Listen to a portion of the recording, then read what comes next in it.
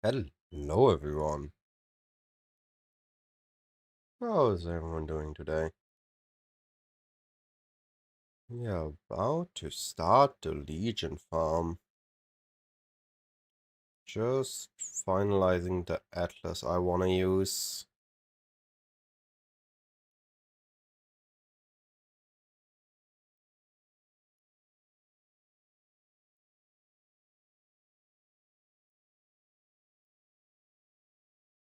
Kapasia, I appreciate the follow on earlier. You have a question about the beginning of the build. Can you use void battery? Seems like you should be fine. It works. I'm not put a lot of attention on power charge stacking, but you can definitely make it work if you want to. Don't want to block Legion. Watch us live. How are you doing, buddy? Want to block Abyss, Expedition. I'm okay with Mirrors. We're okay with that. We don't want to block Ultimatum in case of Ultimatum Scarab.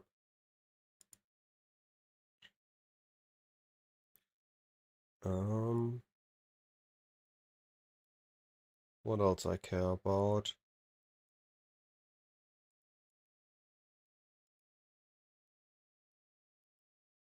These notes. How much do I care about daily?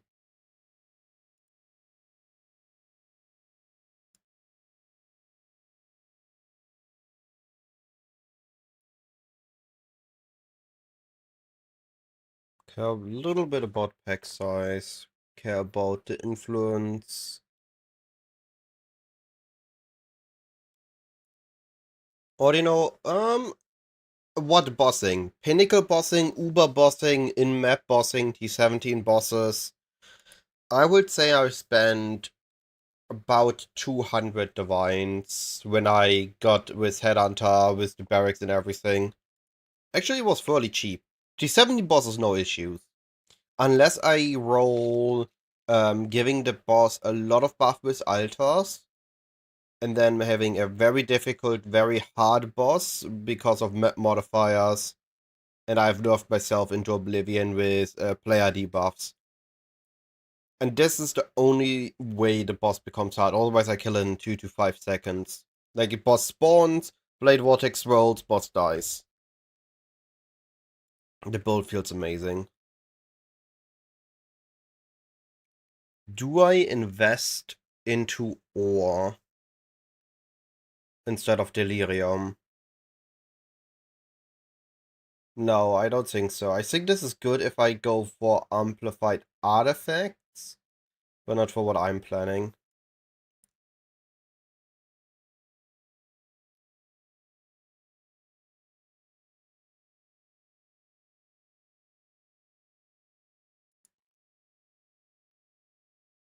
Mm,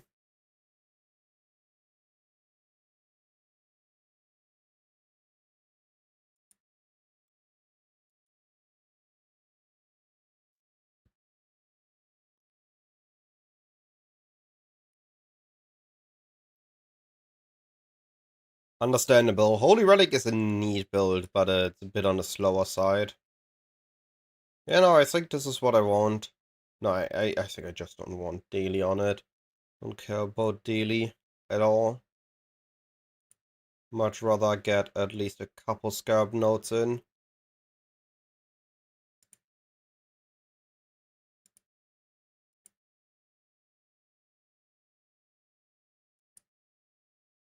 I don't expect a lot of scarabs, but at least getting a couple of them won't hurt.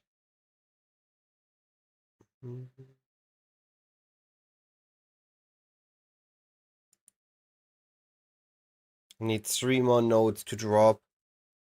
We use Headhunter because we utilize it for everything. It gives us survivability, it gives us damage because we have Fist Conversion build, and it gives us speed because it gives us more car speed so we can blink around the map faster.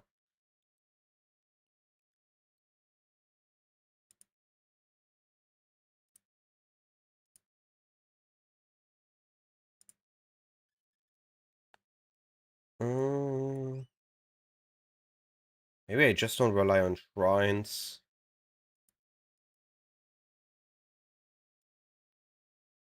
Allows me to pick up more scarab nodes.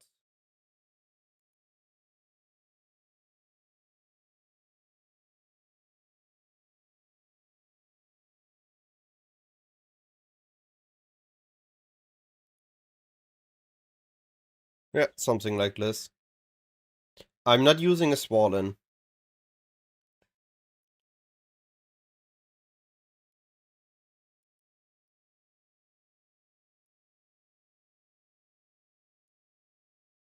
Alright. I'm close to be happy with the tree. Just a bit more.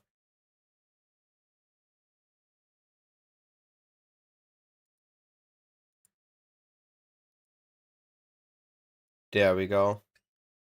This shall be the tree.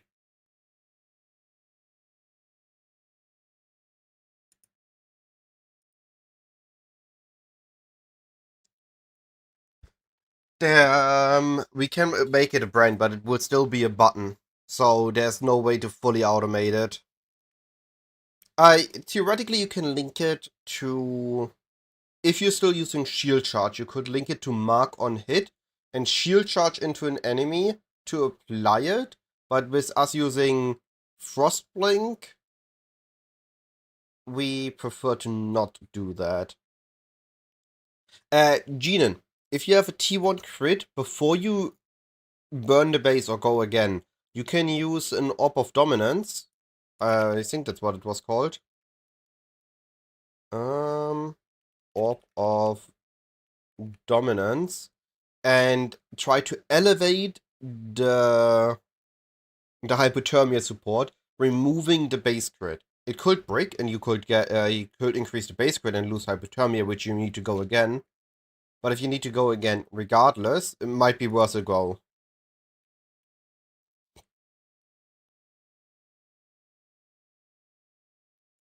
Alright, let's finish the tree.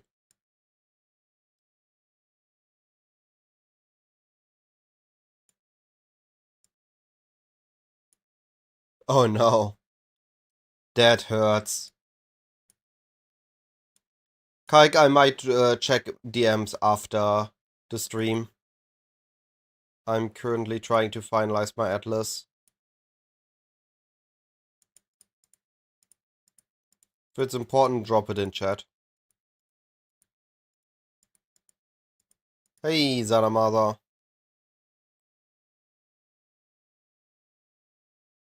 To be fair, watchers, when the teleportation buff isn't actually that bad, because with Blade Vortex we want to be on top of the enemies.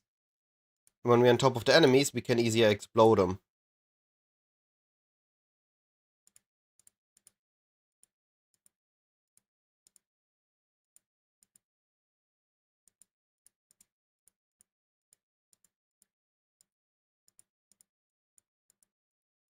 The only part when it's really annoying is when we are looting. Chat, you have no idea how I'm hyped about Legion farming, and it actually might be a valid strat. That'd be beyond insane.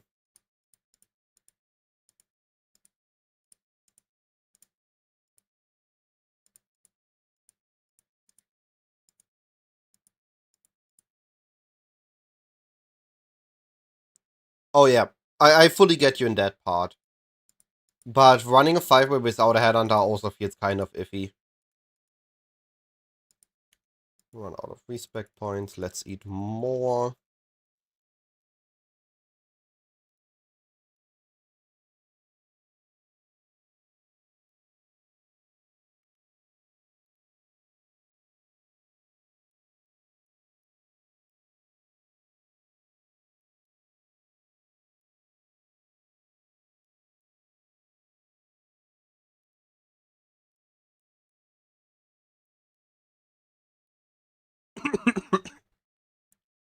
Sorry with the coughing, I'm overall healthy again, but the coughing is still there for today and likely tomorrow.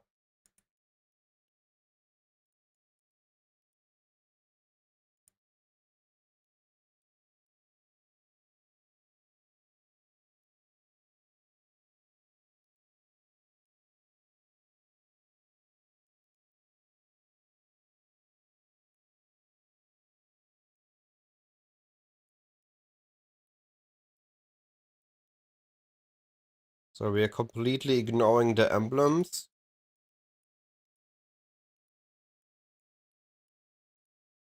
Just going for the good Legion loot. Yeah, you could definitely use just the shock ring for now.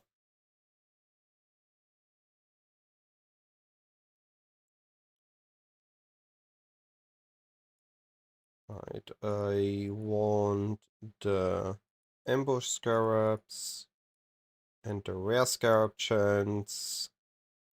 I have the Legion. I have my map drops. I have the blocking.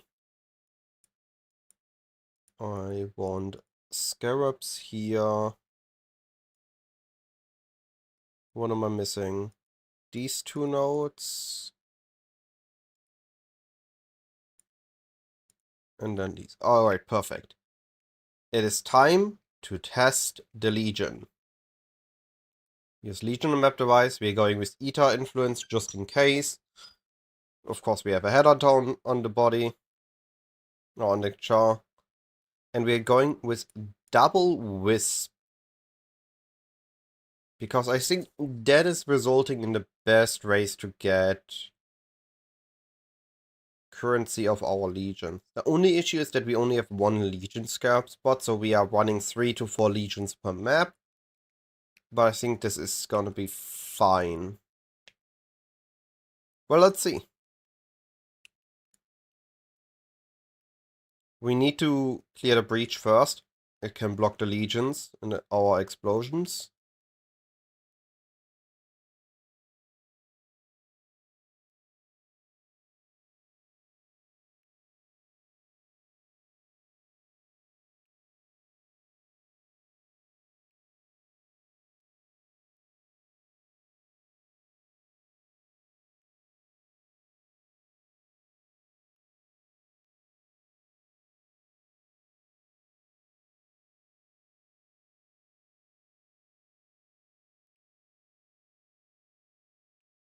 We tested Eternal Conflict pre-patch for a bit, and it was okayish.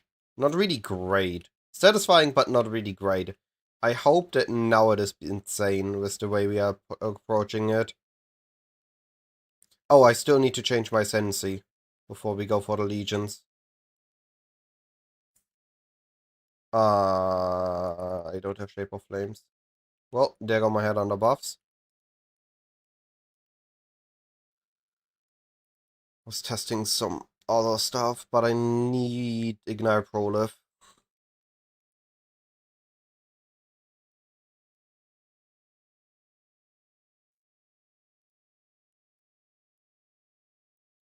No way we're not using that.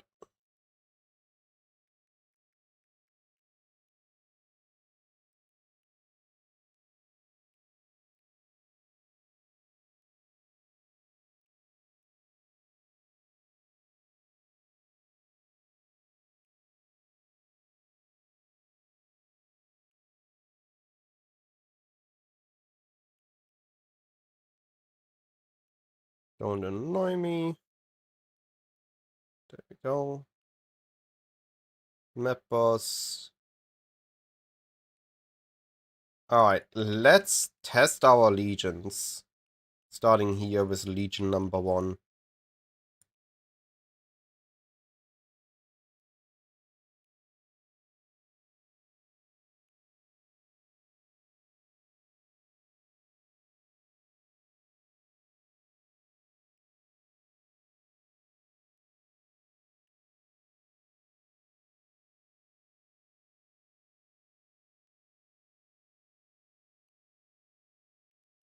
Well,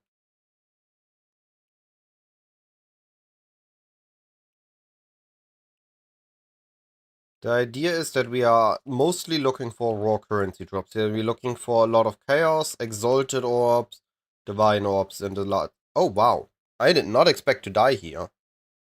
Not with how many head on the buffs I have. That is not good. I'm looking to level up while Legion farming.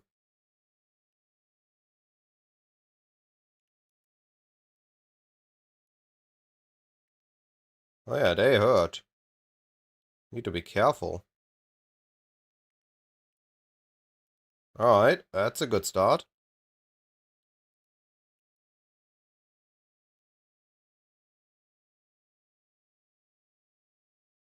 Ooh, base currency dupe, we take that.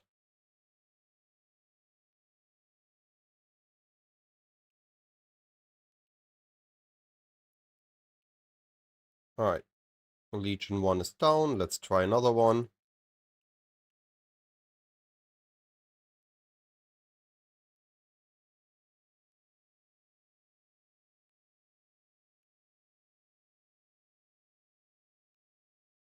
Position, destroy here a bit. Let's head over to the other side.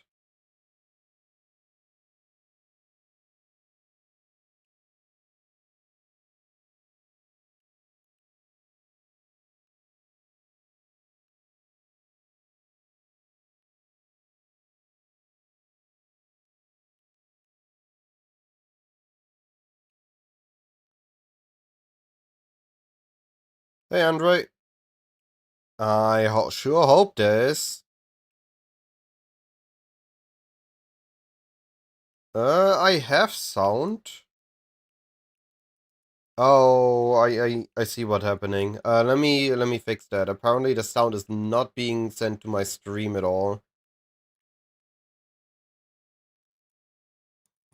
Let me see if I can fix that.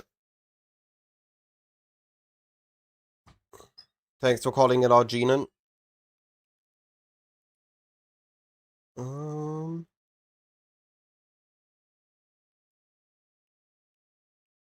It is recorded.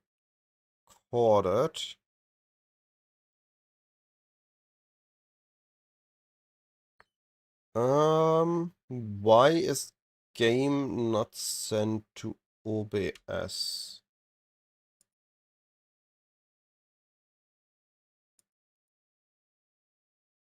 Ah, yeah, okay.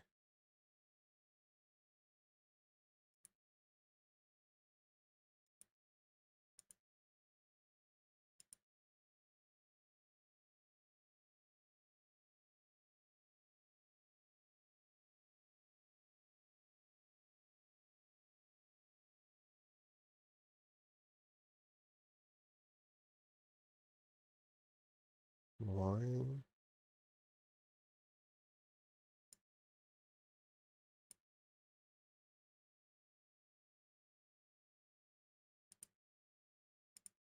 Why is that not?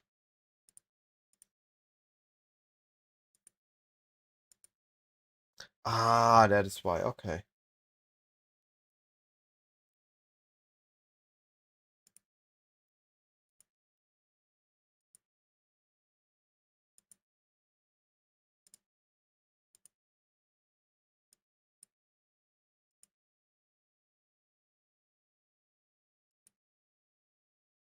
Alright. How's that?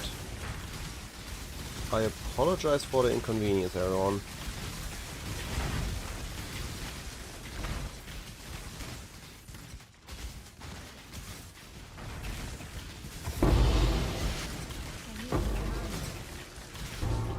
Stack of 6 chaos orb. Interesting.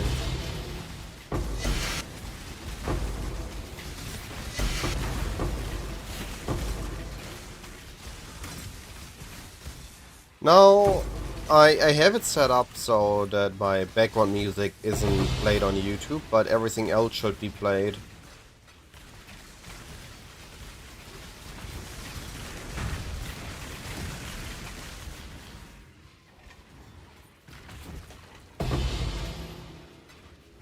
I just started the testing of the Legion farm.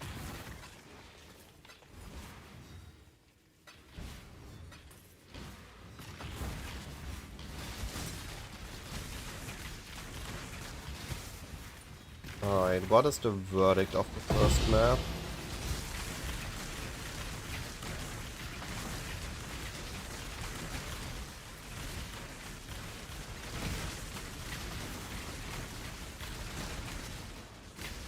How much currency did we get? Ow!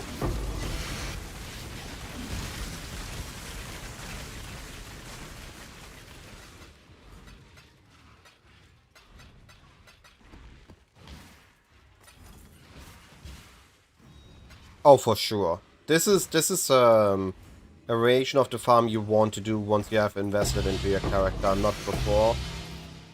34 America splinters, though. That's a big stack. Not that it's worth anything, but it's a big stack.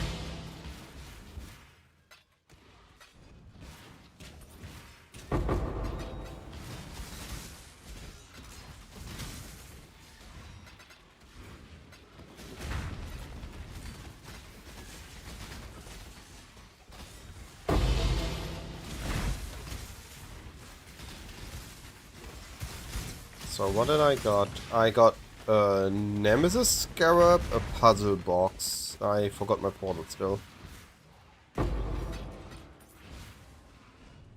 We filled half of our incubator, so we killed 2.3k enemies.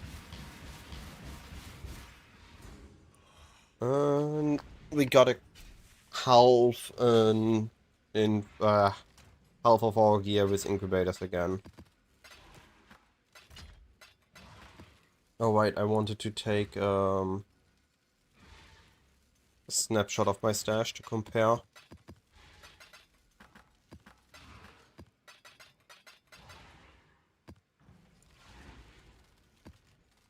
Alright, well, one map is not good enough test. Let's test a couple.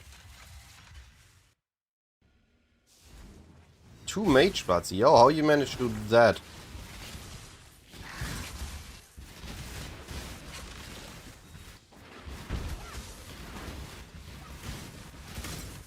Well, you could just sell a mage blood and buy a headhunter.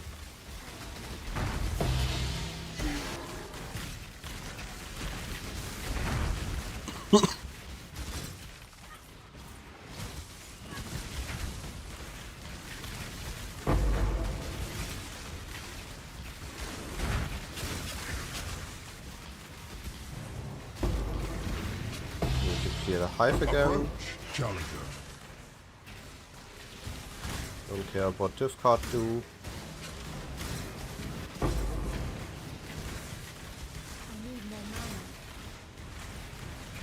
Treeborn. Yo, this dude got 2 mage bloods from the tree. What an insane raid.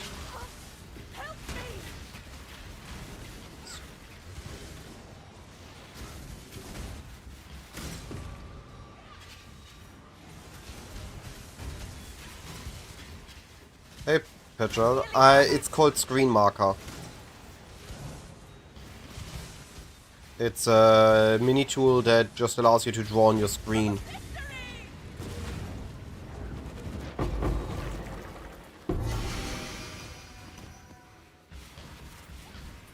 Alright, now we have the space. No divine from our incubators. That sucks. And here are our legions. Let's see.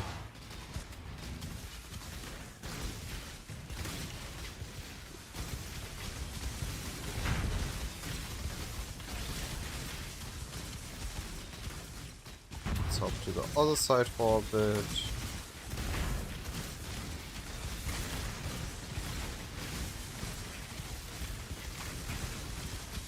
And hop for the first side for the last moment. Up.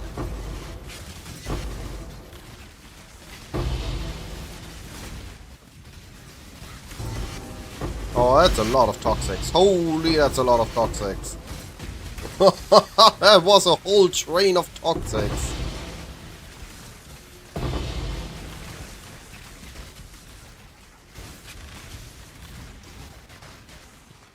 Insane. 2 mage bloods of... That is an insane raid. I have not seen a good unique yet. I got a 1 mod barracks so far. Actually, that's a lie. I got from a citadel, high fortress. I got a foul-born squire. This is not recommended to Uberboss because it's a mapper, it's not a bosser. We are focusing on coverage, explosions, and clear.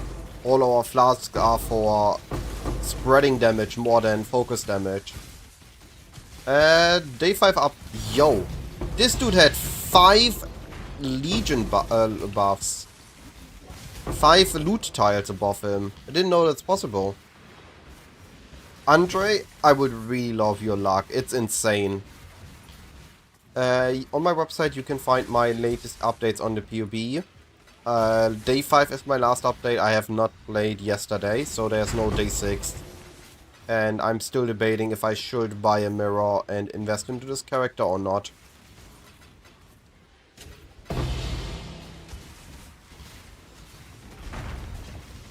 If I go a mirror, I'm likely gonna get a helmet.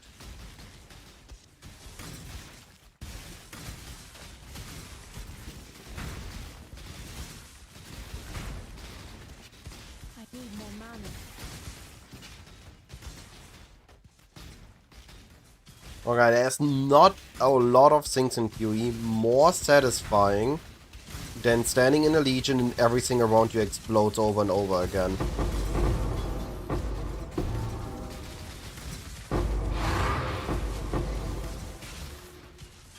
No, Andre. What has that to do with all the thing?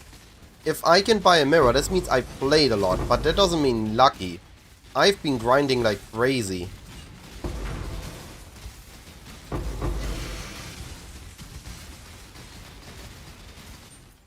Yes, I am using Sun Prism Herald effect on my Herald of Ash. And I'm using... Wait, where is it?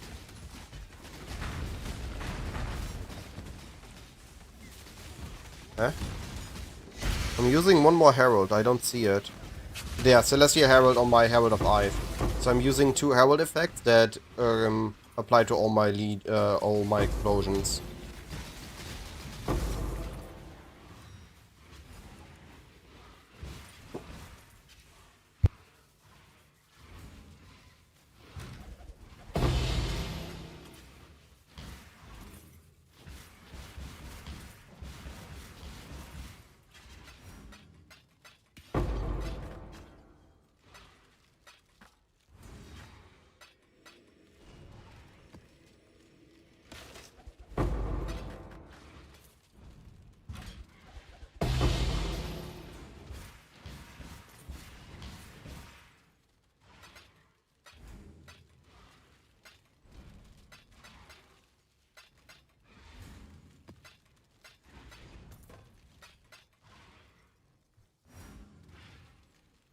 I have my spreadsheet, but the current atlas I'm testing is an atlas I'm testing, so I haven't shared it anywhere yet. I've just made the whole atlas plus the concept of the strat like maybe 20-30 minutes ago. When I decided I want to test Legion one more time before moving on from PoE this season.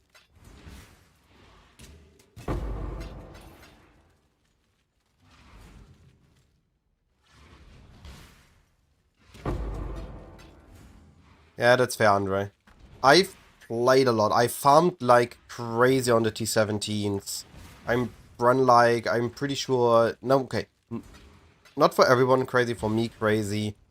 What is this? What is this on my minimap? Huh?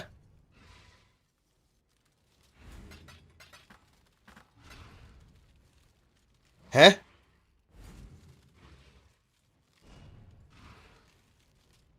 What is that supposed to be on my minimap?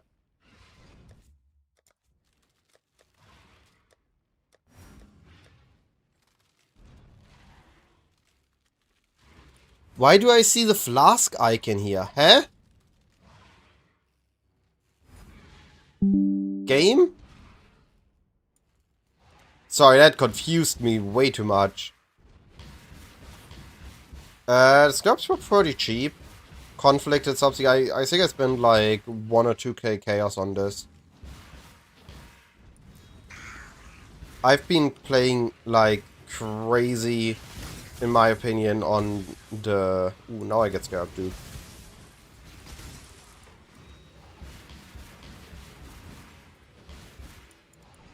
On the Scarab farm. I'm like 200, 300 Scarab maps. T17 Fortress. First map we had a puzzle box, second map we had a divine. That's a pretty good rate so far. Oh, I run out of strands.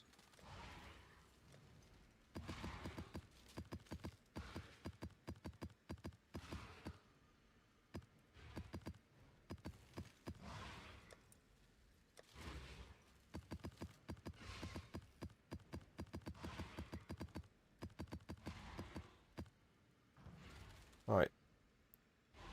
I'm likely gonna be done with the character.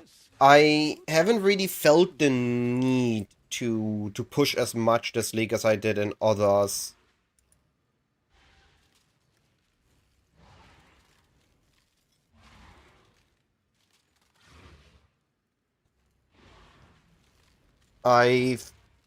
Last league I had really wanted to push a multi-mirror build, and I pushed the kinetic blaster to its limit. But this time, this build can run everything already. I'm not really running any content where I feel like I need more. Like even this Legion farm, I could theoretically get more AoE, more explosions into the build, but it didn't feel like I needed it. This build feels plenty fine how it is.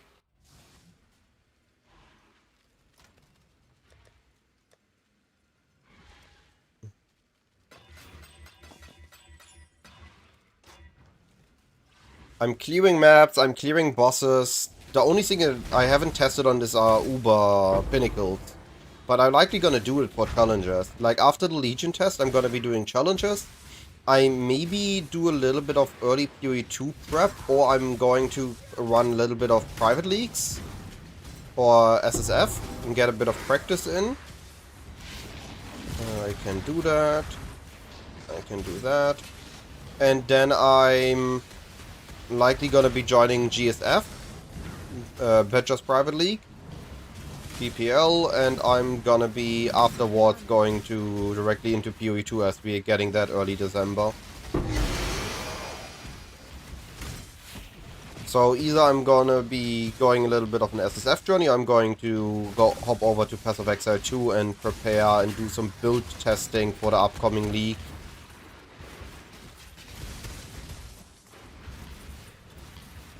Alright, let's test another Legion. What I enjoy most about Path of Exile is the league start. The first week is the one I enjoy the most, both in PoE 1 and PoE 2. And I only really play a lot afterwards if there is content that I'm giga excited for. Like last league, I was a big fan of pushing my character into risk mapping. But this league, I really didn't enjoy the Scarab farm that much. And it doesn't feel like there are good alternatives to it.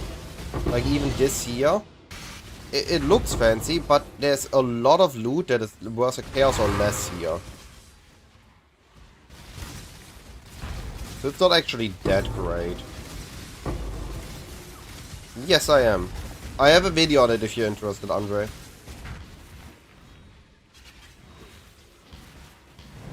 Approach, challenger. Well, this is yours to conquer.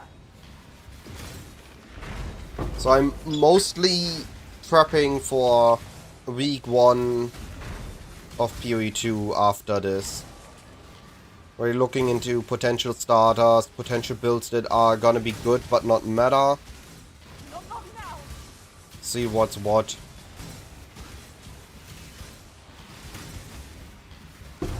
Might do some bit more layout and campaign practice.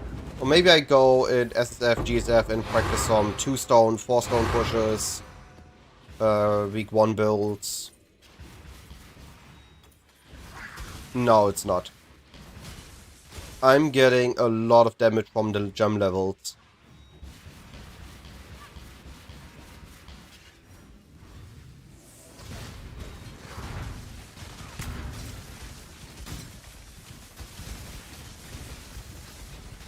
Explode this side a bit. Over to the other side.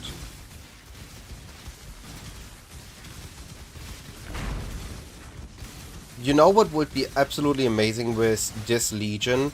Would be Wall Ice Nova. But we have no way of permanent soul gain prevention. And just standing in the middle and keep casting up Wall Ice Nova, as it would actually reach the edges. That would be an insane build for this Legion farm.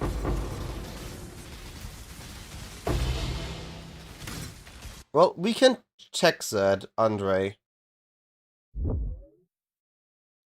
I don't have a POB open.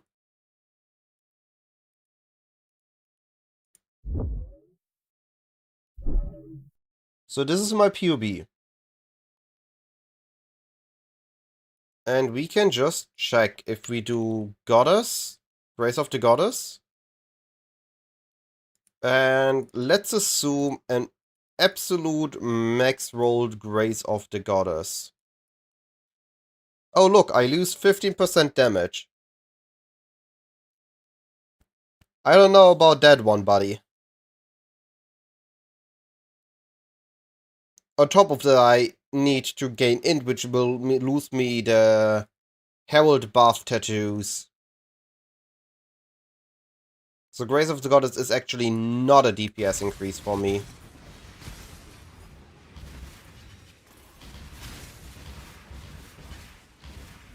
It gives me a lot of extra damage, don't get me wrong. But I lose the damage to scale that extra damage with. I lose my flat damage.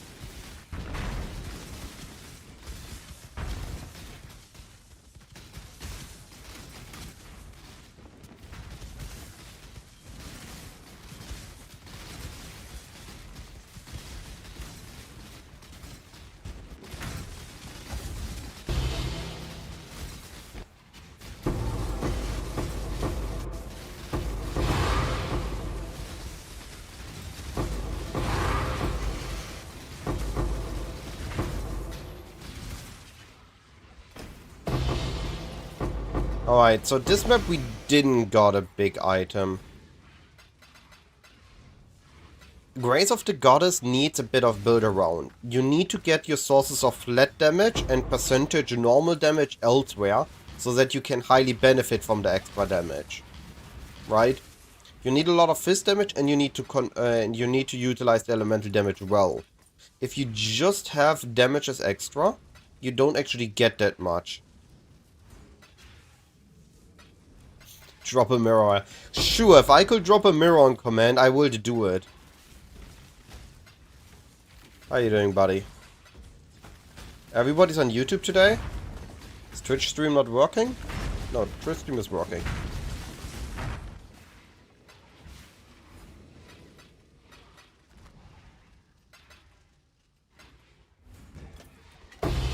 Not a think this map. With your mana stacking, how are you gaining fist damage? Because mana stacking, isn't it directly giving you lightning damage? How is the Grace of the Goddess adding bonus damage to you?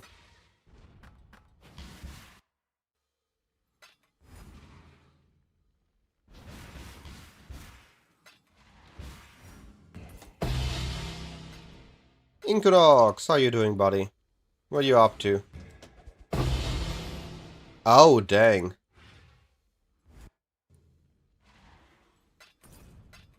Didn't know that there are places where Twitch isn't available. Or is your work Wi-Fi blocking Twitch?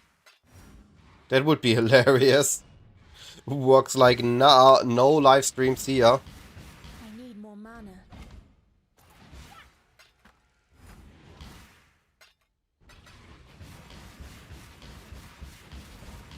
Oh no, I'm sorry to hear that, buddy. I just recently got healthy again. Being sick sucks. Oh, it gives flat fist. It's interesting. What skill is that? Is it just kinetic blast?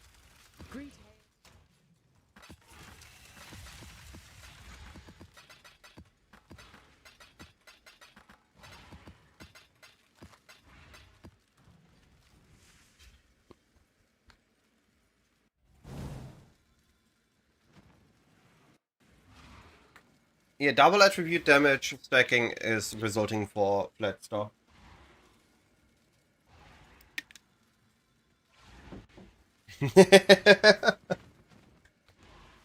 Gotcha, buddy.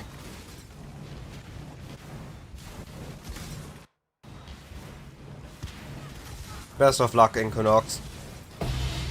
Hope you get healthy really quick. I don't know why, but whenever I get sick, like with a cold or something, or rather a big cold, influenza or how it's called in English, I always know it's coming because I get like always the same symptoms in the same order with the same delay. So I can always prep for it and already do countermeasures against my against the reaction to my body, like coughing zero, something against the fever, and all these things. I don't know how to call them in English. Allowed me to get over it fairly quickly and without big issues, but I needed to get a little bit of rest on top of those things, sadly, so I couldn't stream. Let's get it done. Cover me.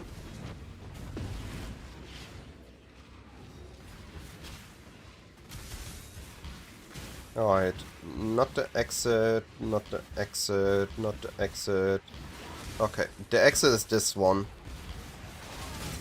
And then after that we need to go either down here or outer circle on the top. Okay.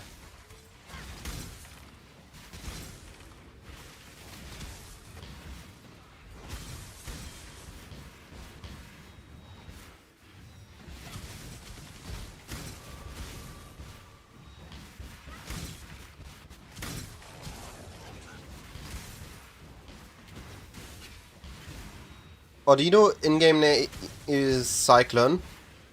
I updated my computer to Windows 11 and it removed a bunch of local save stuff, including my streamerbot command, so I need to set those up again. @Cyclone works on both PoE 1 and PoE 2 to message me.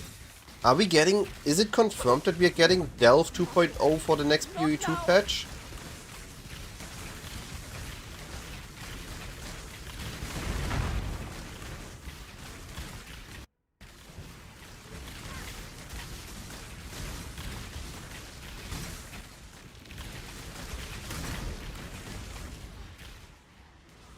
Gotcha, gotcha. I'm excited for regardless what we're getting.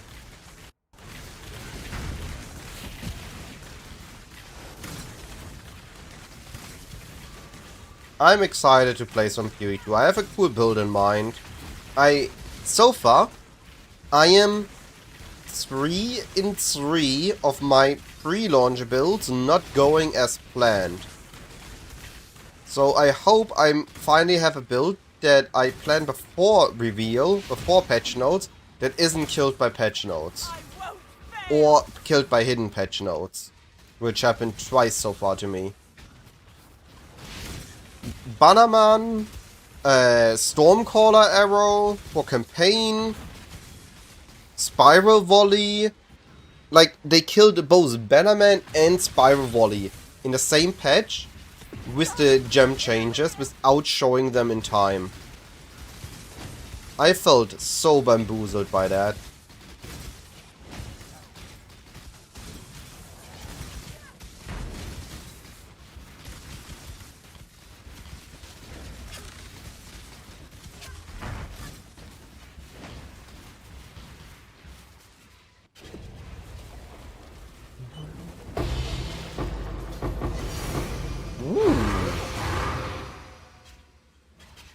I take that. I completely forgot I scryed the Cathedral to Dunes. Well, we are back to Tinks.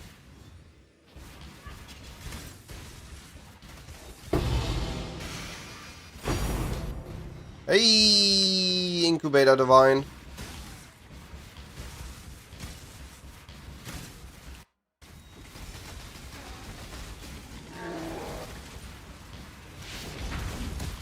Legion provides. Alright, let's start the first Legion.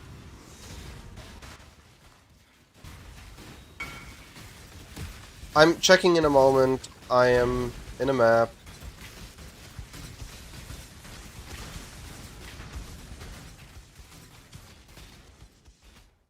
Yo, the game's lagging while I clear Legion. Best feeling.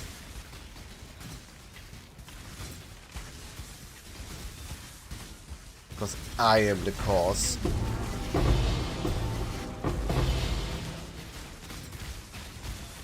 Lagging because I killed too many enemies at once.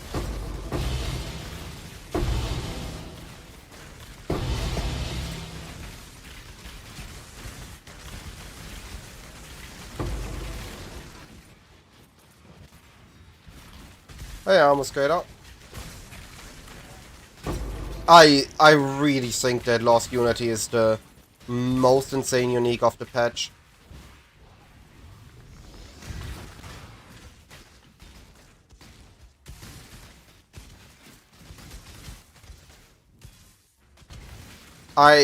It needs a little bit of workaround, of course. It's not free damage, but it's very easy to get going and it's very powerful.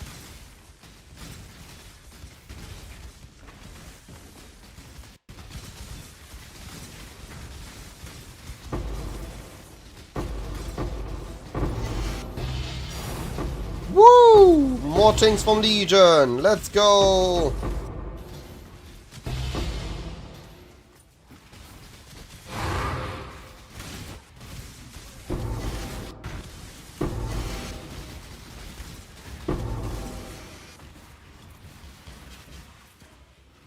That's what we are here to see.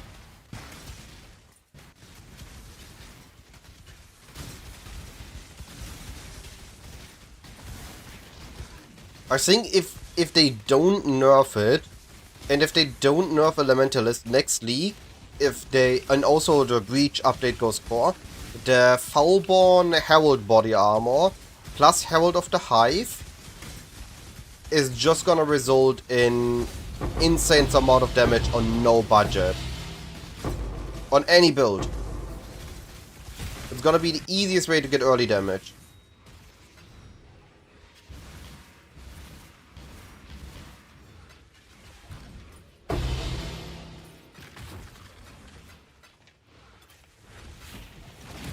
Of course, it's a lot of ifs, but we will have to see. Alright, real quick. T2 fractured, +1, +1, T2, T2. Yeah. Only issue is that base crit, so the suffix mod of penetrating, is attack based. It's not spell day based. But I would still keep it. I would just do craft crit multi and be done.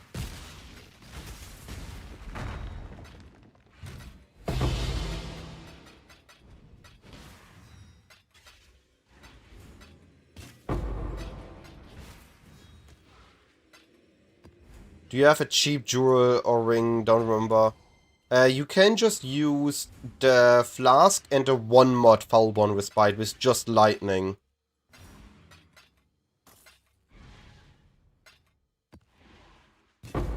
Oh, I missed the Wildwood. This could have been even more insane if I didn't miss the Wildwood. Dang. That's unfortunate. I need more mana.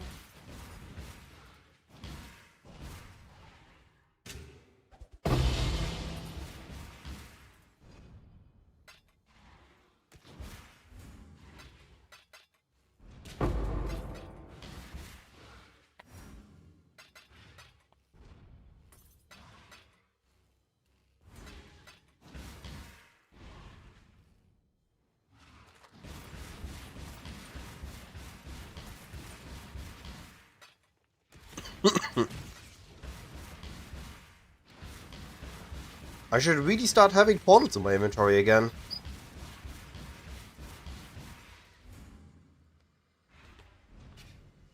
This is 8 mods. So we are hunting currency drops, but more currency is very inconsistent. So 16.5s are gonna be too expensive for the build, which is why we are just running T16's 8 mod maps. We get for a couple chaos. So the biggest and most important piece of the build is the Headhunter. Blade Vortex scales incredibly with Headhunter. They are all but like 2 or 3 rare mods we cannot utilize on with the Headhunter, rare steel. So I would highly recommend having a Headhunter. And then 1 mod barracks is good enough early on. And you can get the rest of the gear for like 10 to 20 divines if you do some self-crafting. Maybe 30 divines. So I would say expect Headhunter plus 40 to 50 Divines to get a good build going, including most of the jewels and everything. And then invest further, of course, a better ring, better weapon, better helmet, and then Awaken Gems, including block in the setup, and you're good to go. No, we are not hunting unique drops. We are hunting currency drops.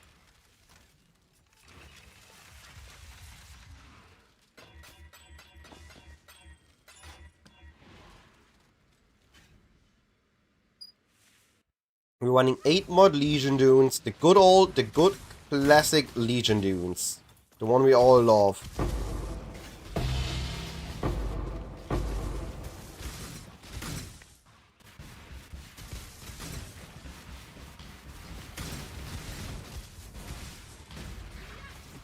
Ooh, currency dupe.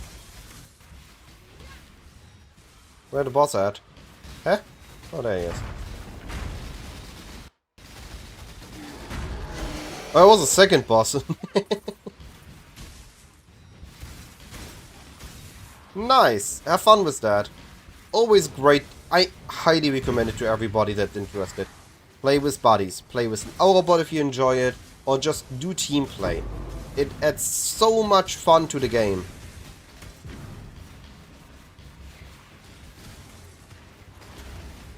Playing with others is just highly big fun factor. It's the same with why I recommend having a guild. Just have people to share your excitement with. You got a cool item, link it in guild chat, everybody's hyping. Somebody else likes something, you're hyping. Share information, share good stories, share fun time, sit in voice chats, and adds so much value to the gameplay. Or to the game experience, I guess, more than the gameplay. It's so satisfying seeing the red dots just instantly disappear on the screen the moment I approach them.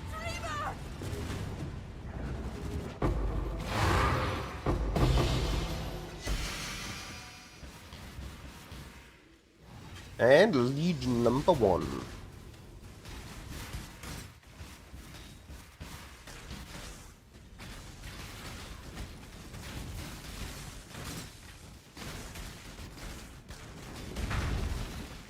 And the other side.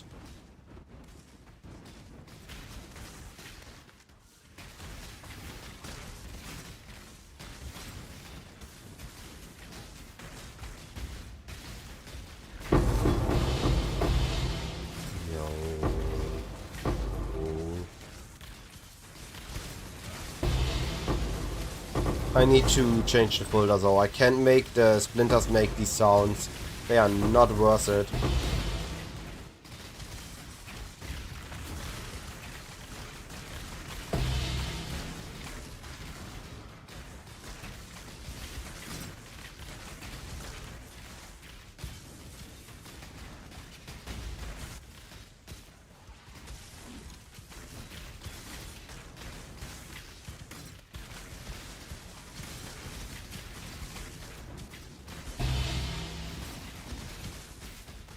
The best thing would be once I get an Apothecary drop. If I can get an Apothecary drop farming Legion, then everything is awesome.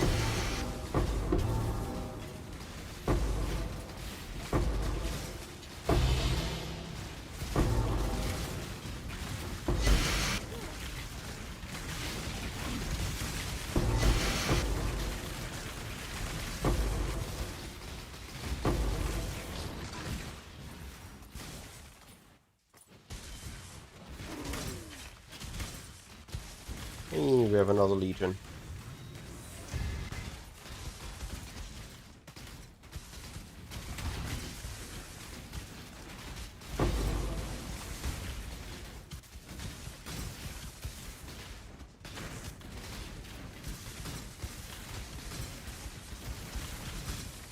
Here we focus on the top side because the other one is next to the wall. Yo! Lankhead! How you doing, buddy?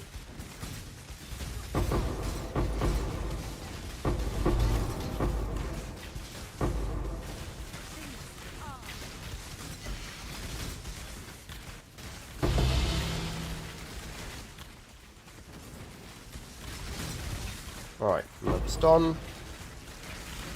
Time to loot.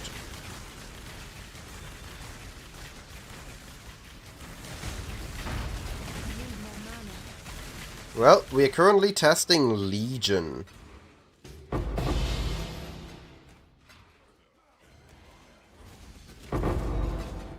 And so far, it feels pretty good.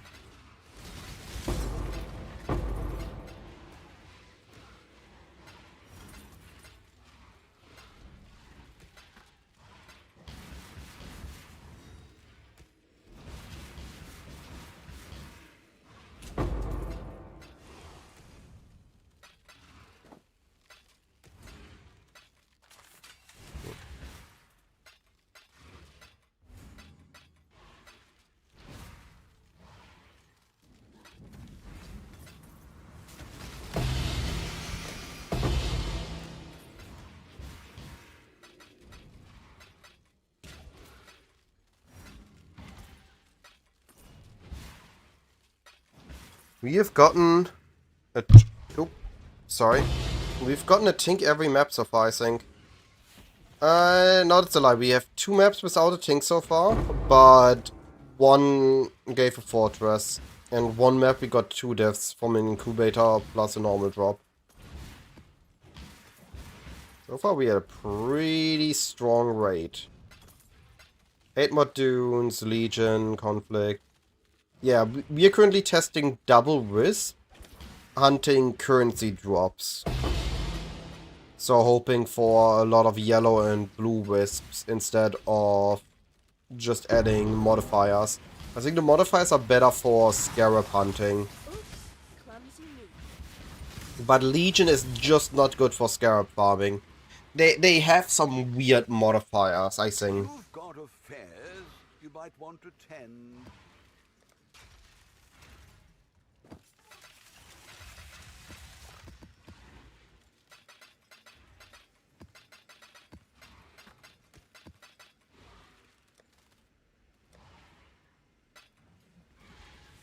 What do I think is the best content to run as a duo with Aura Bot? Anything solo players cannot run, right? Anything where you have an advantage in. It could be running the Blights, it can be running hard bosses. Now that's something more of an early thing though, so hard bosses solo players can do now. So we'll do something like Blights, you can do the Legion rare farm, the propagation stacking, anything that gets you uniques.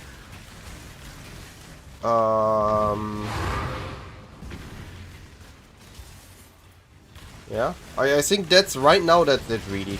Anything where you need a lot of rarity on one character, or where you need a lot of damage in general. Because that's what being a duo allows you to.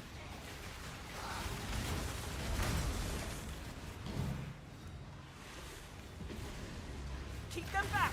I already got a bunch of couple good things from the runs I did. Couple divines, Fox, 7 years. We ignored it, the 7 years drop from a breach, not a legion. Need to up the legion ego.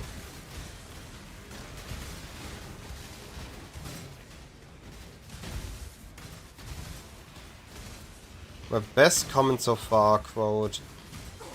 Be gone, foul enemy. Sometimes it's just about quantity. And I think that is often because when you are watching streamer highlights, you just see the content creators winning. But you don't see that the content creator has farmed 12 hours that day for that 2 highlights. And I think that's often not ignored but overlooked. Yeah, I assume that's not your own comment. I need mana. That somebody commented on you.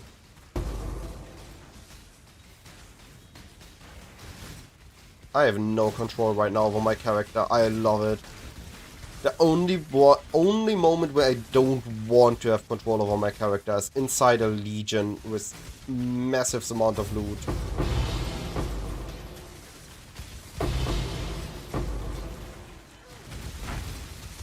Ah, incubators missed.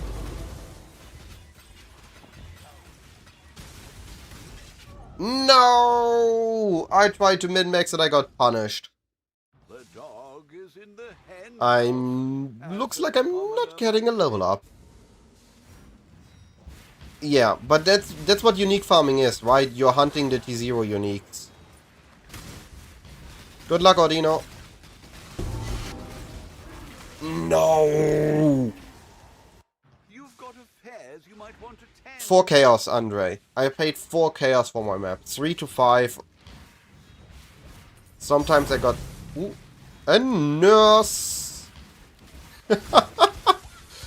I don't think that counts, but I take it. No, I can't do... What? What?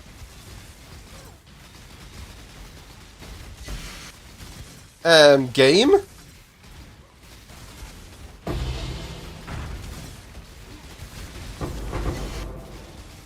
I'm pretty sure I'm not supposed to drop nurses here.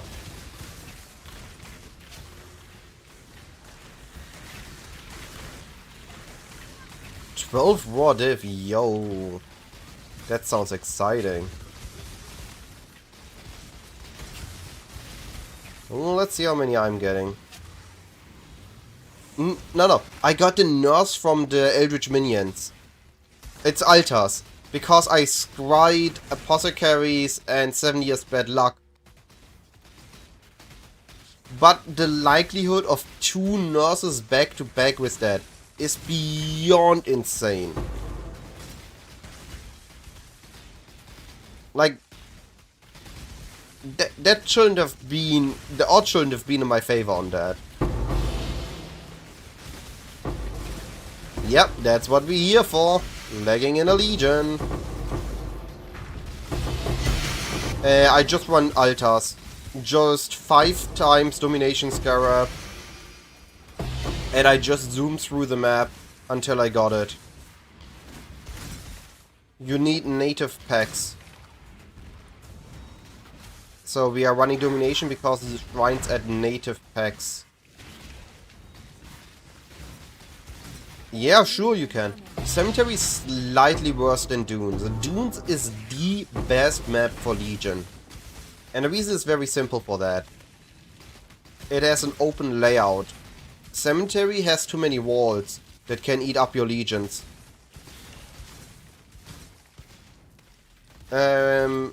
It's Defile Cathedral, Scry to Dunes, 2 Wisp, Officer, Legion, Eternal Conflict, with a Legion at 3. Adding a couple of additional Scarab nodes and map effect nodes.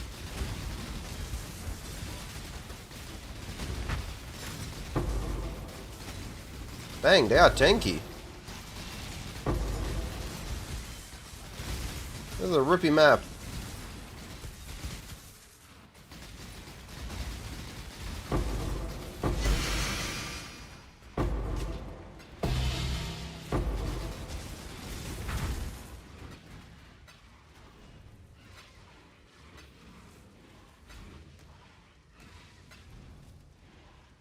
I did not. I'm not using a Swollen. Oh, and I didn't add them because I didn't have the passive points for it. I will do that when I get back to beast farming.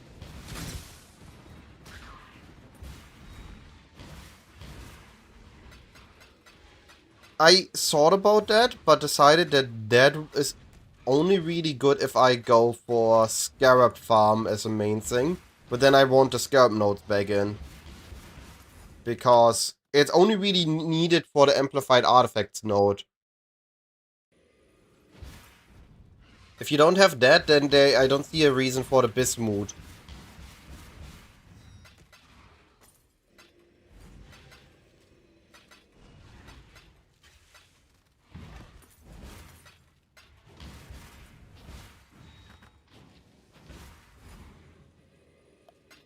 Friend lists are one-sided. Even if I clear... Yes, I cleaned my friend list, but that shouldn't remove me from your friend list. Oh look, that's Astral.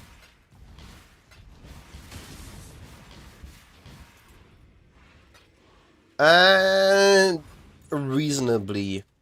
The issue is that it's more available, right? They removed a lot of friction from beast farming, which is actually worth a lot to the adding quality to it means that it's way easier to run, way smoother to run, but also means that more people are willing to run it now. So there's just more supply. It was a long journey, but the exchange went well enough. What's that worth right now? Okay.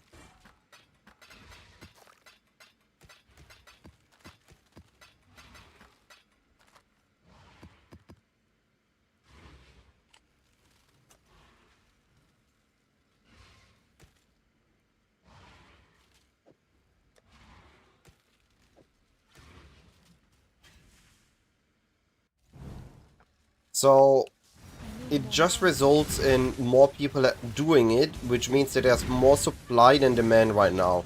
The moment supply dies down, it jumps up to an S tier strat. We are just waiting for the demand to take over.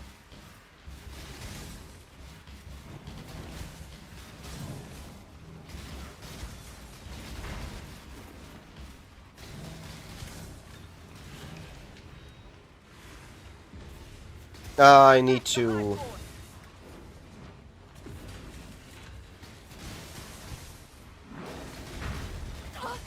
Help me! Can I leave the map, please? Hello, game? Orders in.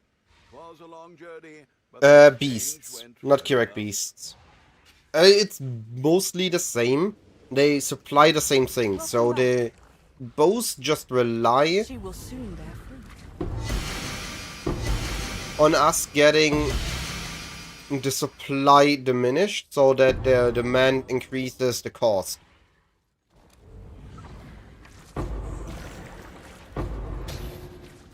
Once the cost increases, the Yes, probability of the just spread like that. increases.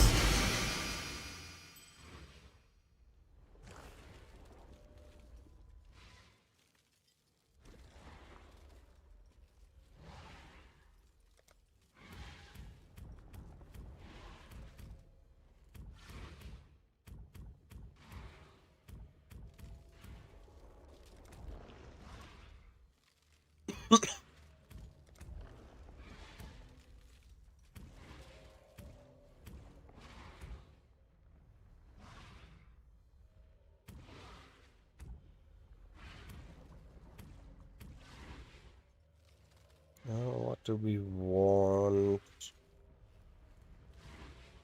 What's meta? Is likely.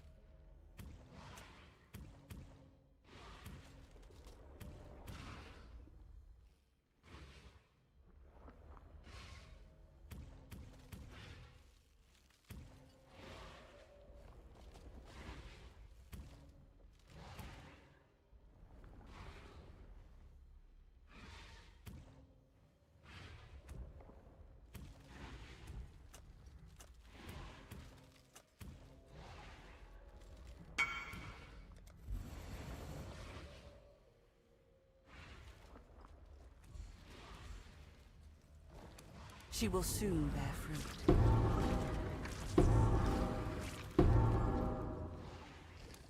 Okay. Crit multi. Yo, that one would have been insane on day one.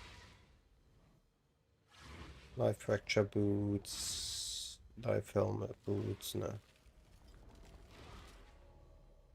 That's likely worth nothing as well. Okay. So, beast farming just gonna need a couple, like maybe a week or 2 weeks, and it's gonna be insane. And I expect the same thing for a couple other strats. There's just 3 to 4 strats that are insane late league, and they just wait for their timing. And then they're insane. We can Harvest, win this. beasts, like everything that provides something niche that you are guaranteed not getting from a different source.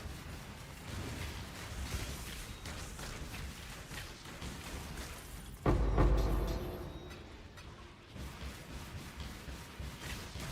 more mana.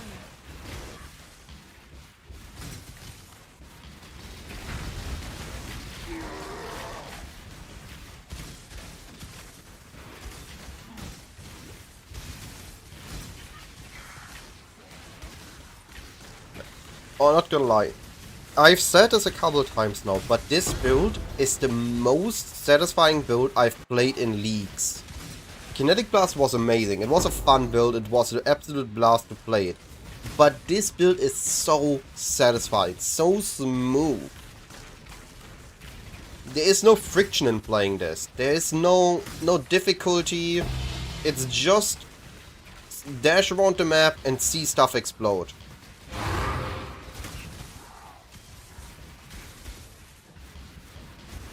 I would say I came up with a pretty cool variation of the build by making it Herald Stacker with Unity. AoE, Hypothermia. Okay, can you share some of your crafting luck with me, please? I could really use some of that. And now just hit T1 live. Just hit T1 live on the Exalt Slam. Block mana, hit T1 live. I'm going to report you for too much luck. Like, that fortune is insane if you would hit that.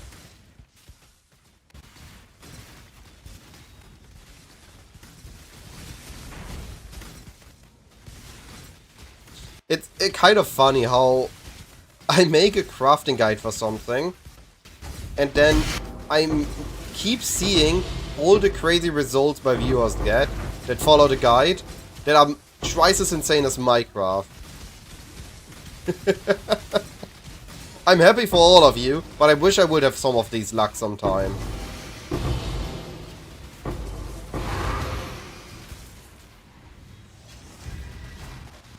Yes, Jeanin, I can show you after the map. That's fair. It's a false positive, I'm aware of it. But it's always funny. Like Kesuke, who immediately after I made my build, he made a couple items for the build, and all of the items are better than my build. It's just funny for me. But again, I really, what is the word? I'm so happy for everybody that succeeds in their craft. Like, that just made their league, right? If you make an amazing craft, it's insane, and you build working, and you got it for cheap, you have the time of your life. So I'm happy for everybody that achieves it. And then on the other end, of course, I do get the comment sometimes, hey, I just spent 30 divines and I didn't hit. So of course there's also the negative confirmation. Oh, that's called. The really bad cases. But there I sometimes wonder, did they actually follow the guide? Or did they do miss a step, skip the step? But now blame the guide instead of realizing that they missed something. That I'm never sure about.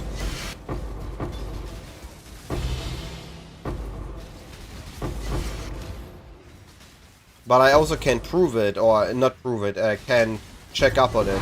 Unless they message me and I can help them fix the craft.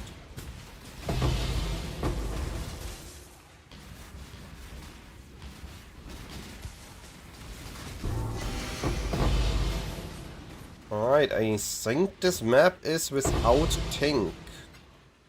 Unfortunate. Not be hit. Ooh, Fist Reflect. It should only be lagging when I do a Legion. But that is the server lagging.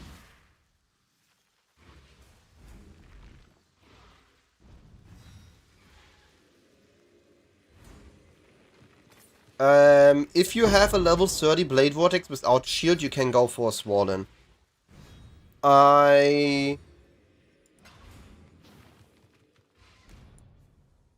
don't know Watchers. I The stream shouldn't be lagging. It should only be that I'm lagging in-game when I clear the Legion.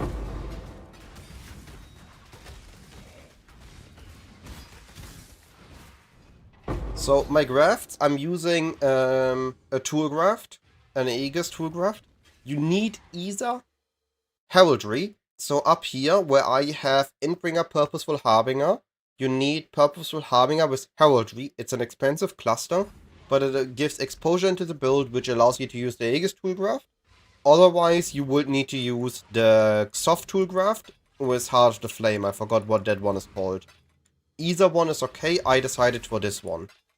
Not alternatively, on the other one, you want a freezing tool craft with skills used by this craft inflict frostbite on hit. The cover enemies in frost is extremely rare. I much rather recommend you use frostbite on hit and not have cover enemies in frost than just cover enemies in frost. I had a live search going for over a week before this hit. So don't expect, unless you get really lucky, to get a double suffix one. We don't talk about incidents like that, surely. They never happened. Just sweep it under the rug and move on.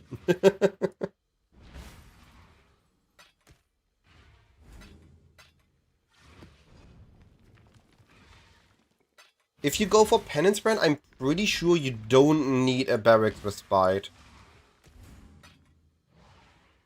Was one of the reasons why I went Blade Vortex over Penance Brand. Penance Brand can utilize the explosion on the chest and the explosion on weapon better. Blade Vortex just wants any explosion. Nice. They aren't actually expensive to make. They're just expensive to buy.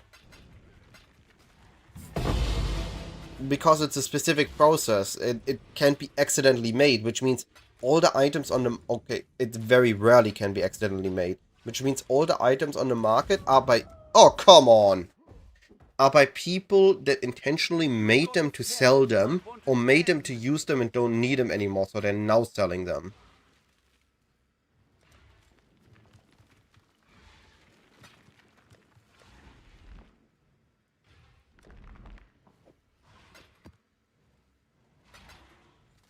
Which means that they're always overpriced compared to the process of making them. Be right back, need to check my phone.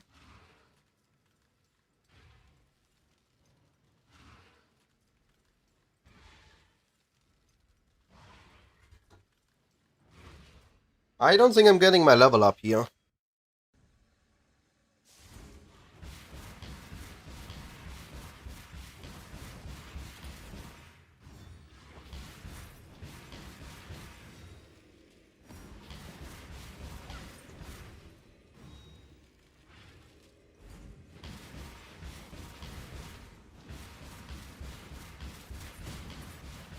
Where is that one? Yeah, the currency reward. Give me that. Where you at? There. Oh, yo, he killed me again! Orders in. What? Was a long journey. That wasn't in the rule book.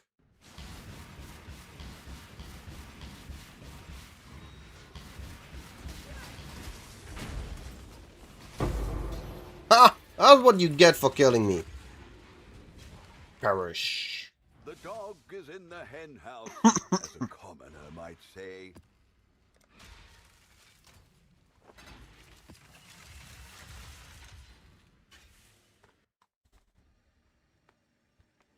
Okay, let me check my YouTube stats. No, YouTube is telling me my stream is healthy and good. I don't know why it is bad for you. Your mana.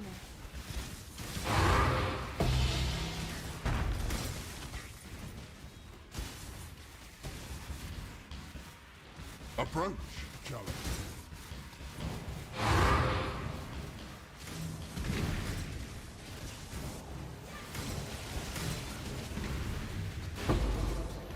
Oh, no divine this time.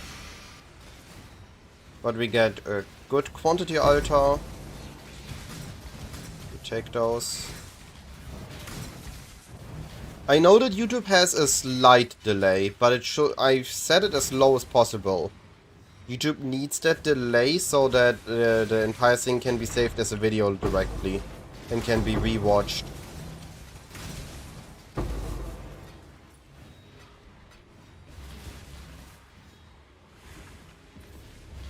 I shall slay every last one of you.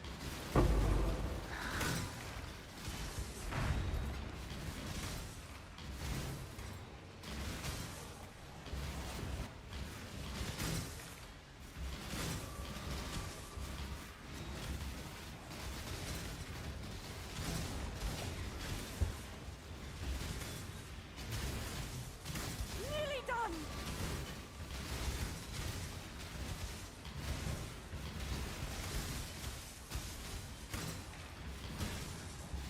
Oh, the dreamer!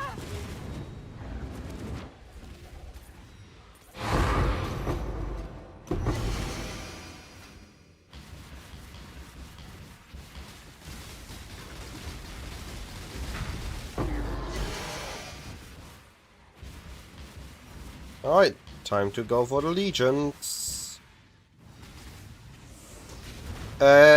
You get your helmet, you get your amulet, you get the weapon, you get a 2120 wall blade vortex, which you can only get from double corrupts.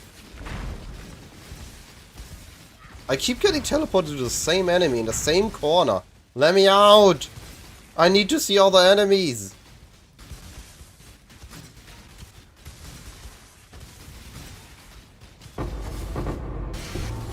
Come on, where the tinks at? Give me some fancy tinks. So you need the... You get +4 from the helmet. You get +3 from the amulet and +2 from the weapon. So this leads you needing either +1 from the shield or +1 from the gem. What am I doing? I need to clear more legions first.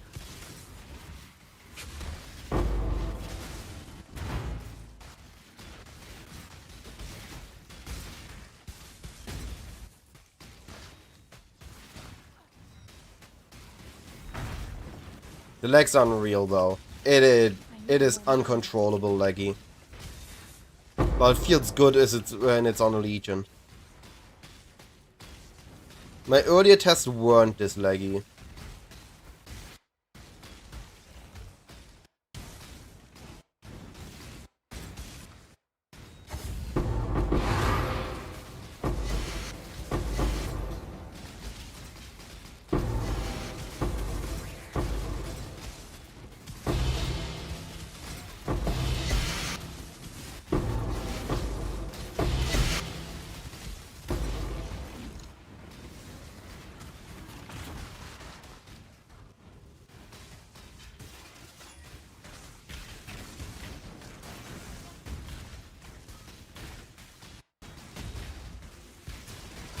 That was not worth it.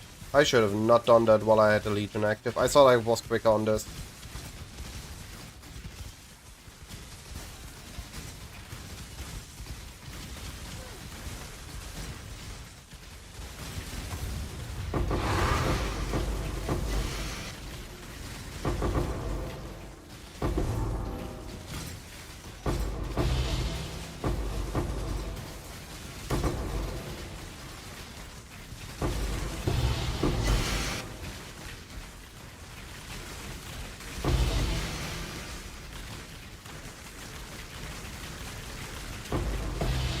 No Tink again, though.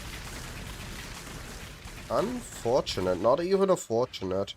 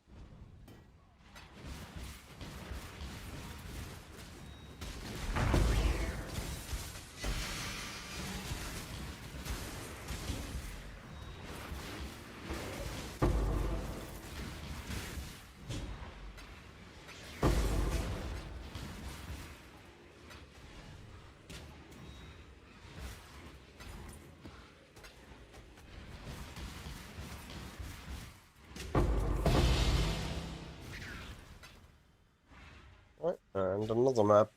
The dog is in the hen house, as a commoner might say. Even with an inventory of loot, that's still good.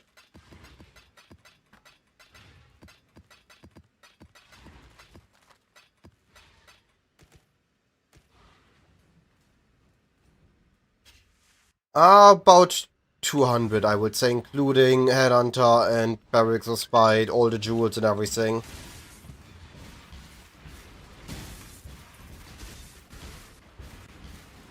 Outside of a couple of uniques, this build isn't really expensive.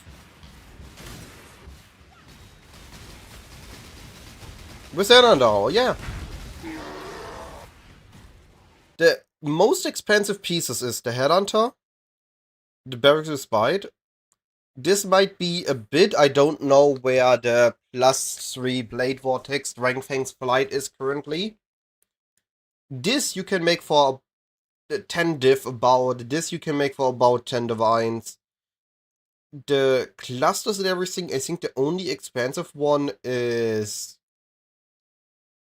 where is it? This large cluster, I think, is the only expensive one. And this unique cluster is a little bit expensive. This one is a little bit expensive, but it saves you just a couple of travel nodes, so it's not required to get the build going. It's not that expensive, this build, for what it can do. Like, okay, 200 divines is not cheap for everyone, but comparing it to other builds that do similar content, I would say it's reasonable.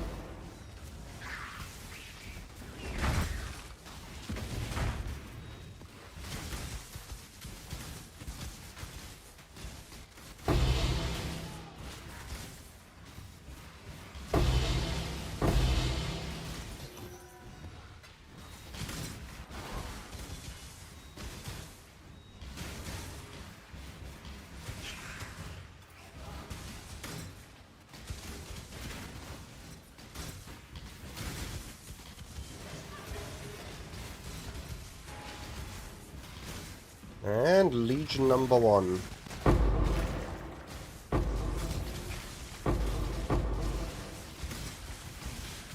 I need more mana.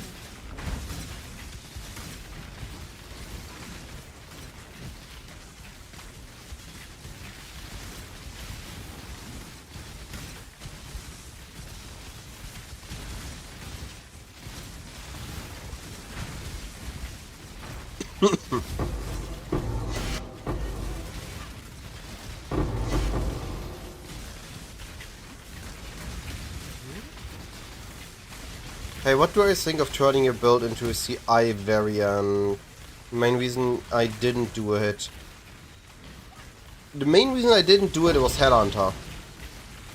There are Headhunter mods that give you more life and Headhunter mods that give you more energy shield. We aren't risk mapping, we don't need to mitigate all the massive downsides, and damage as extra chaos damage isn't that deadly this league. And I had the suffixes to also fit in some chaos resistance into the build. So I didn't saw the need for going CI. You can definitely do it. You can likely go, instead of for evasion ES base, go for pure ES base. You need a bit more int then though. Or you keep the ES evasion base. You get a, instead of life you get ES on helmet. Instead of life you get ES on boots. And then you can also get, instead of life, get ES on gloves, and you should be fine. I expect you can maybe reach like, I don't know, 5k, 6k ES easily. 7k if you push it a bit. But I didn't have the need for it. Live ES Hybrid has felt good enough for me this league that I didn't have the need to force CI into the build.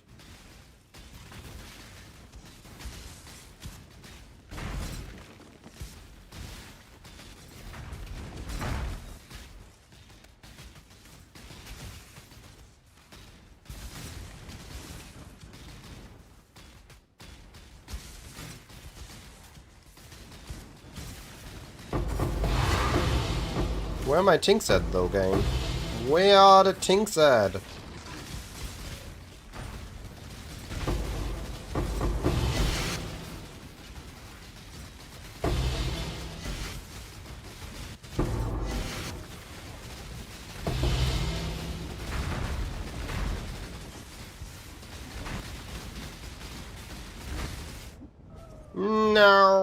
My Headhunter buffs!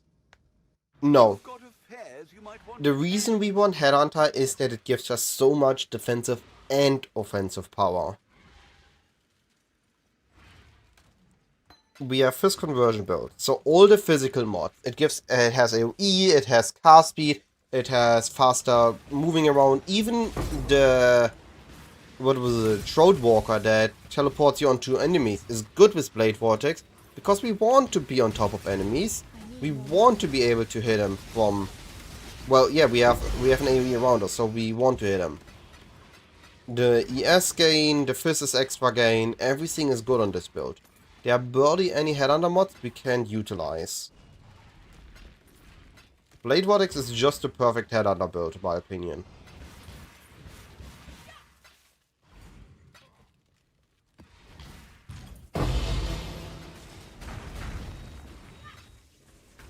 Yep, pretty much.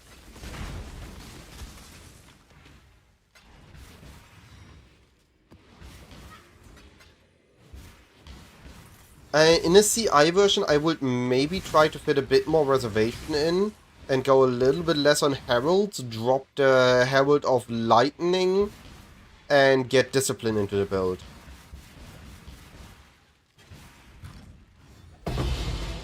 Which is something I wouldn't be doing on the live version.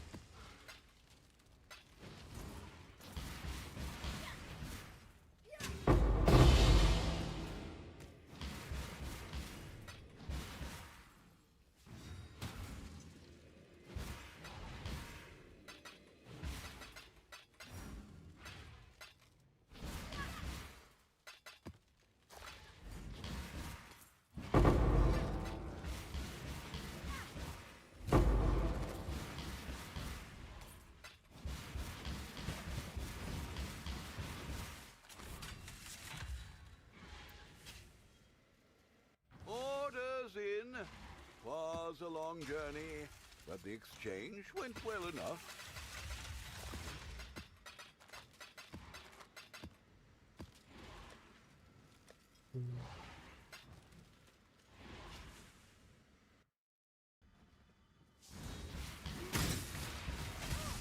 Yeah, it is a possibility.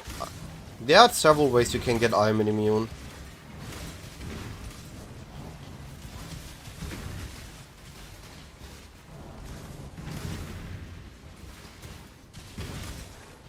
For CI variants, there's definitely maybe a better approach. I went specifically for a Herald approach, right? I'm using 5 Heralds, so I reserve a lot of mana on non-auras.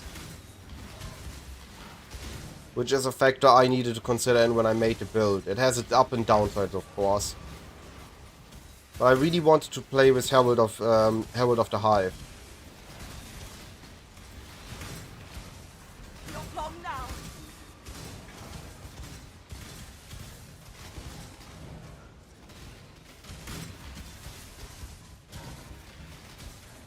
What a dreamer!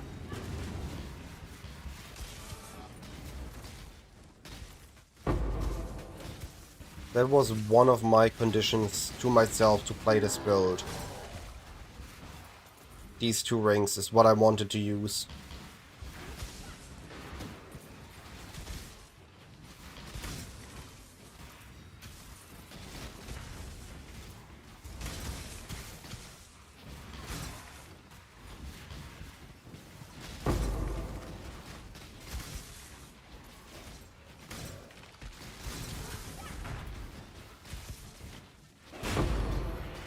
Dang, not a divine again.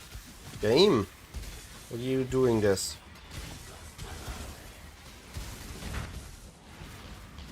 So you're doing daily. Yeah, but why on Strand? Why not do it in a T17 at that point? Because the clusters aren't really worth it anymore.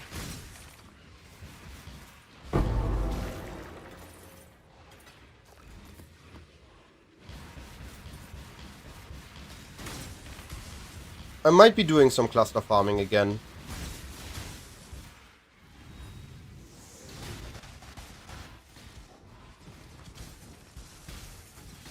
I need more mana.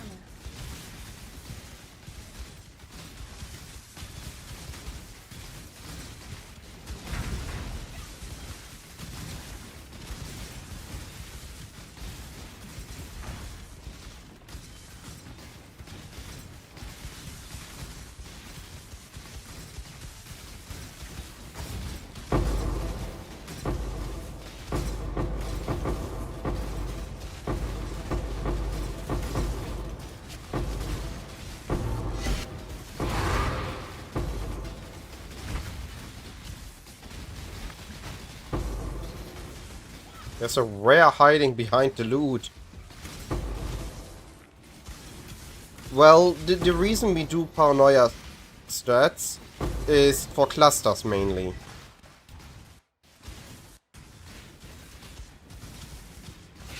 Wait, are we mixing stuff up? What do you mean with paramania? Isn't paranoia the one where you get as many rewards as possible and you just try to get a bunch of clusters from it?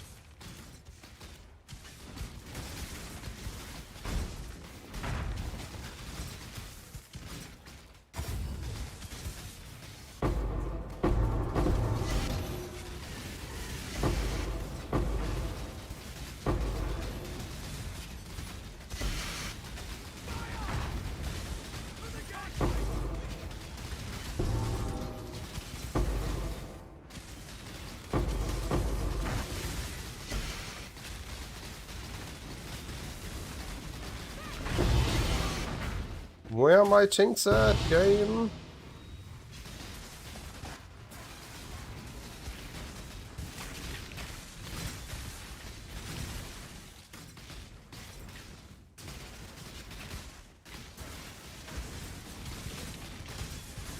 My tink hunting isn't resulting in things. That makes me sad.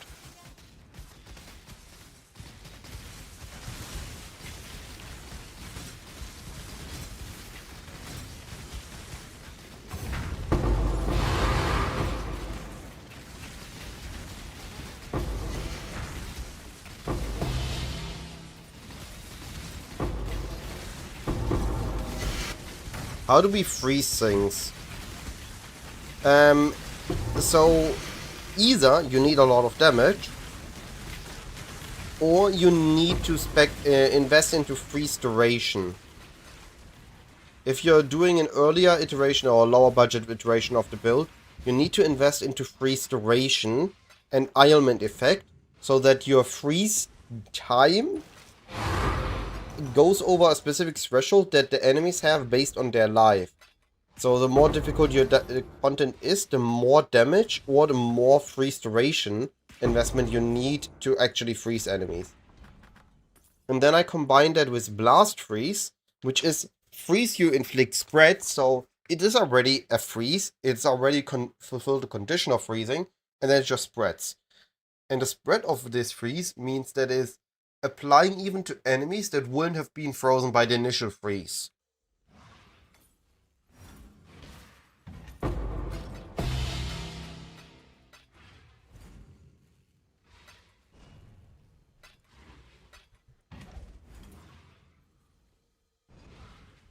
There we go. If you have that cluster and you have either damage or invested into freeze duration, you're gonna be good. The cluster isn't free freeze. You still need some investment into it.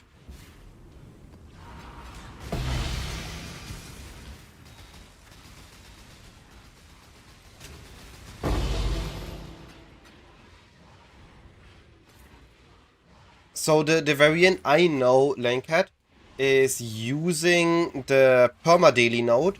So it only drops cluster, it doesn't drop daily orbs.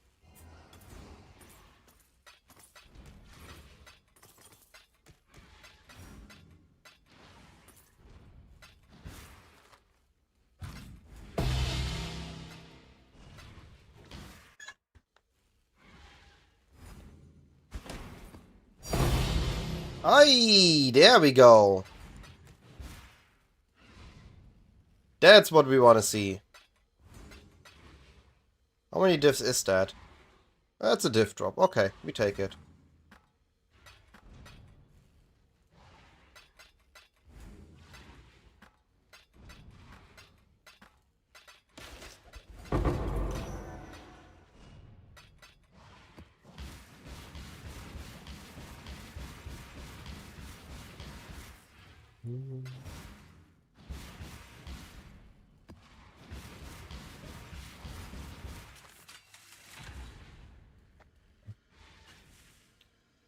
There's a fair breeze on the wind today.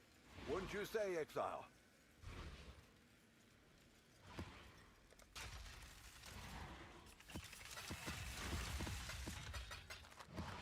Yo, Shadow. How you doing?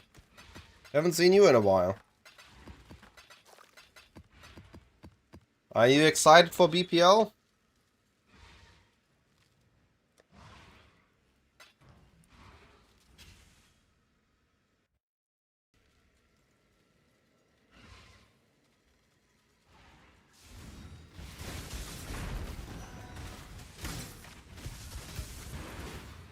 That's good to hear.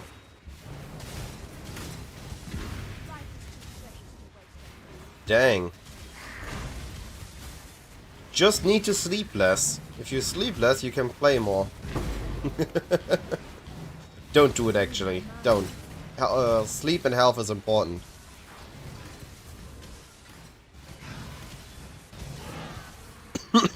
Unfortunate. Sorry to hear that, buddy.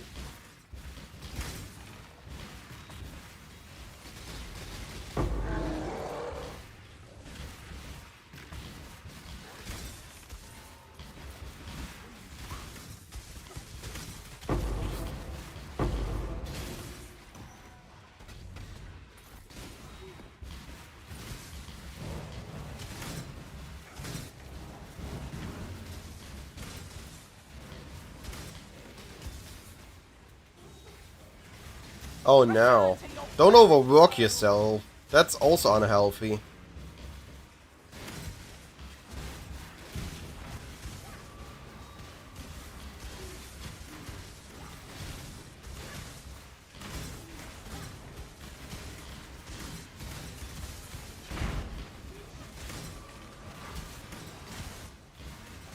It sure does.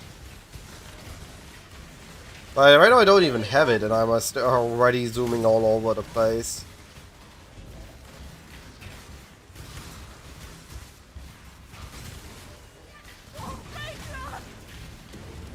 Yeah, but some shit needs to get done in a reasonable manner and amount.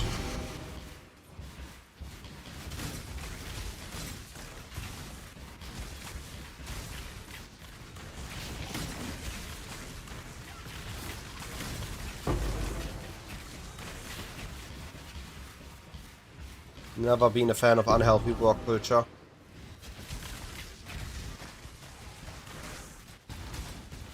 Send me the shield.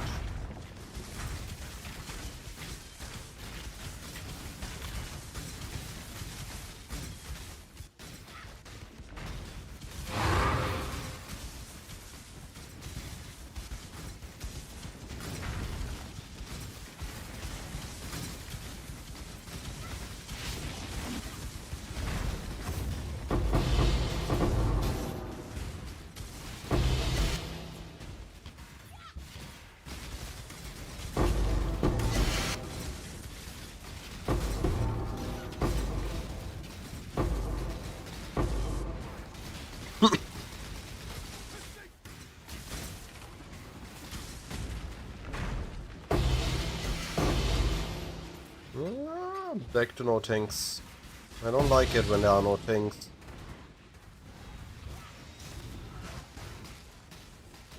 I've gotten in my T17 farm back-to-back Exalted Altar. I'm not expecting any diff altars this league. I need more mana. I got an Exalted Altar, Exalted Altar, Exalted Boss Altar so far.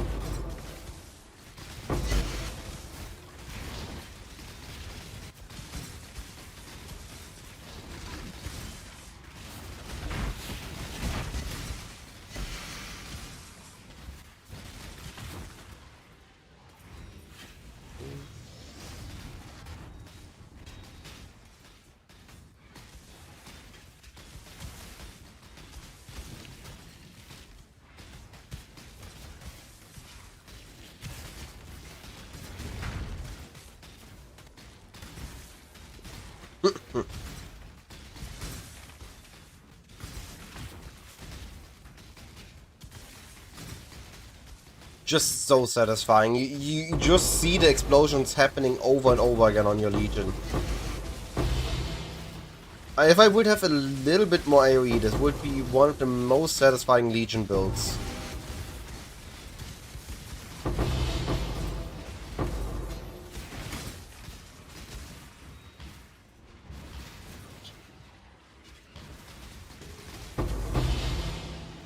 I mean, this already is pretty insane on Legion. It could be slightly more if I had a bit more AoE.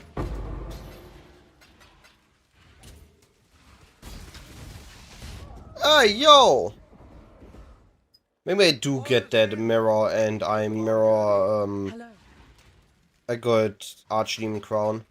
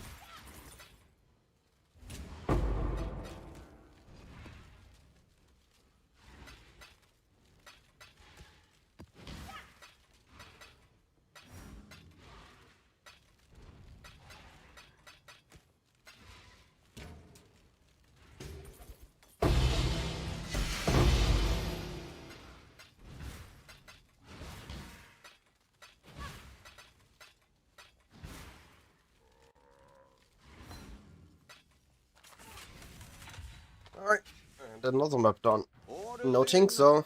Was a long journey, but the exchange went well enough.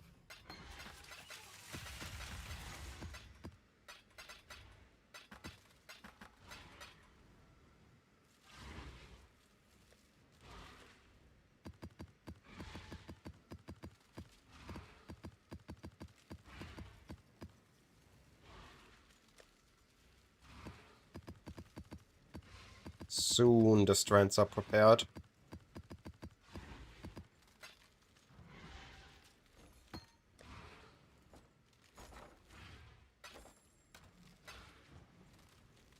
Soon the strands are prepared.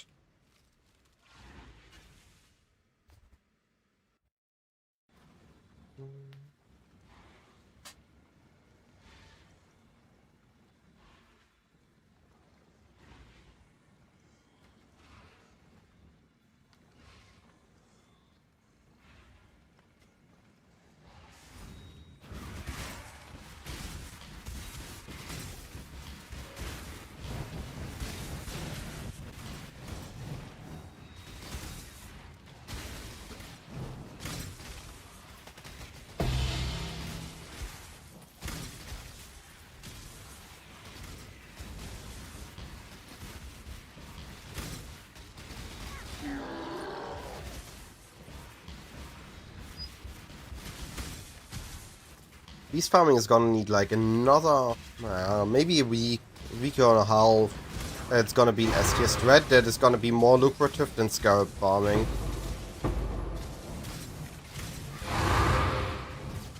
Would be surprised if it isn't.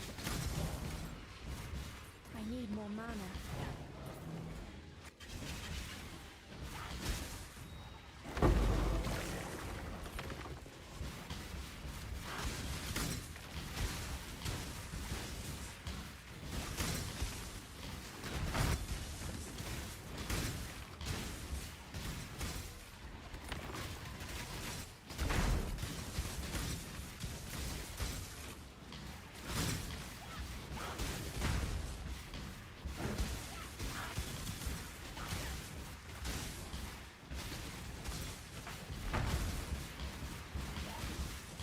I think the chests here are always on the inner part.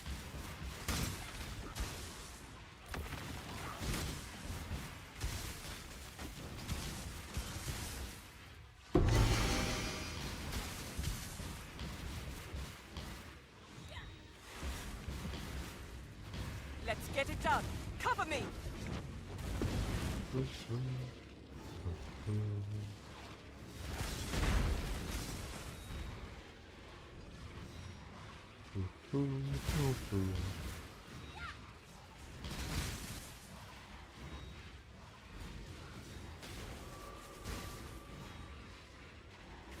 One really neat trick I found. I don't think I'm the first one that found it, Now. but I thought it's interesting. We can reach a level 5 Awaken Unleash and Awaken Cold Pen on the build by grabbing a level 6 and grabbing the Rune Graph for +1 to non-exceptional supports. Dance with the flame.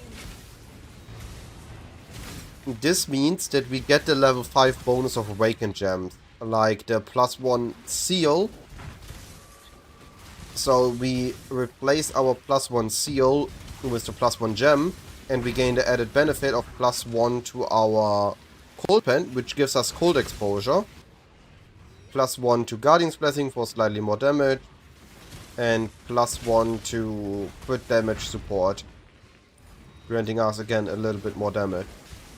Other than that, we are using too many active gems, so it's not that much more, but that level to Cold Pen is worth a lot. I refuse to die.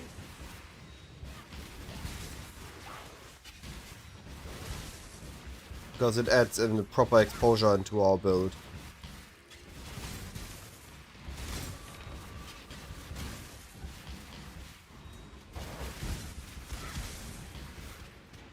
Where's my exit, by the way?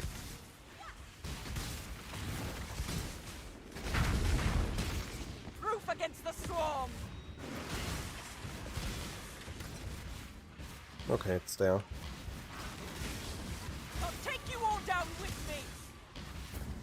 I need more mana.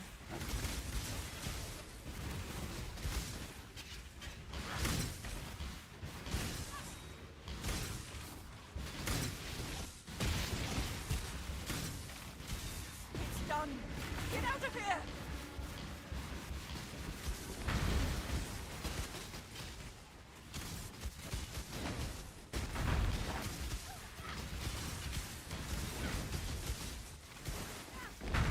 Just dashing through the entire screen to escape feels super satisfying.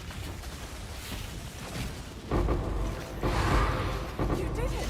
And the loot feels quite nice. I honestly think that if we can target this next league, this might be a really good farm.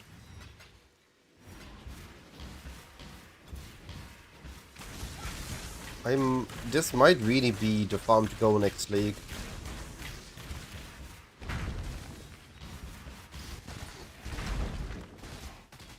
So I have 3 sources of power charge generation.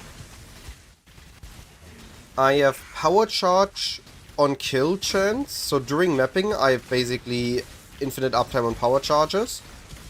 I have power charge on hit on my Assassin's Mark, so on bosses I apply Assassin's Mark and I have power charge uptime.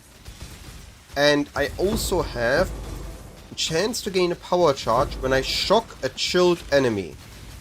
Now, the way Ironmans work is I can apply each time I hit a shock to an enemy. So each blade vortex hit is a chance to shock a chilled enemy.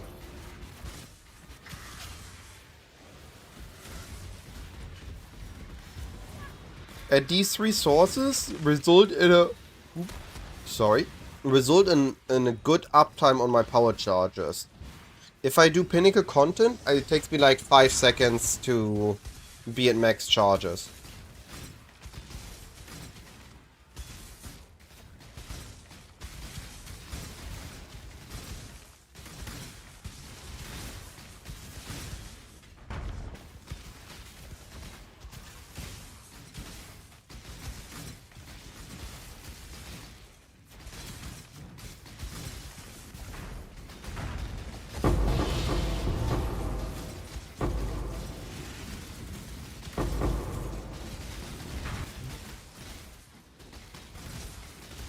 Power charge on crit is neat, but because I'm not investing enough into power charge, I actually don't gain that much damage from it. So I looked for alternative generation, which means I don't need to rely on the support gem to generate more power charges. I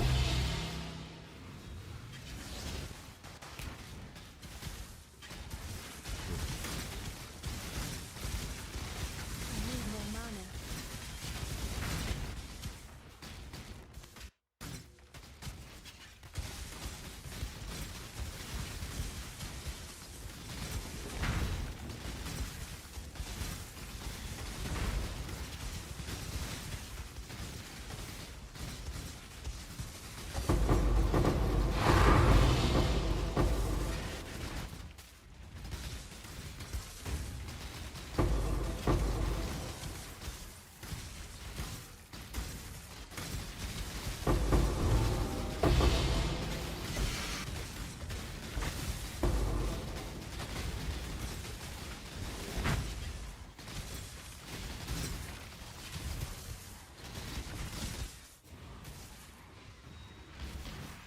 A lot of incubators there.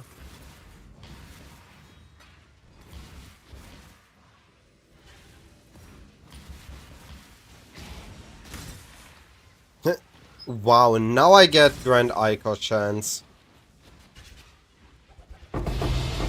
Bit late. Oh well.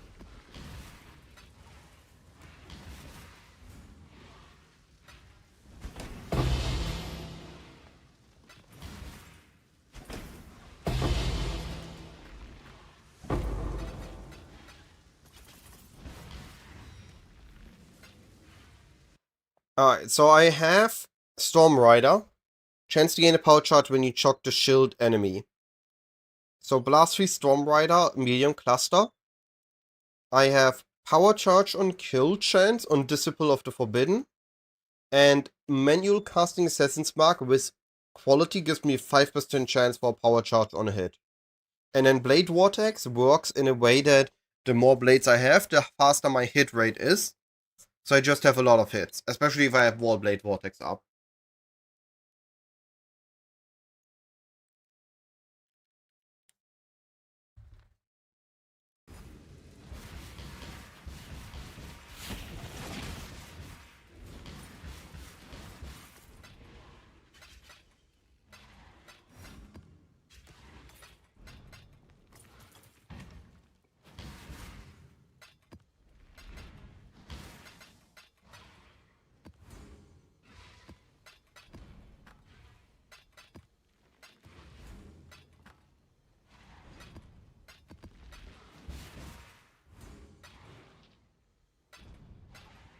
So these are my 3 sources of generation.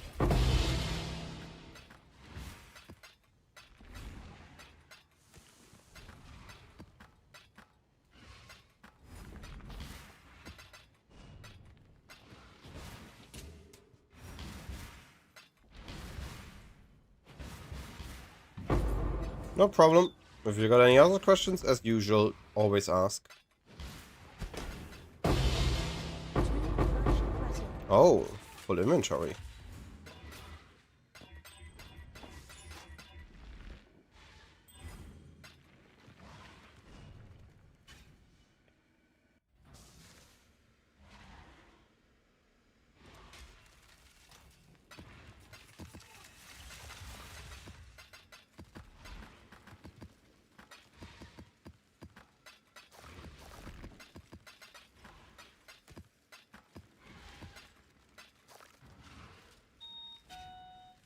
Doorbell, I'll be right back.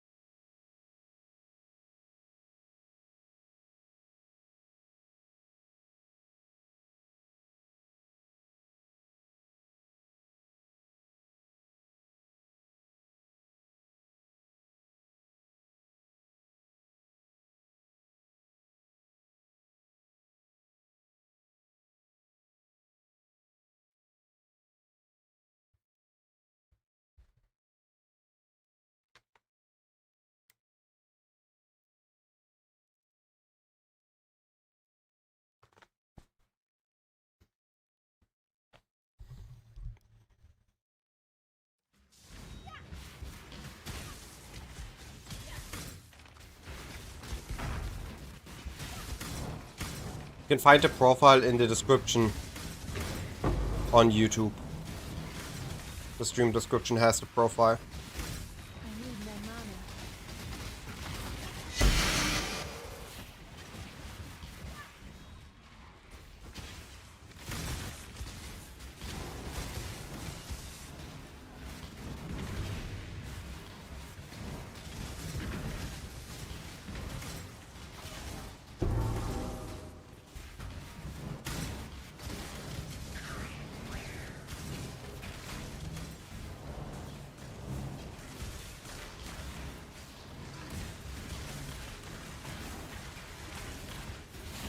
Retreat, my spawn!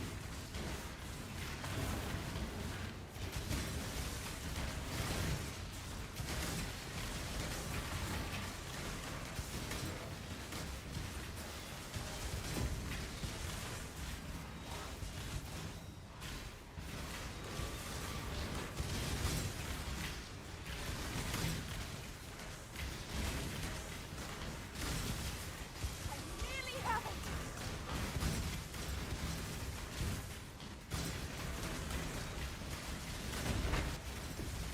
Feels like Flicker Strike at home.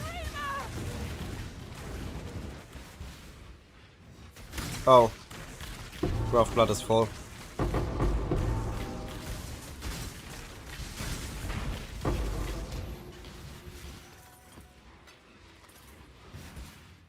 Chat, please remind me after this map to empty my Gruff Blood.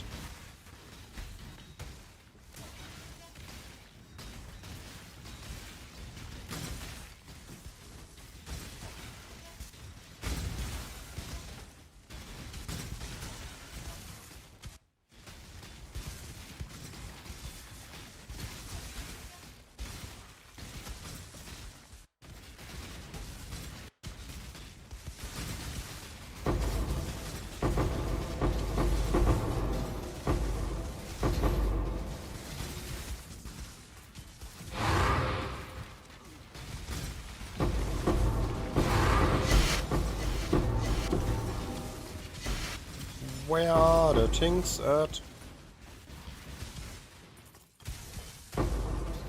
We had such a good thing start.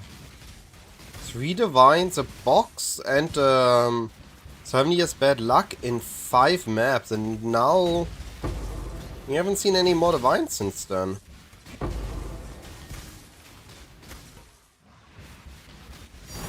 Ah! Desecrated Virtue. So this is from... This isn't from Legion.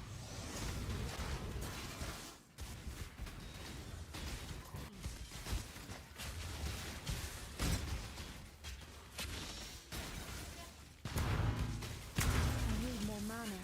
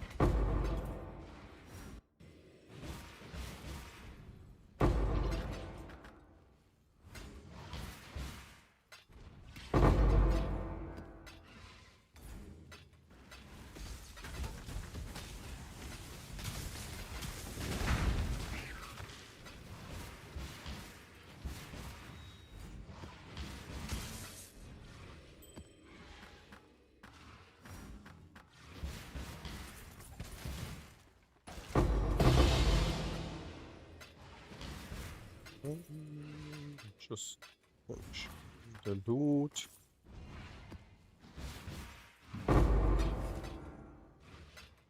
Thank you. Good reminder.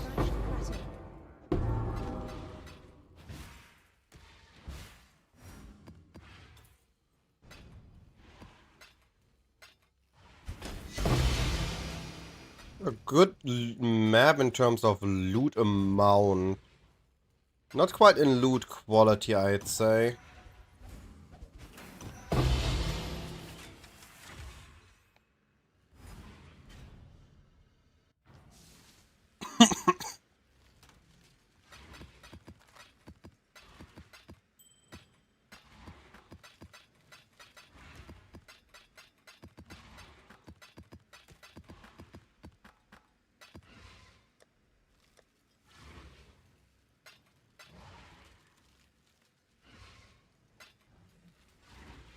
Ooh, your coffers are looking plump indeed.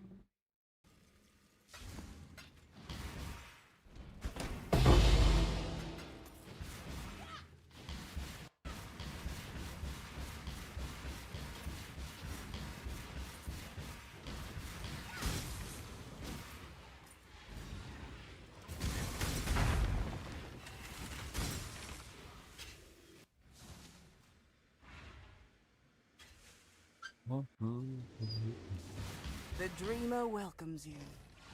She will soon bear fruit.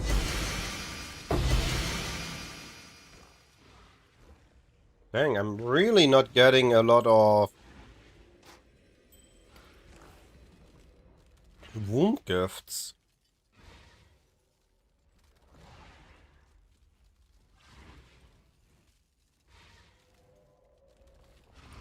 She is pleased.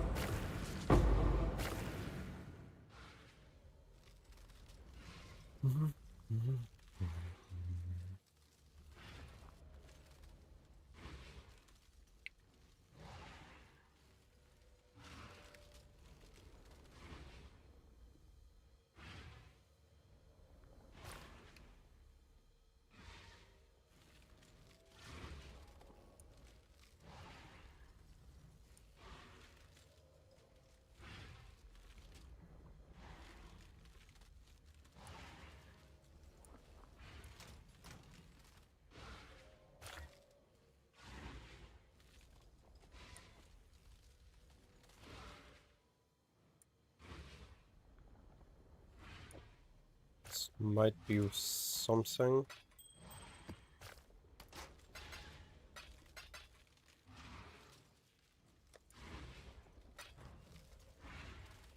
I only half emptied, wow.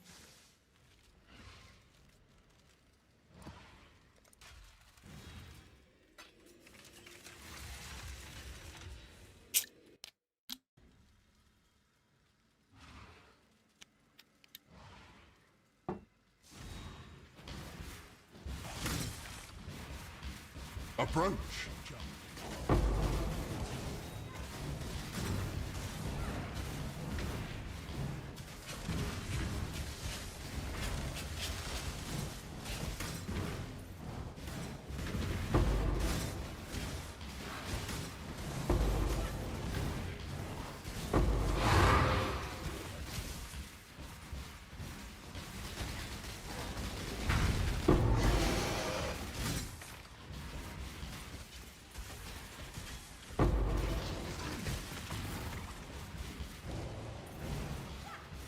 get rid of the breach.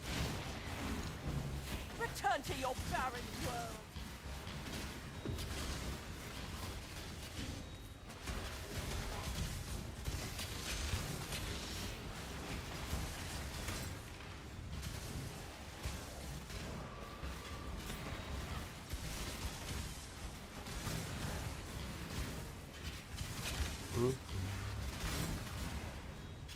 I nearly have it. What? What? Why would I buy Waldo boxes? Vortex! I'm not the gambler here.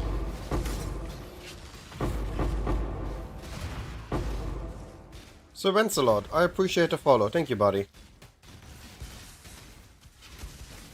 Hope you're enjoying the satisfying explosions. I need more mana.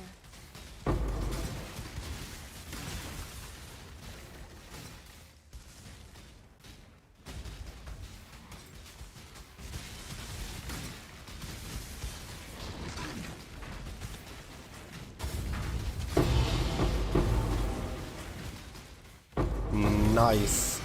Awesome to hear. Glad you're enjoying the build. It's a lot of fun to play. It's one of the most satisfying builds I've played in leagues. I'm really happy with the build and how it came together. I'm pretty sure outside of just straight up better mirror tier or semi mirror tier items, I've pushed it. Yo, Divine from Incubator. I pushed it to the limit. I'm pretty sure I pushed it to the limit of what it can do. Again, outside of just going for straight up mirror tier items. Which I just don't see the reason for this league.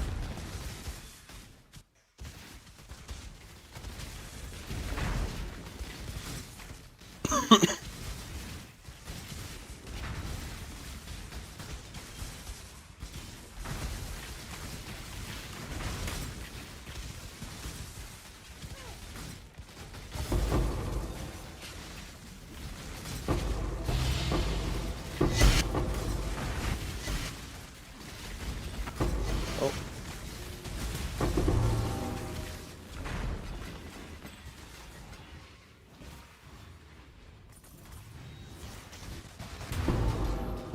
I think this is just a... It is a neat league with a neat amount of changes. It was a good way to test how does a league mechanic rework instead of a new league mechanic go in PoE 1. And I think as far as the league goes, it's a success. The issue is the current PoE 1 endgame is outside of boxes where we stay. Like, we had every couple leagues we get a really cool way of playing the endgame.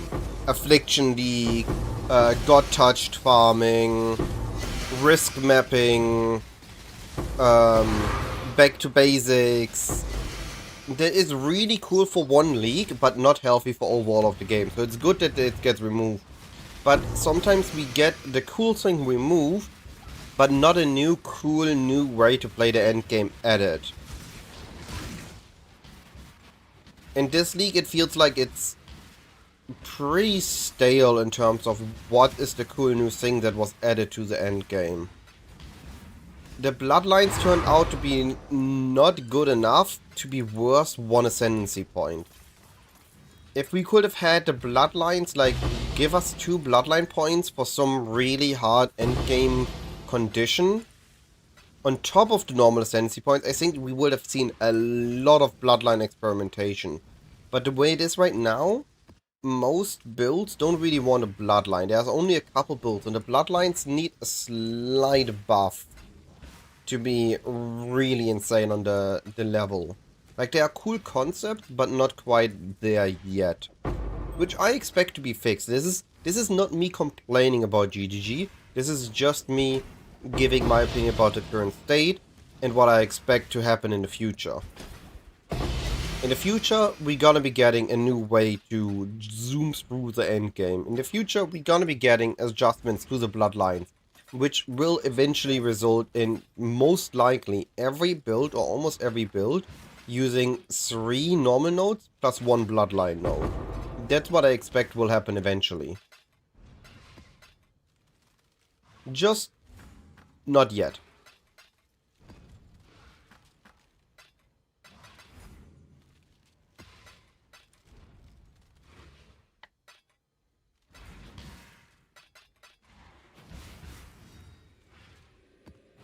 And in terms of endgame strategies, sure, they gave us a buff to Legion and Abyss. The issue with Abyss is that it needs too much investment. Last league, the Abyss that we had only needed the Edifice Scarab. So we didn't actually needed a lot of investment into Abyss to make Abyss feel good as a juicing mechanic, and it synergized well with risks.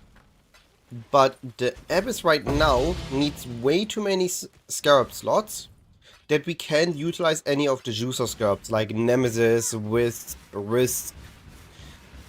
And this is an issue with a lot of the mechanics we currently see.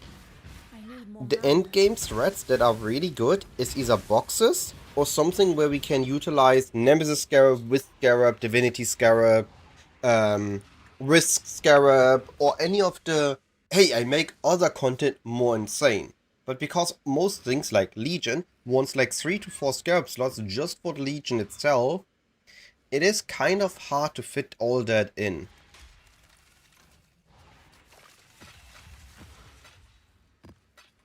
You have a mage but you don't know how to price it. Can you help me or not? I was in an explanation, I'm sorry. I can help you with your pricing, maybe.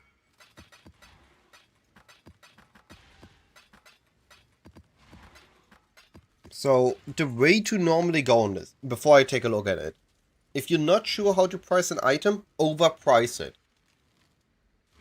Make it very hard price, and if nobody buys it, you lower it. This is Mage Blood.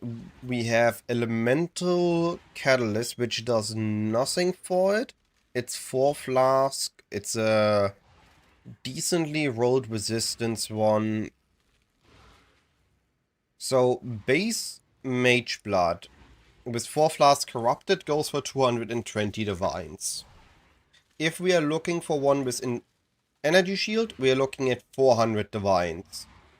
If we are looking at one with intelligence, we are looking at 600 to 700 divines.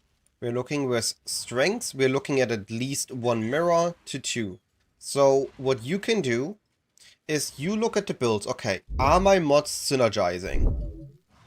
So is there a build that uses in PoE 1 keepers?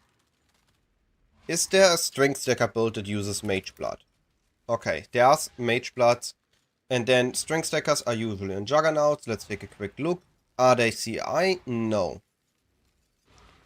But this means that the strength isn't the main factor if we are looking for the maximum price.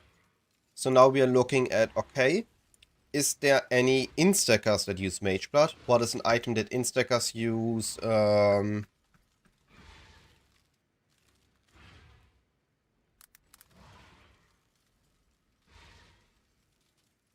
Split personality, Mage Blood, on a Deadeye, Elementalist, or Trickster.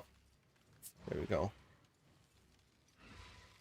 So we have high energy shield, high instacking. So we know that there is a highly desired build that can utilize this. So we know that there are people that have currency that want this item.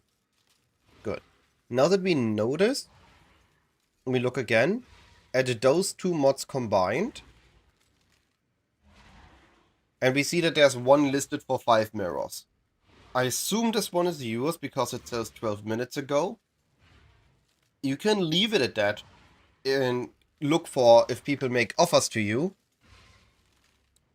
Or you can go and put it closer to the 3 mirror mark.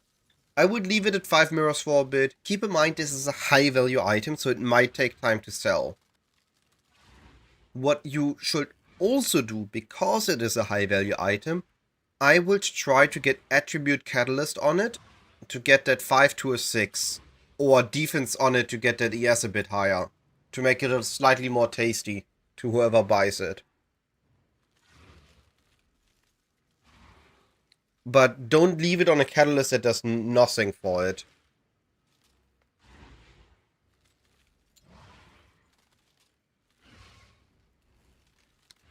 Yep, there is something called a tainted catalyst, which changes the quality of a corrupted item randomly.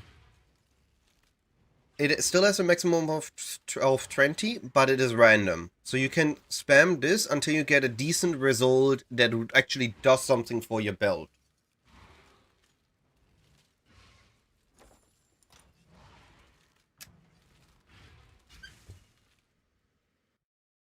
No worries. Hopefully it sells. Let me know if it sells for how much.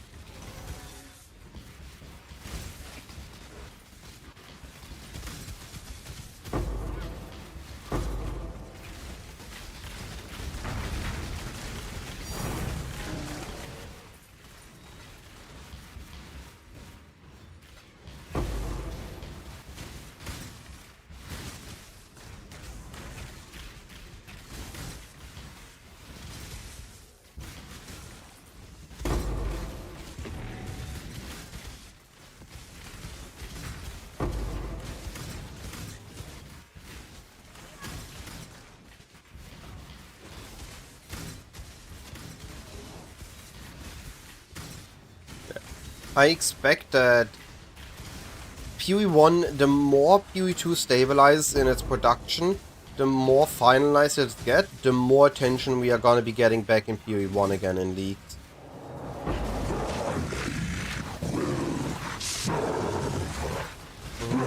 So we can expect some better leagues in the future again.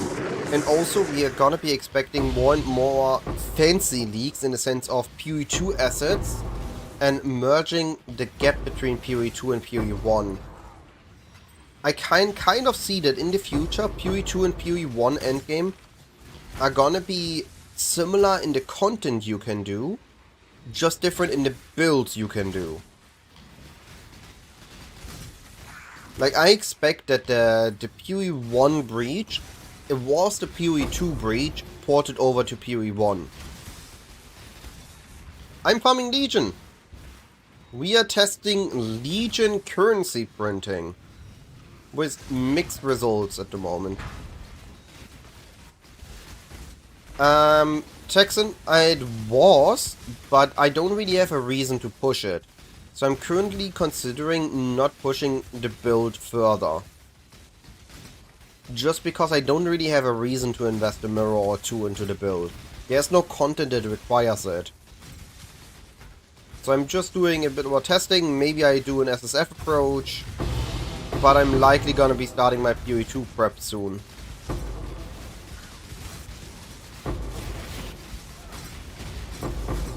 I will be doing BPL, and I might be doing a bit of testing, but with the PoE 2 season being very close, and League Start being my favorite part of PoE, I'm gonna be spending some time prepping for it. Which is gonna affect my PoE 1 playtime. I was thinking of going little GSF, SSF journeys with the build.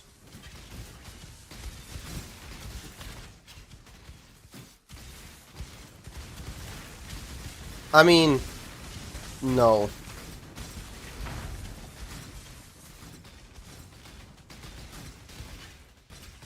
I hope that that PoE 2 is gonna continue its journey towards PoE 1 endgame, where it's just explosions, fast movement, zooming around. It feels really funny that PoE 2's endgame feels worse than PoE 1, the builds feel worse than PoE 1 until you reach the absolute broken stuff. Whatever is broken in PoE 2 is more broken than it ever was in PoE 1. Stat stacking in 0.1, lightning spear coverage in 0.2, lightning arrow, the arrow nova in PoE 2. You can use any skill and it just covers the entire screen. Explosive shot, ice nova, ice arrow, lightning arrow. but the things that aren't more broken than in PoE 1 are way weaker. You have in PoE 2 either you're at the bottom or you're at the ceiling. There doesn't feel like there's a middle room. Which I find a bit interesting. And kind of funny as well. Ooh, we have a Legion left, I didn't know that. I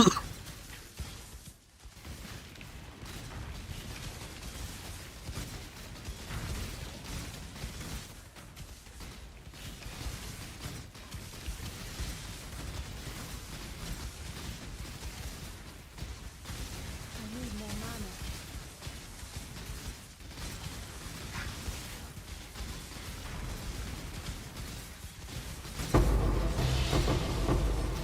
Where are the tinks at though? We're already 3 maps without a tink again.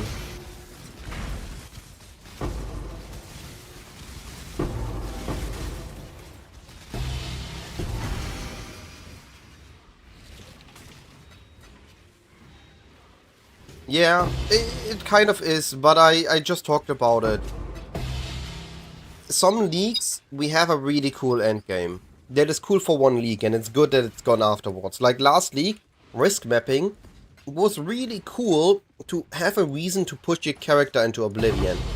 But it was actually long-term super unhealthy because the meta was like 2 or 3 builds that were able to do the hard content and everything else just was non-existent. So I'm always find it cool when this endgame appears. Why is this on my minimap again? What is this? It's cool that it appears that it happens. But it's good that it's not staying. And usually we get something else to replace it, right? We had God Touched farming, then we had Affliction farming, then we had Ghost Busting, then we had... What else we had? We had Back to Basics, we had Wandering Path, we had All Flame Hunting, we had Meat Sack Stacking, we had Phrygia Exiles farming, and we had Risk Mapping. Or we had Scourge stacking, Scourge mapping. We always have one cool thing for one league, and then next league we have the next cool thing. This league we got unlucky because of Breach. If Breach would have had Scarabs, that would have been insane. Imagine if we could have stacked 4 or 5 Breaches in a map. Or still had Breach on the passive tree. There's really cool stuff you can do, sometimes. And when we get that replaced with nothing, we end up with a league that has a very shallow endgame, in the sense of there's not a really big reason to push your build to the limits. And we need to still get through these leagues, we still do play them, we still experiment with stuff, and we still do the best out of it, but it just doesn't give us a reason to invest into the build. So instead of going for one big build, I'm just gonna try to go for several builds. Now, the big issue this time, that is specific to this to the time frame for this PoE 1 and PoE 2 season, they pushed this league to the last possible release date in the 4-month cycle, but the next one they can push back. So the next PoE 2 season has to happen early December for the Christmas holidays in New Zealand to time up, for them to still fix things, and for them to get in the December money from all the supporter packs, which all makes sense, and I understand that. I'm not complaining about it. But this results in a 1-month PoE 1 league, where we usually have 2, if we are playing both PoE 1 and PoE 2. And that, combined with the shallow ceiling of this league, results in me just not wanting to invest further into the build and rather either go into PoE 2 or make another build or trust a little bit of SSF or something. So I expect next league is gonna be insane. This league is just gonna go under, not as a bad league, but as a cool concept, a good test for a rework league, but as a not as great endgame changes league. But they did say that 328 is gonna have good endgame changes, so I really hope that they're keeping the good thing for the next league.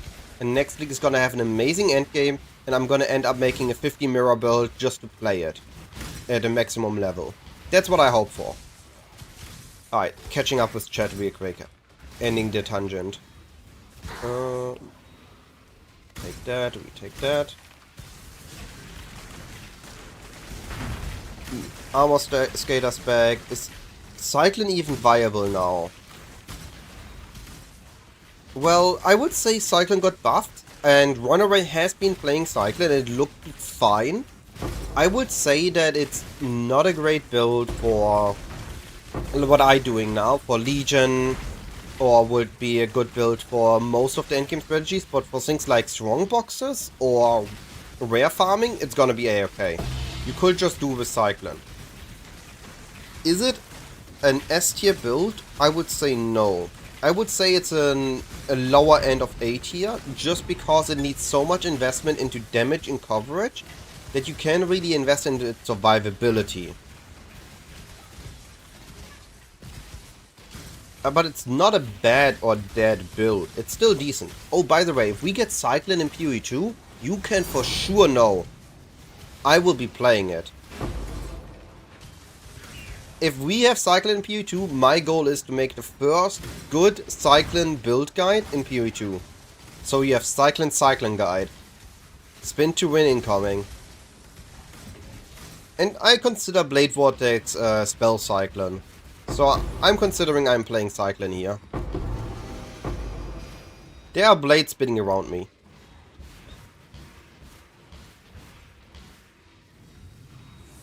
After you were done with your 60 T17s with 2 Nemesis and Riz.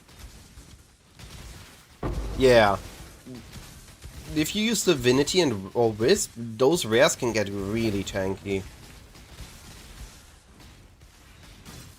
Can I link SFG? Sorry for the delayed response. If you do !guide, you come to my website where I have a build section that contains daily updates to my PoB. You can find the most recent update there. There's no day 6 because I haven't actually played this build yesterday. I took a break yesterday from PoE. Yeah. I also regex like close to no T17 mods, which results in good loot but dead maps. I tried Juiced Blind last league. My build here isn't the best for Juiced Blind, and I don't really want to do another league of just standing on a Blind. It's a cool thing, it's very satisfying when you see the loot explosion, but I don't enjoy standing still and just hoping that I get good loot. I want something like here, where my screen is an utter chaos of enemies, and it's satisfying to play. I much rather play something that is fun to play, but slightly less rewarding, than something that is more rewarding, but has a very unhealthy gameplay loop, or very unfun gameplay loop.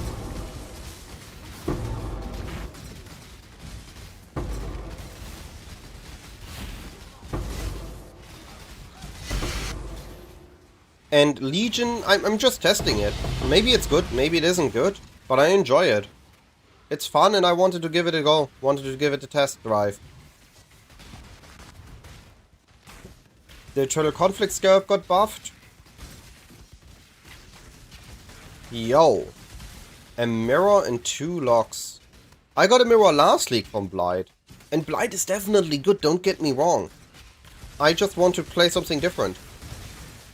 This is fully personal reason. Not that I think Blight is bad, I just want something different.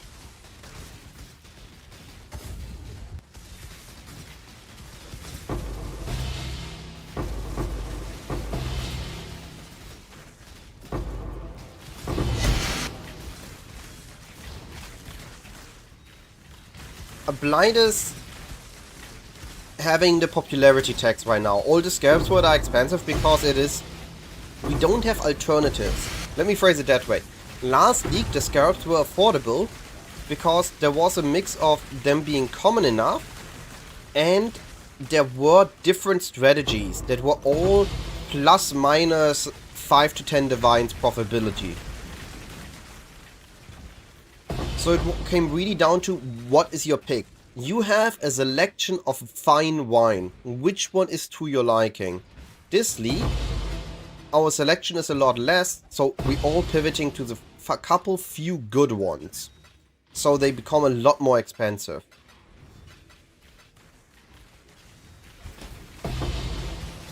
I would use... I mean, I know from last league, the one build I would be farming Blight with is Kinetic Blast. In stacking, Kinetic Blast on a Warden, you have all the damage you need, you don't really need a lot of coverage, you don't really need a lot of speed from the Deadeye, Warden, Headhunter, Tinctures, and you're good to go. During a Blight, you have infinite mana on the right? So your Tinctures never run out. You hit so many enemies all the time that you're just never gonna have issues with your Tinctures.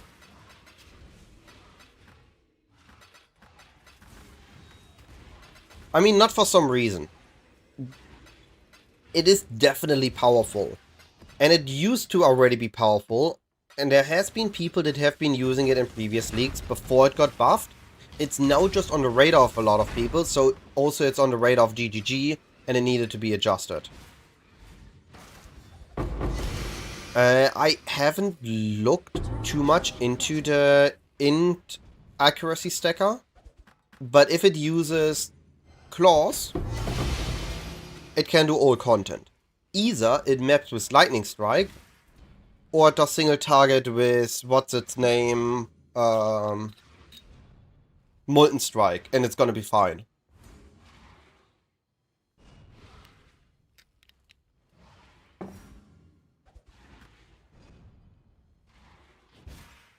What is this flask symbol? What am I missing here?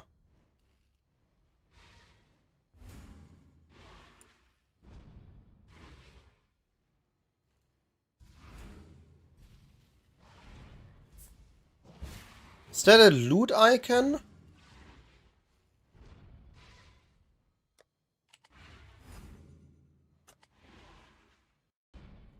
No, it's not a loot icon.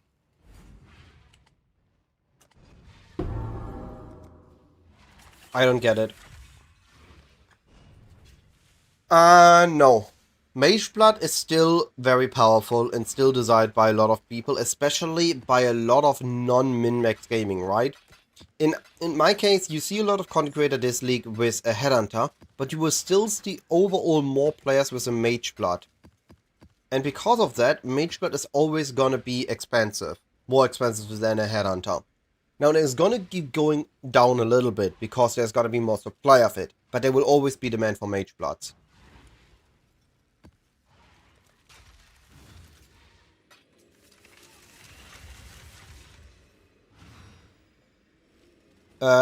Prefer that version over the version of like Sushi or Connor.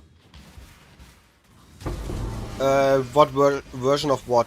I might have missed the context in my tangent I made. This version of Blade Vortex? There.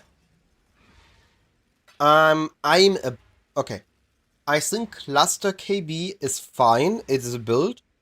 But I personally think that you have a better coverage and a more satisfying gameplay with the Warden/Deadeye Kinetic Blast.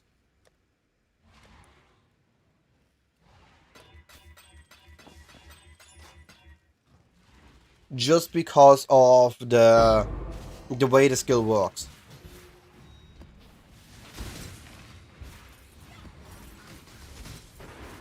And the reason I like Warden over Deadeye is because it has more access to more damage, which on Blight farming you need.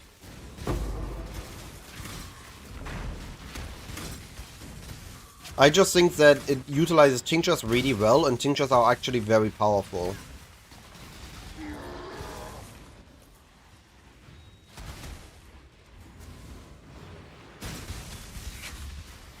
And in theory, with Tinctures, you could go for the thingy that gives you +1 ring, if it wouldn't be for the issue that you don't really want more rings. You don't want to give up your Sensi points. You already need everything on your Sensi.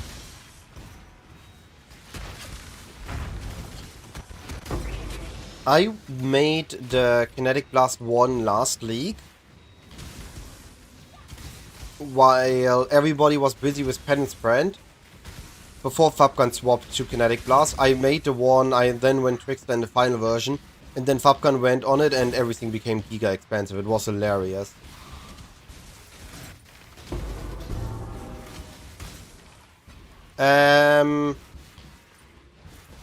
Pretty sure it's just that. A lot of dust and a lot of crop. And whatever crop you have easiest access to.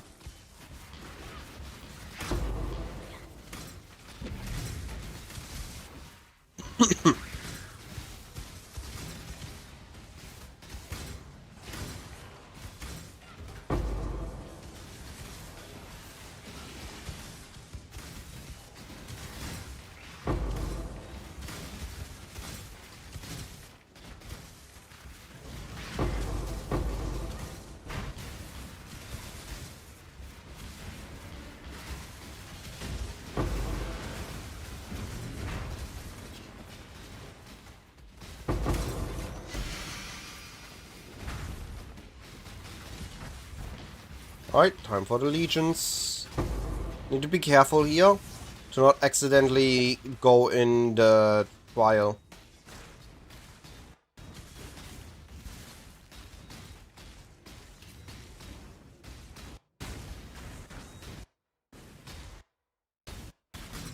I need more mana.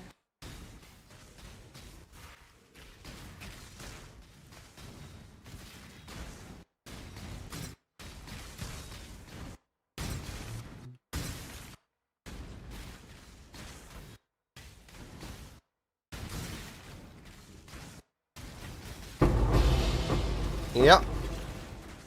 I was able to I had to sell my locks initially, but I was able to rebuy the locks before the big spike for between 30 and 40. And now I bought 2 more locks for 60 something. I expect him to go up beyond 100.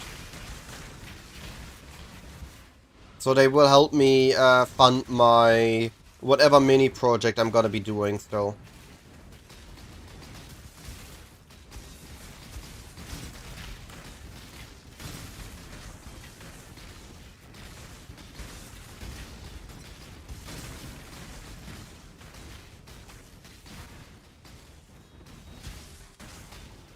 I have already a couple plans and ideas for next league start, which of course I will be sharing with everyone once we are approaching league start.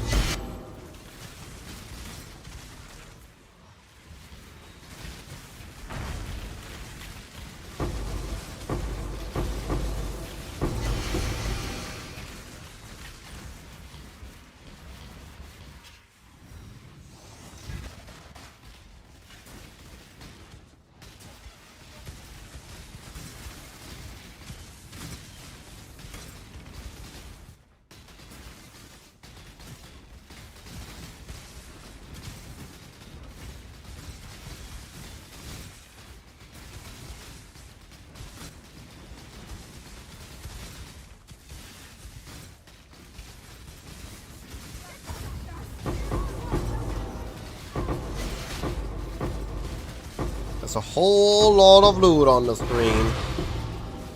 But where are the tinks at? Give me some tinks, game. I'm tink starved. There we go. That's what we want to see.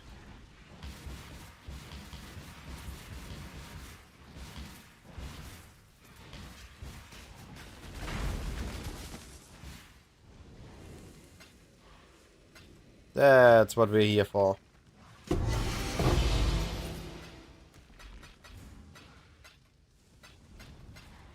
I might have to make a screenshot there, by the way. I need to redrop the divine, make a screenshot for the thumbnail of the video.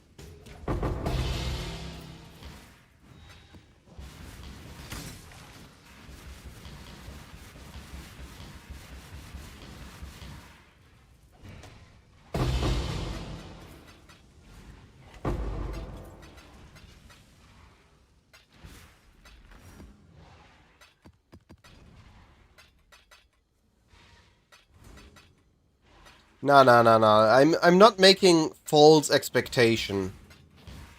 If I get a lock drop, then we can talk about it. But not if I have only gotten divine so far.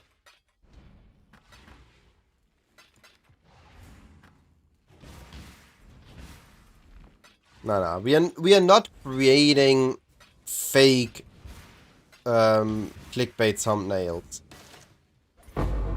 This drop, this is an actual expectation you can have, right?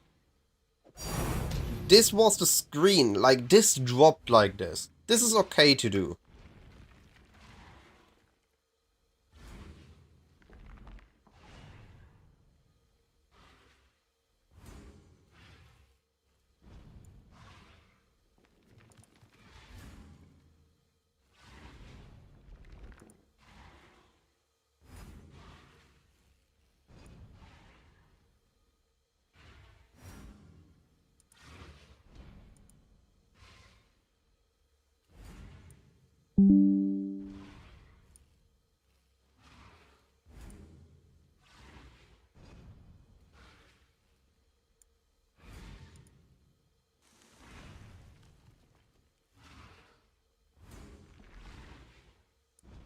No, I want that in thumbnails. Legion loot. Right.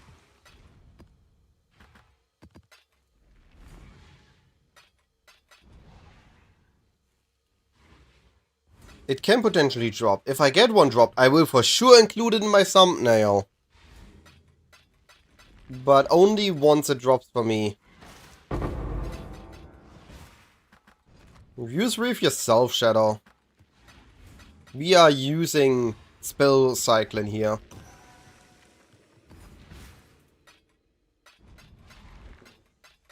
Too much clutter.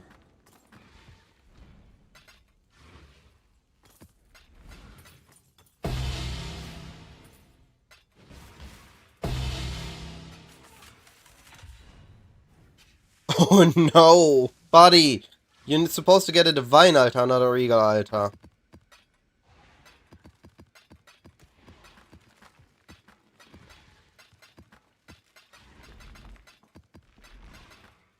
What I can say, we are gonna be having a lot of delayed value. We have so many additional currency incubators, that's actually insane. So we can get additional value from our Legion farming even after we stop Legion farming.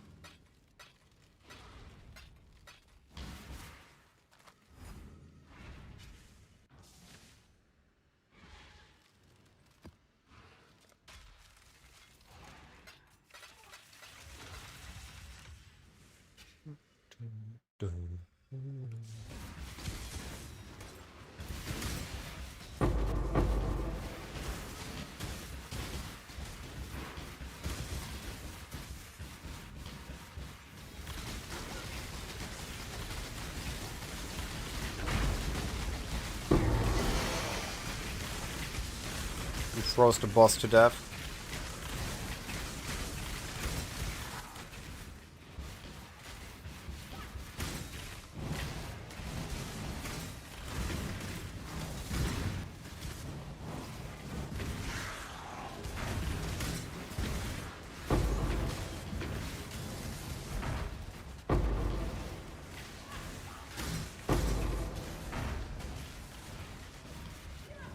I shall slay every last one of you.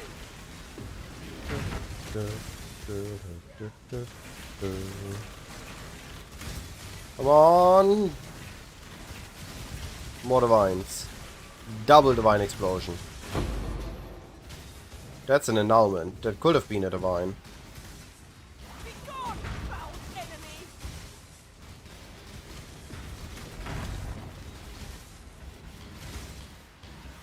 For the dreamer. Oh!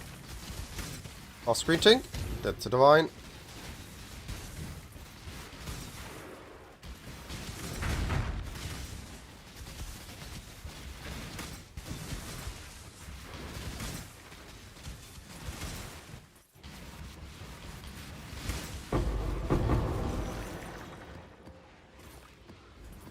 That's a pretty far off-screen thing. What was the explosion chain to that?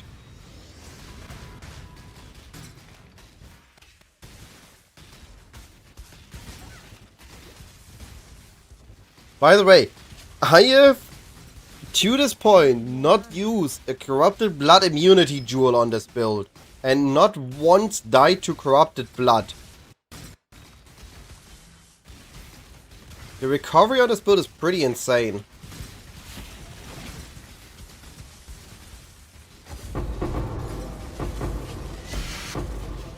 I have a buddy who spends like 10 div on a good Corrupted Blood immunity jewel every league. And then I go completely opposite. I just use a life flask. Done.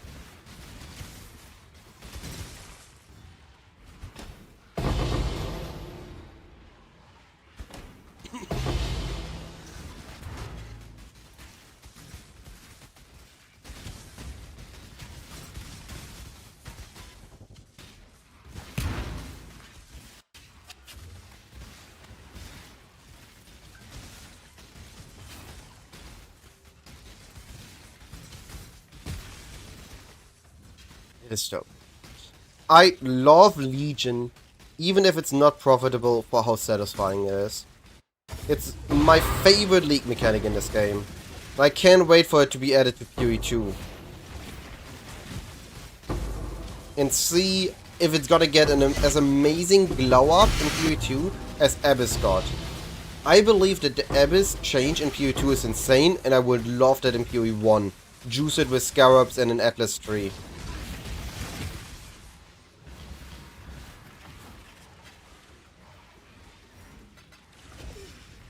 So I can't wait to see what amazing concepts they have for other mechanics.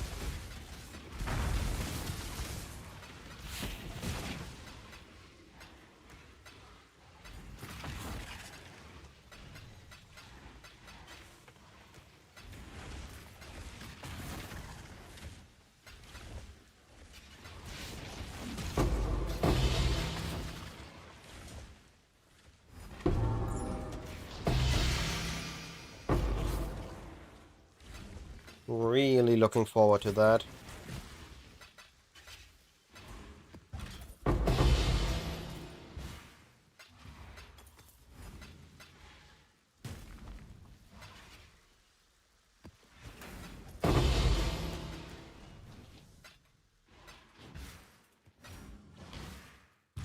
Yo, 5 Chaos Rest, that's insane! It's almost as if there isn't a rare base or the item base that is double that. Or actually quadruple that.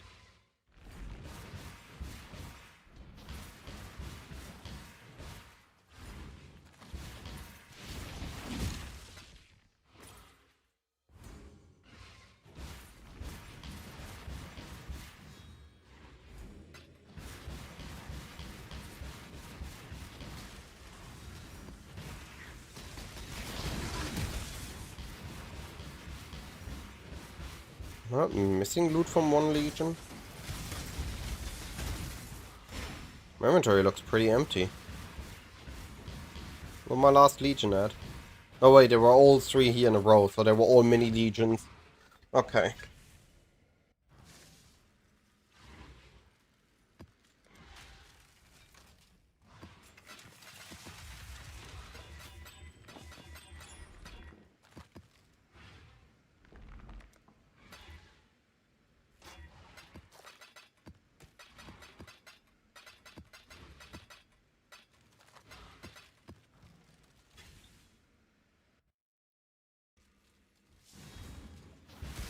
Oh, Sentinel.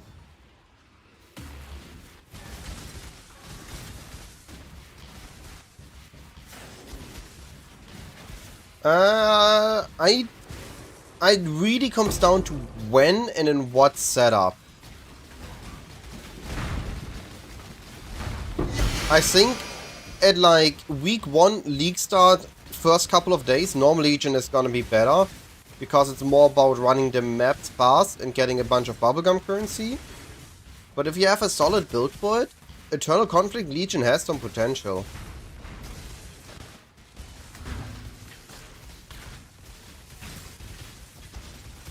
I need more mana. It's a lot satisfying.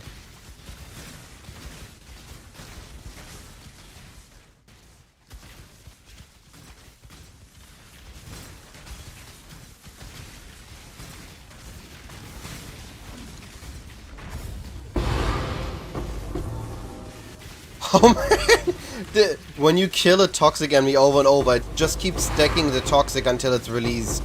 And then it goes ballistic. Nearfolk! I appreciate the follow, thank you buddy. And you just see 50 toxics swarming at you. It is not ghost farming what I'm doing. I'm doing Legion farming for War Divine drops. I'm looking at War currency drops for my Legion. Not T0s.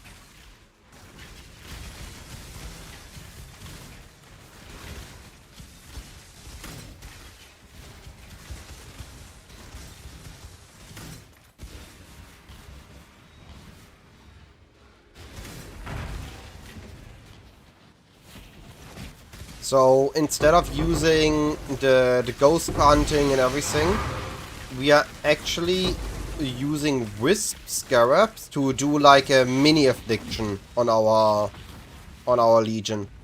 And then we use Eternal Conflict and try to kill them as often as possible, so they get additional difficulty and loot multiplier, which hopefully then results in War Divine drops either from their reward tiles or from their wisp influence.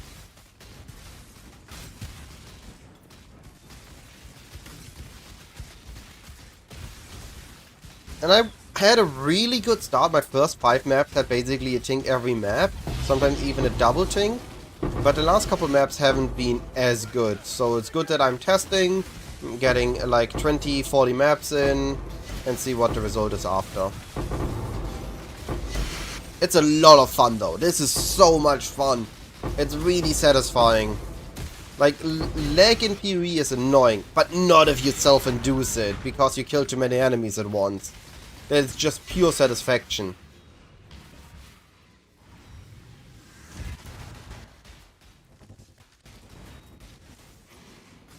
Like, look at this.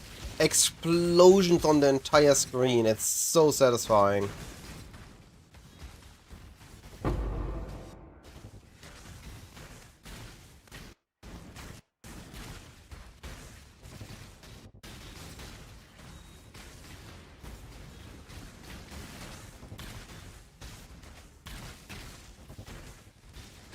And tinks. Dang it.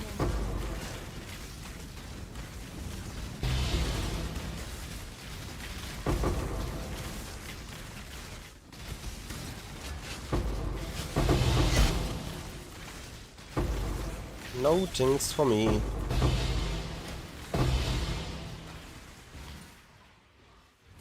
But a very satisfying map.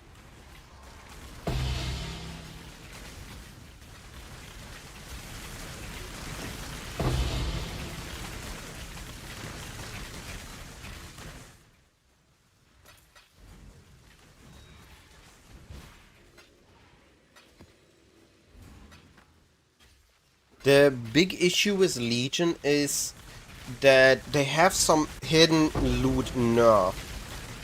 Legion, outside of the rare tile loot, is basically giving you nothing. So we don't really get a lot of scarabs, we don't really get a lot of random drops from it.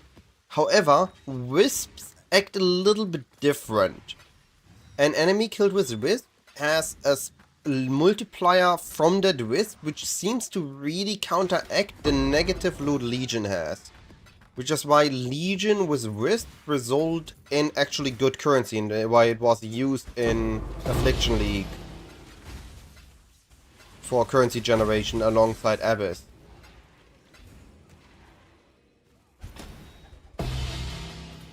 I'm personally not a big fan of ghost busting because it requires a very tanky build to actually be able to do those conditional kills. And this build is actually more than just a tanky build.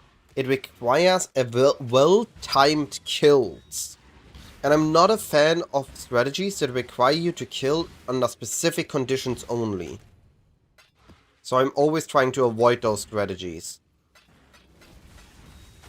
And rather go for strats that will allow me to just go ham and kill the entire screen 10 times at once.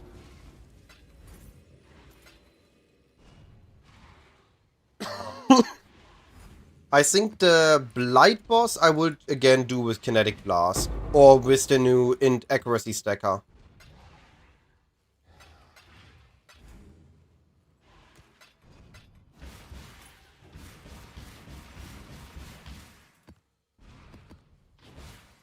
And the ghost busting, I would say, is also something for those builds. Brand, Kinetic Blast or something.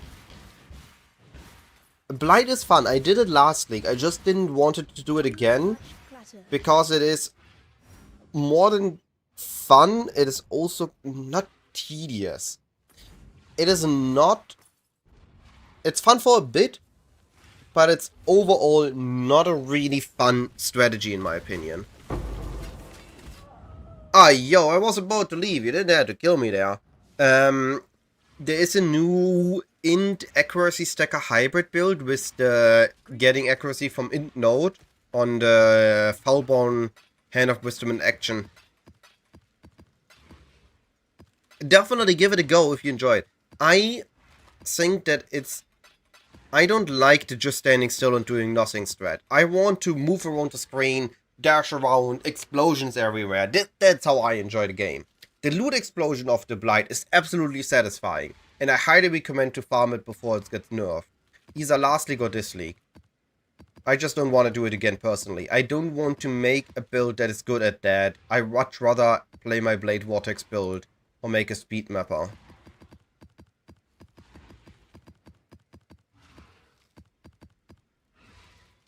Right, did I get any more womb gifts? Can I actually turn in my blood? The Burly. Genesis tree accepts your offering.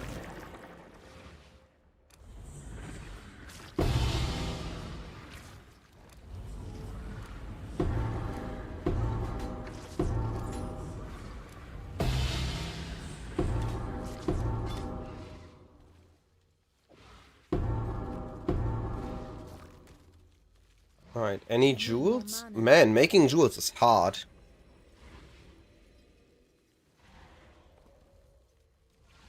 You couldn't have gotten that a league start?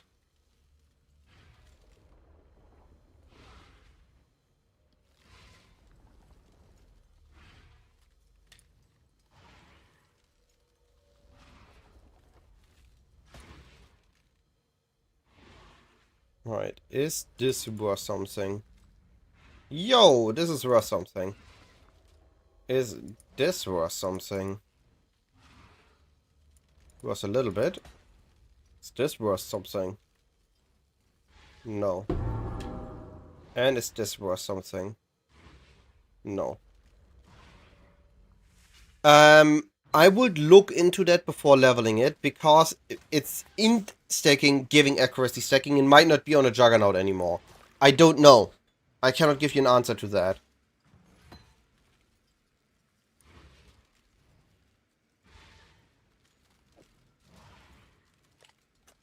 At that price?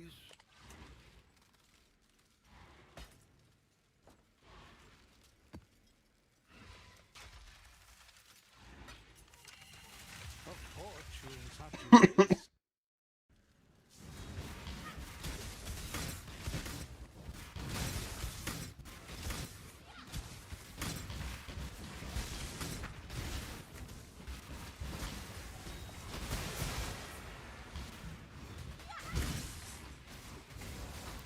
Ludosaurus, you also tested Blight, was not for you. Too much clicking on towers and pausing the game to yeah. It's a cool thing to do once, but it's not a cool thing to do over and over. I had fun with Blight last league. Yeah, it's a Foulborn Hand of Wisdom in action that gives you accuracy based on intelligence. Or I think it's increased accuracy based on intelligence.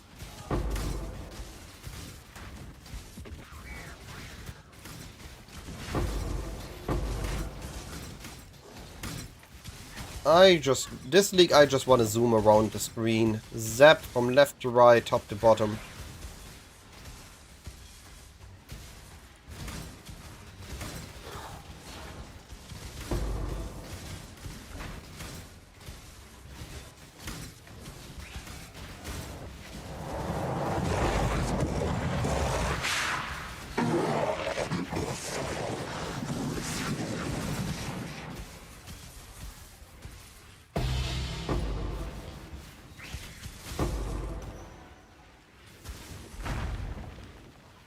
Scarab Dupe? No, that's less damage per power charge. We don't want that. Alright. Incubators. About to pop. Are we getting a Divine Explosion? We get an Exalted Orb. Dang, Incubators are not on our side today.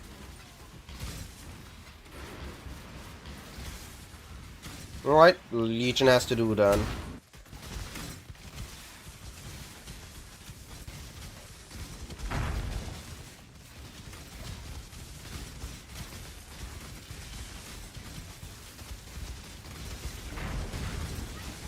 Surely Legion provides.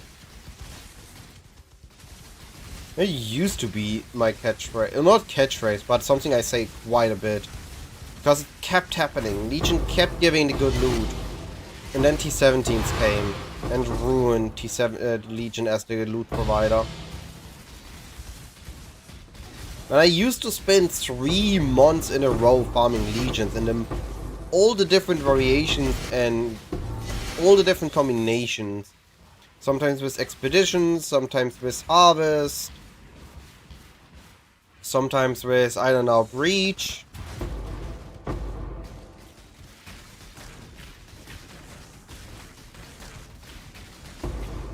Was fun times.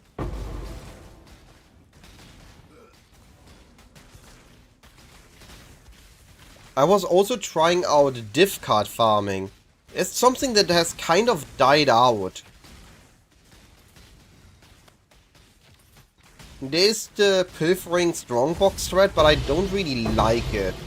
As you're not really hunting a specific card, but rather just hope that the boxes give you a good card that then gets duped by the box and then gets duped by the boss again. I don't really like it, as that feels more like a gambling thread than an actual thread. But old div card farming is kind of gone.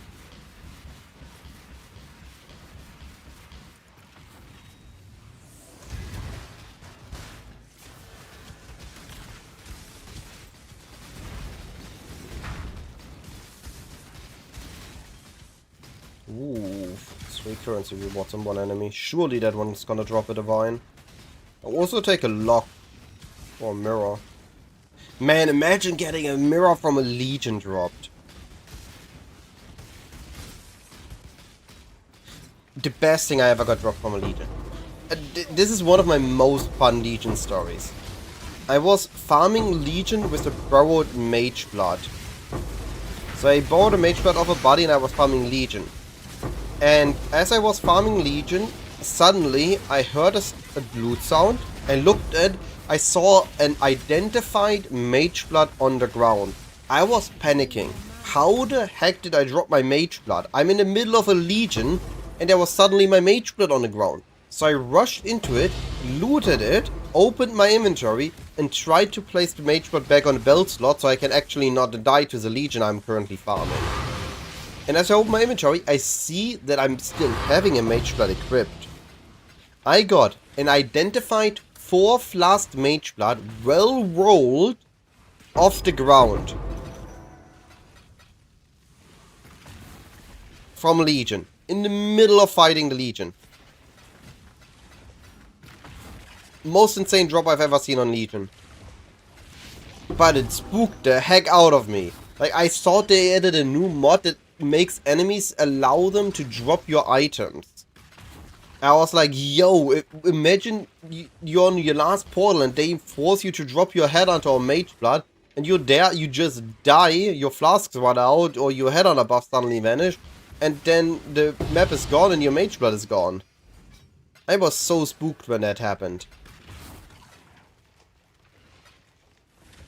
But I was pretty stoked once I realized I got a mage blood drop.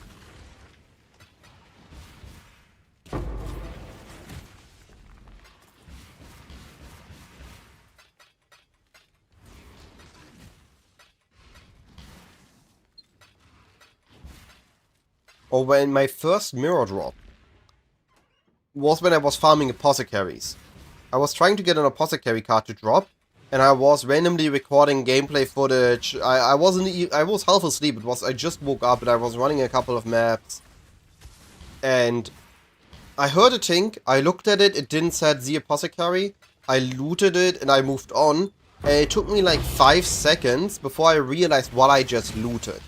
I nonchalantly picked up the mirror, put in my inventory, and just continued mapping for like a couple more seconds before I realized that I got a mirror drop. Didn't got an apothecary drop farming apothecaries, but I got a mirror. I'm not complaining about that strat. Also resulted in one of my best videos. At that time at least.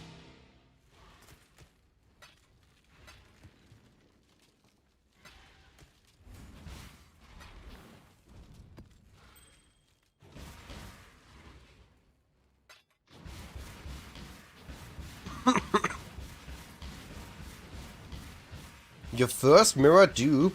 So you got your first mirror and second mirror at the same time. You have 2 first mirrors. That's also a cool statement. I don't think a lot of people can say that.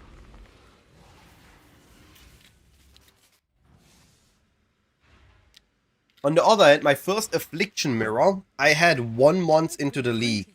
Over 1 month into the league. I magic find it for over 1 month. And only then did I finally manage to get one dropped.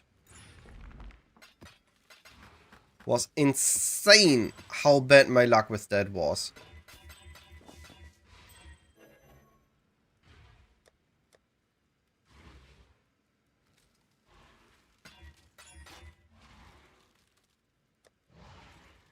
You have a similar story. You dropped 2 mirrors back to back in the File Cathedral within 10 hours. Yo. Yeah, I'm pretty sure you were okay with not getting an apothecary that day. I'm pretty sure you were okay with that.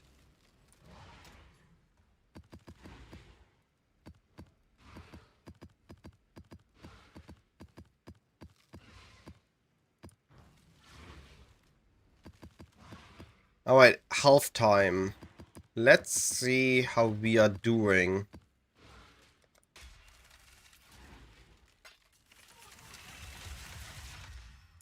Wealthy exile. Oof. Oof. No, never mind. We are looking at it wrong. It considers all the miners already. Of the scarabs. Oh no, there were an attempt that I didn't. And I'm not checking.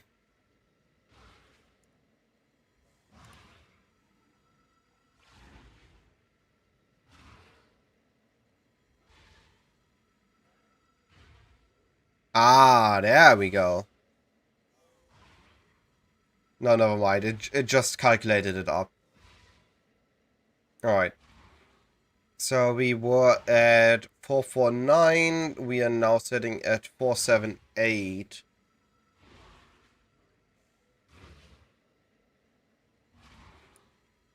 Yeah, so we basically have these. 32 divines gained so far. Couple of div cards, fragments. And then a bunch of currency, actually. Stack decks, Raw Divine, 7 in 20. Bunch of Chaos, which also includes already the cost of the map. Nem farming. I barely did Nemesis farming back when it was a thing. I barely did Nemesis farming back when it was a thing. I played it with a self-curse build in the league before it got nuked. Before it got removed.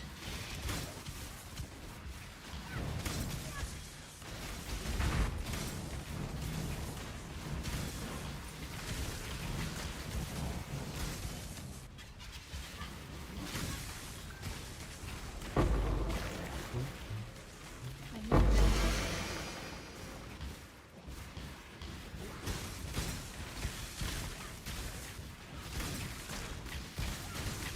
You think out there's somebody that got a mirror of Brutus. Imagine being that person, getting a mirror of your first boss you kill in the game. You likely don't even know that you got something amazing. Because likely that person didn't even have a loot filter on. And it just is a random item. Oh cool, I can dual wield my favorite sword now. And makes a copy of their weapon or something. I can fully imagine that.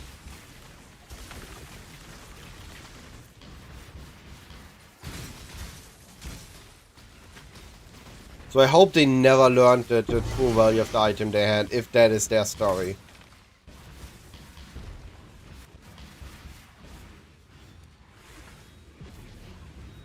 Let's get it done.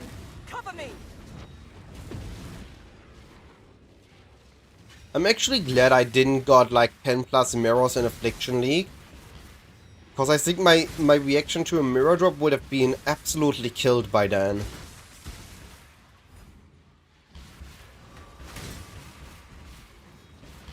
Some people got so many mirror drops that league, as others get divine drops in like 1 or 2 leagues.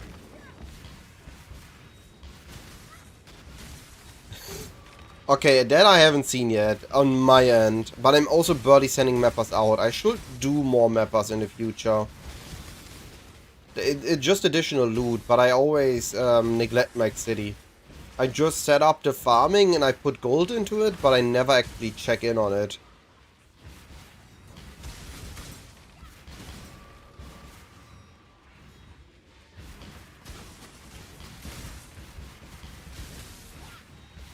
But it's always funny if you see like you got an awakened gem or you got a hate forge and your mappers beat Trial Master.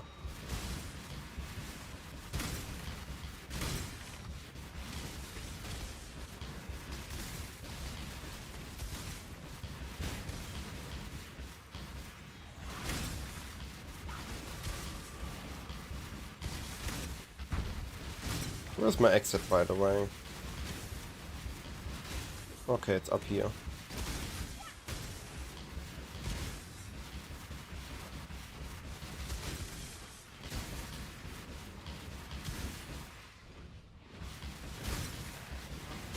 all down with me.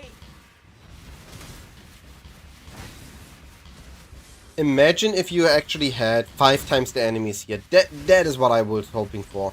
Imagine 5 times the enemies on this encounter. It would be so satisfying. Done. Get out of here.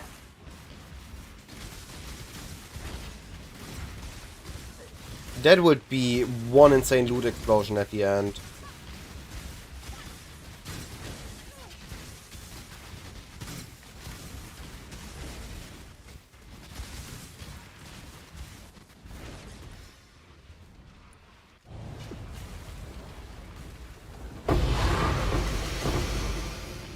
You did it.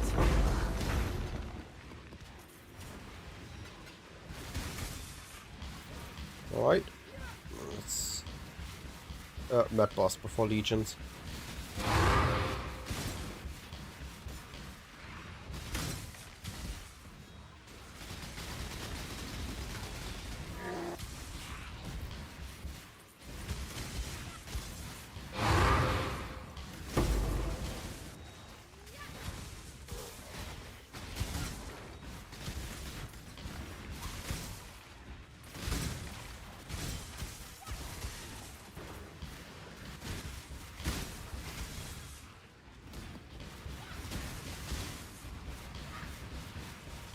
Alright, time to do the legions.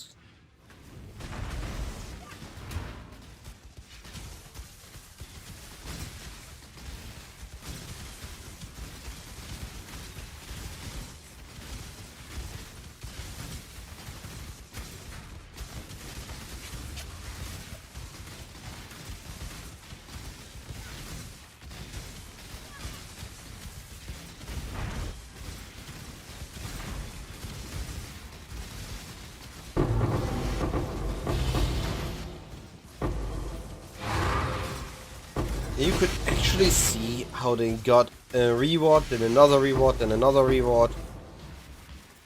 I think they were actually focused on it.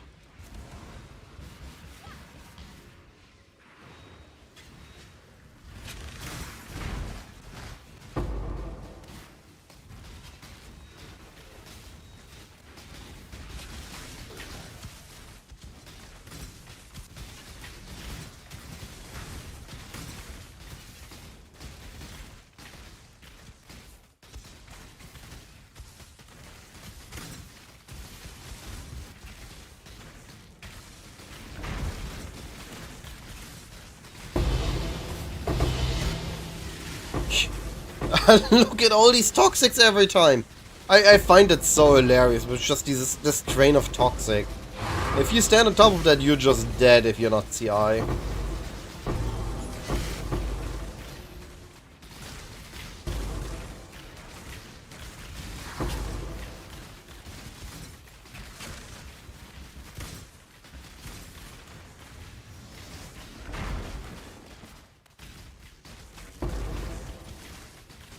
need more mana.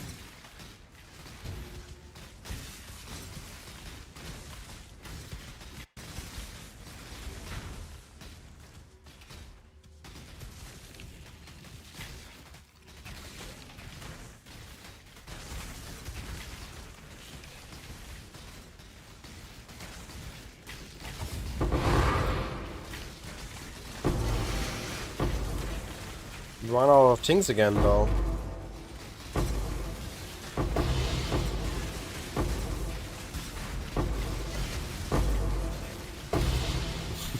I mean, it's not no loot. We have gotten a good amount of things. In the first 20 maps, we made 30 deaths so far.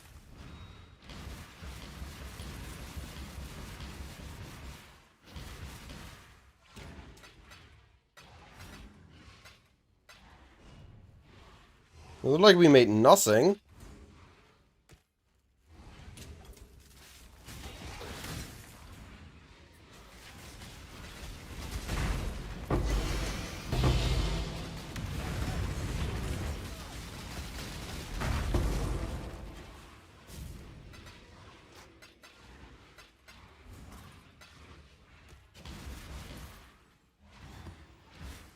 Only issue is that the map take their time. Like, comparing it to Blight or Scarab Farm. They do take a little bit of extra time to full clear your legions, to set everything up. They're not the fastest maps.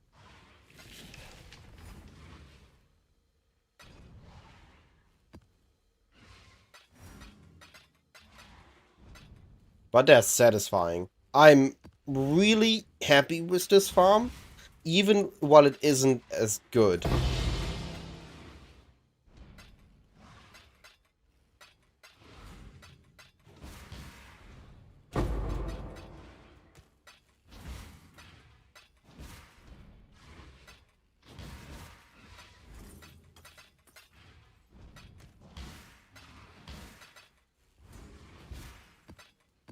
Too much clutter.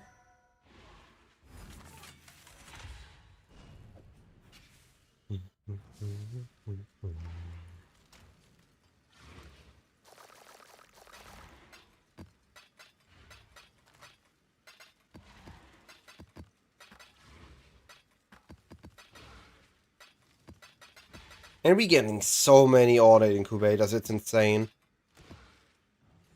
We can move on to the next thread and we're gonna still get a bunch of ornate incubators used.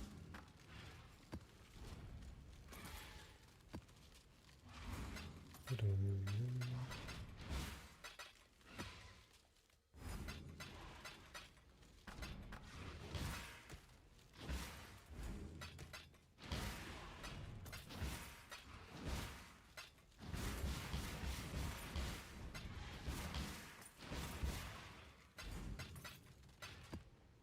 there data? So it used to be, on my own personal experience, which I have not recorded data, it's just based on my average experience, is that 1 in 3 sets is a divine. Because you have 1 in 3 between a divine, an exalt, and an annulment, and I always see at least one of those 3 whenever I open 10 incubators. So when these 10 pop, I'm expecting, on average, 1 exalt, a divine, or an annulment, so 1 in 3 sets is a divine. On 83 plus, though. 85s themselves have felt slightly better.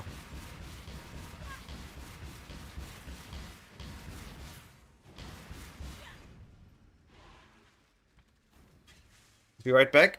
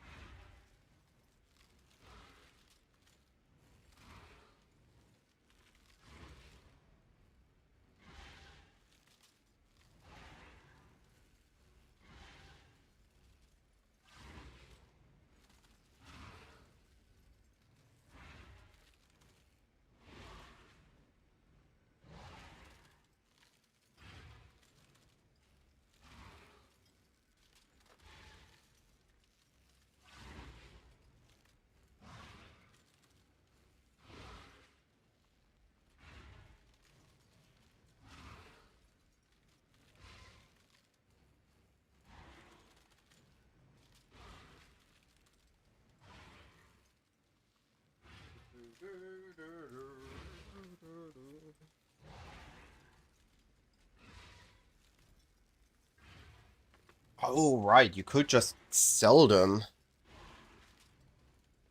Interesting. I never considered selling all-night incubators. Always use them myself.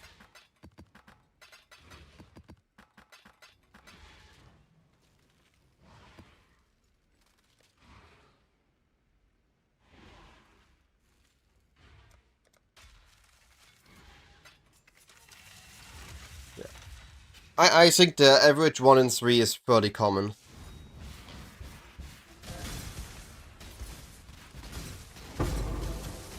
And they also go really fast, like they have a low kill requirement.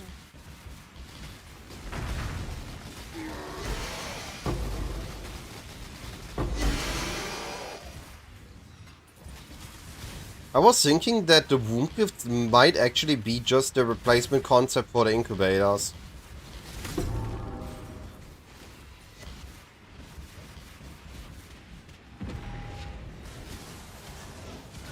Cast on crit, Forbidden Rite.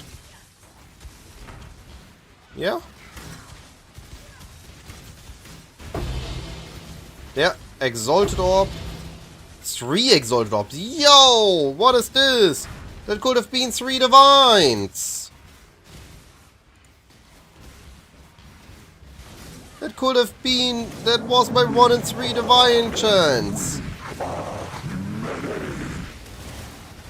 You are dead, buddy.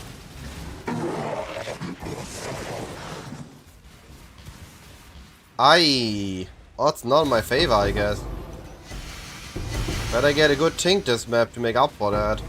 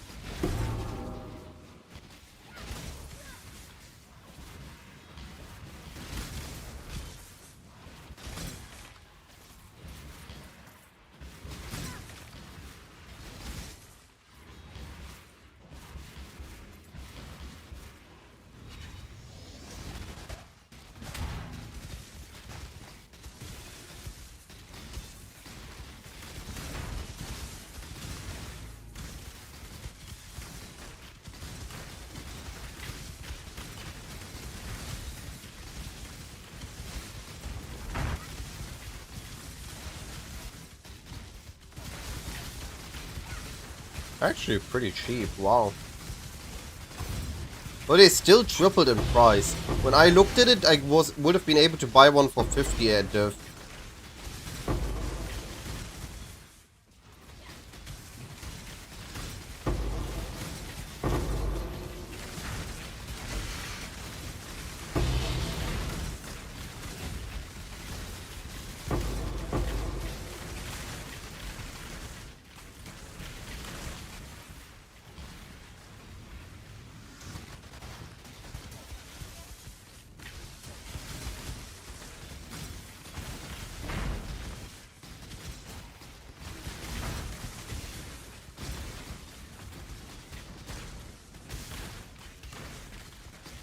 I need more mana.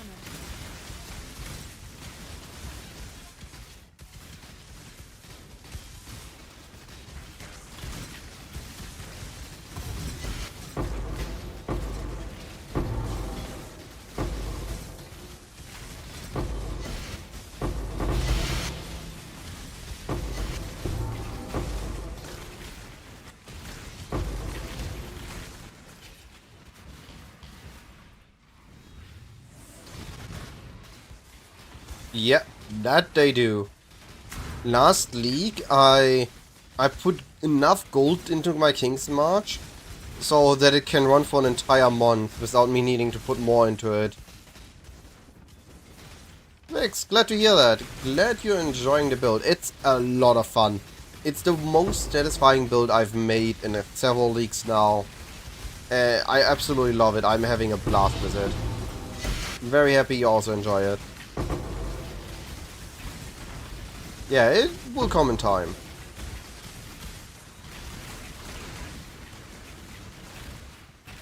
I actually also still theoretically need 21 gem. Never went for it. I have them leveled, I would just need to quality and double crop them. Man, there was no Tink this map. I got scammed. Got triple Exalted Orb of my incubators. That could have been triple divines. That could have been divines. Scammed und bamboozled.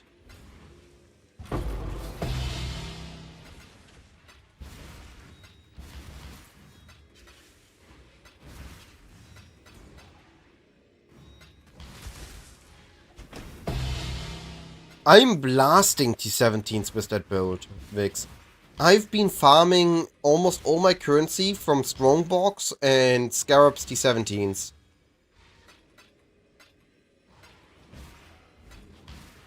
Not a single issue. If the maps are really rapid, you sometimes die, but I got to level 97 with it.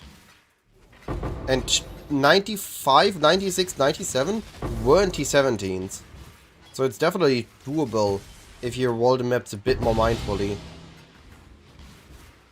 Well, if I would have rolled them a bit more mindfully, I could have also reached level 98 and 99.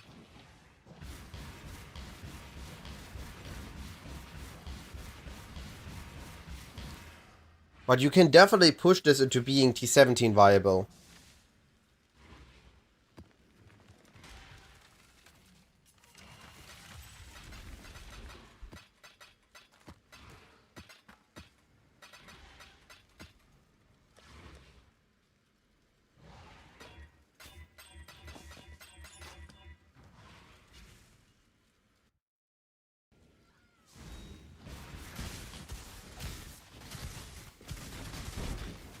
I need more mana.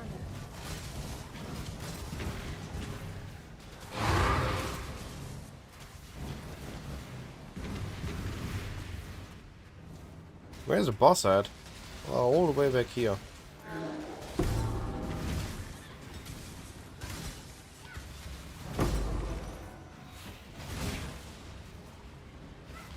Yeah, you're getting there.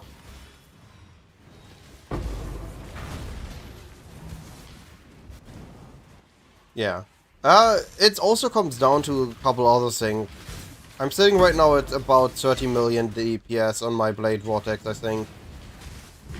Or 20, and if I swap some stuff around for more damage and less coverage, I can push 30.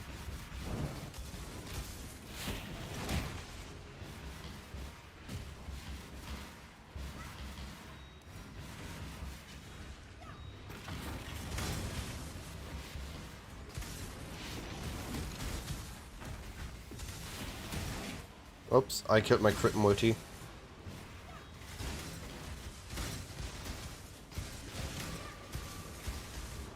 It's definitely a good league to be on Blade Vortex. It's really good for the Strongbox farm, it's good for the Scarab farm, it's fast, you can zoom through the T17s. And the explode chains are very satisfying. We don't need a ridiculous tanky build this league, so going with a fast option is better.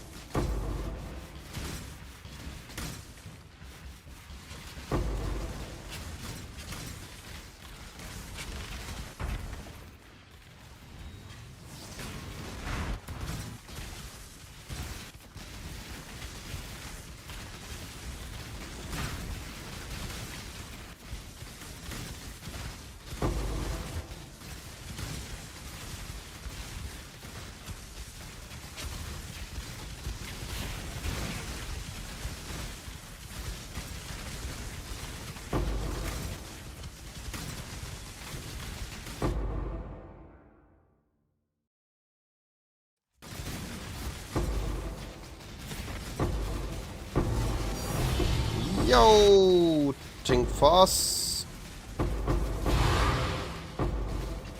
Second puzzle box now.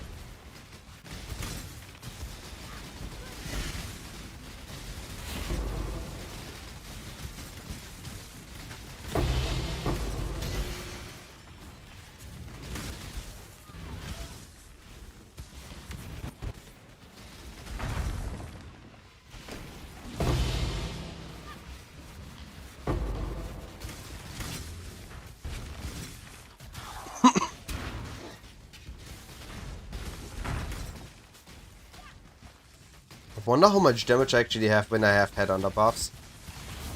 Likely a lot more. I need more mana.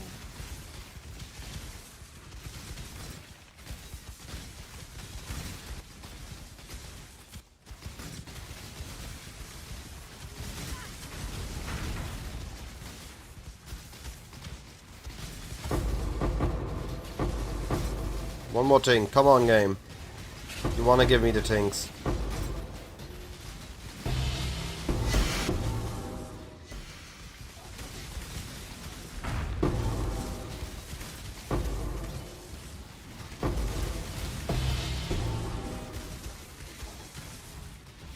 Saddest of times.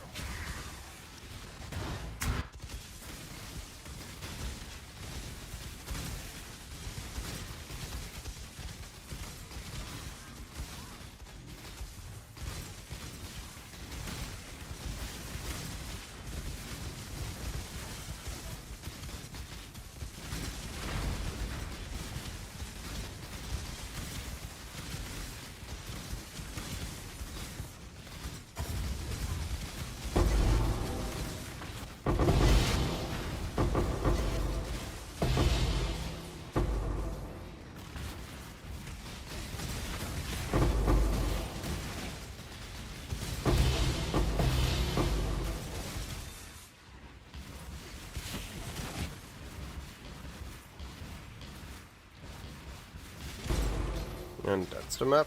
Oop, that's not an explosion. GVO, good morning, buddy. I would say yes. So, in my first set of maps, I made 30 divines on 20 maps. And I'm pretty sure we spent like 1k chaos on everything.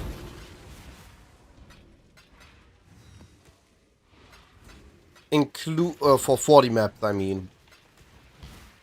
So that's like 10 divines, and we already made 30, so that's already 20 div profit. We're expecting, well, about 1 div profit per map. Expected results right now. The maps take a little bit longer though, because of the Endless Legion.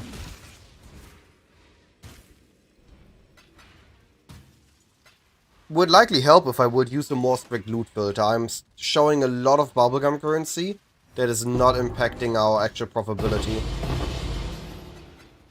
It's satisfying though, seeing everything here.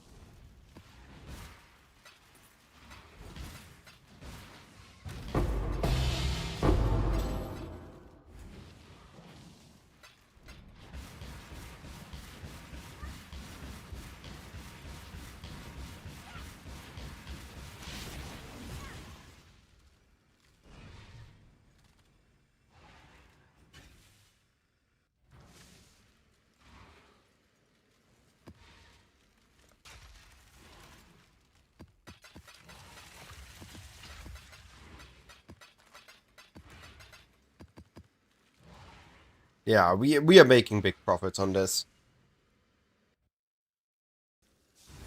Nope. We saw the Legion enemies. Oh, we have a Wildwood. We can test Legion with Wildwood now. Alright, we need a lot of yellow juice and a bit of blue juice. Can we get that? We have a slight trail here. Where's the big trail? There's a trail.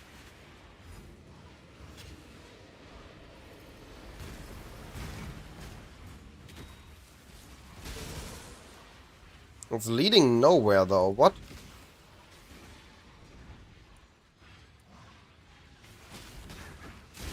How are we getting a nowhere trail? Huh?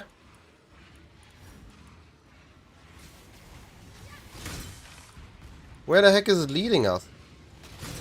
Okay, we got blue juice with this. Now I need to go back.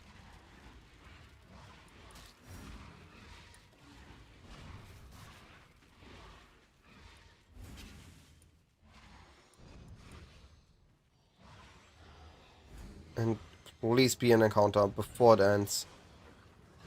Huh? It ended. Our yellow trail ended. Okay, here. Oh, we got a big encounter. That's good. That's really good. That's really good. We got our juice. We're in for a good map.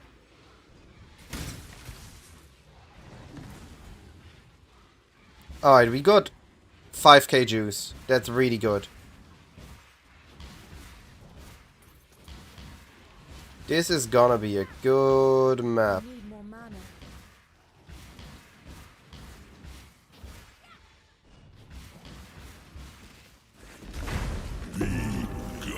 Alright.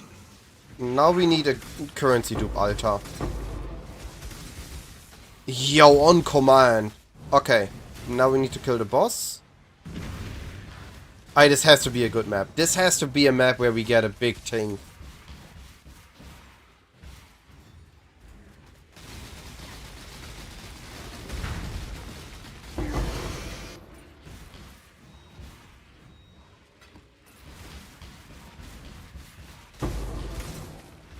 Now we need to remove the breach here.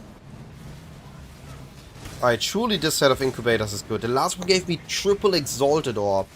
There's an equal weight between exalt and the divine on incubators. At least used to. Every last one of you.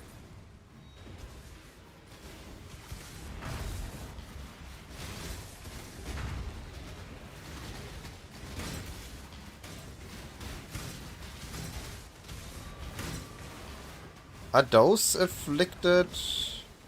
Yeah. Breach? Oh, no, Breach can also be influenced by Wisp. That's really good to know for next league. Nearly done.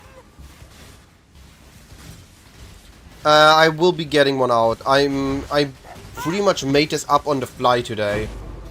No, nothing? A single chaos? Oof. Incubators are really not on our side today. Alright, but we have now opened the path. We are now ready to run the legions. See if we can get one more altar.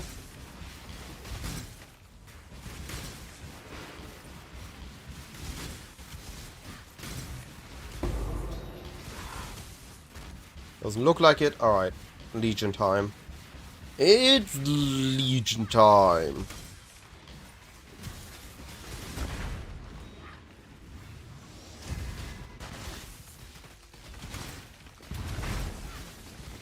Okay, the leech is actually tanky now. That's a good sign.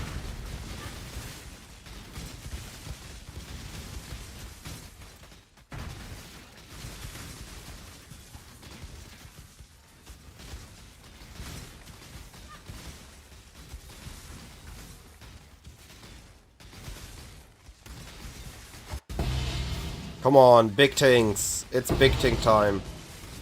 I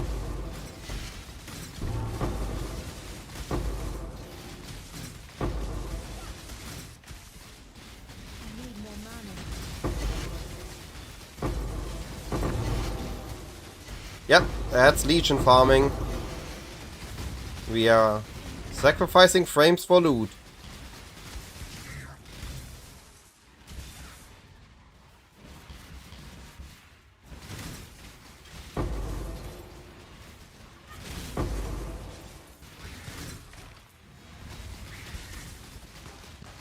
And we have here 200 increased quantity, 57 pack size.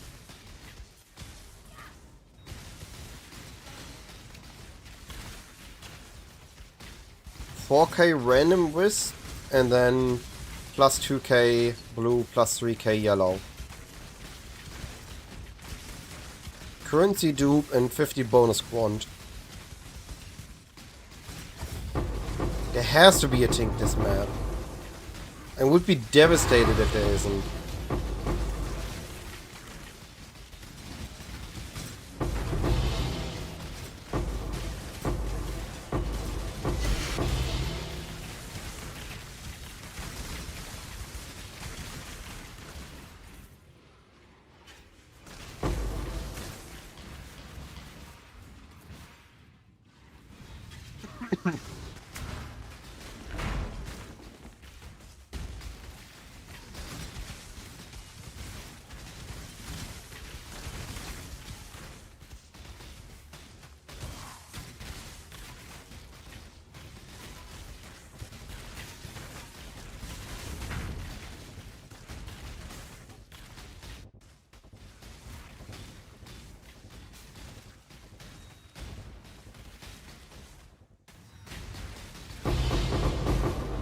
Come on, last Legion. Give me something big.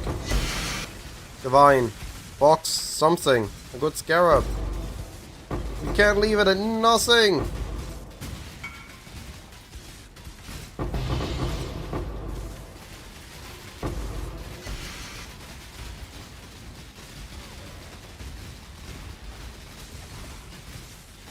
What you made, Kaisaka? Nothing. I'm devastated. What? This map was incredibly high juice. We got no tink. Beyond unfortunate. Beyond unfortunate. We got a fortress. That's something at least. Is it corrupt? No, okay. Was about to say.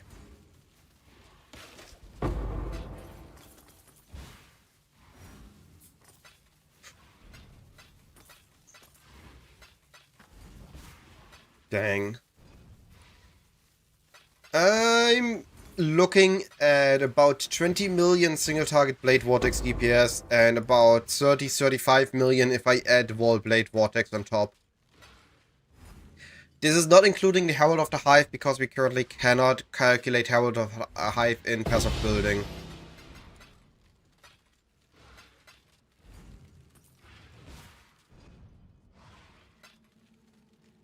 You didn't link me anything, buddy. You can't say that chest and not show me the chest. That's rude.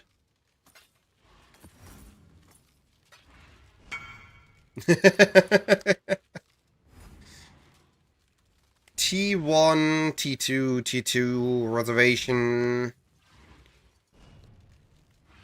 Yeah, pretty good.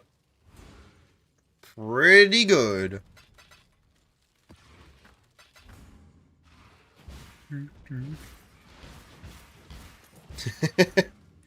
I should just use a better loot filter. But there is no satisfaction in a Legion without mess. Yes! We got the tink!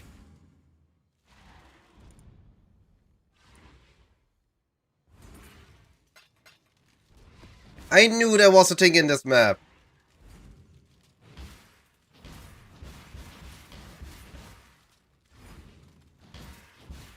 I should just use a better loot filter for this map, but there is no fun in a Legion when the entire screen isn't covered in loot.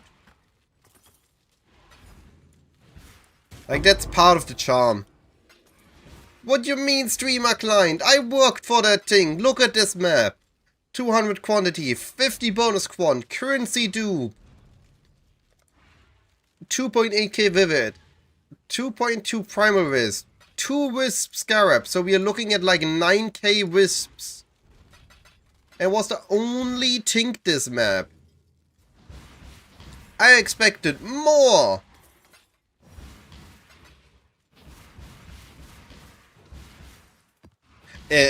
Celestial and Sun Prism MTX look so satisfying on this.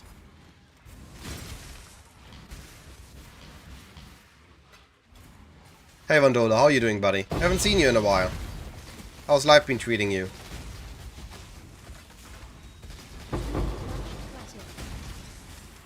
Yes, Legion inventory full. Wow.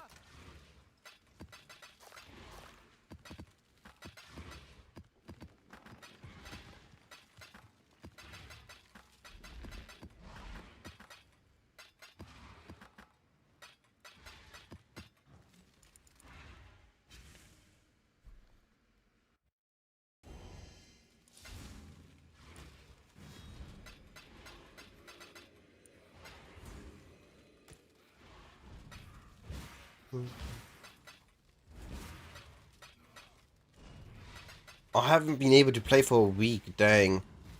But a headhunter drop, there we go. That's the streamer client. You're not streaming, but that's the streamer client. Random headhunter drop. While having not played for a week.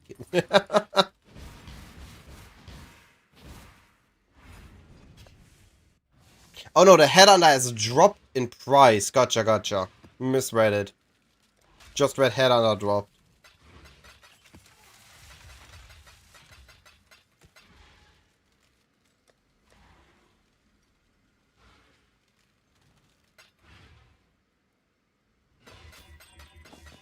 Look at all these potential divines, all these ornate incubators. What is going on?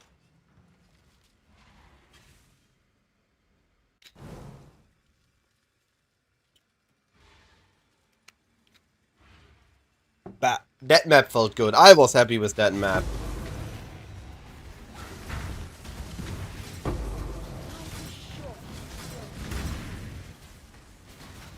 That was a good map.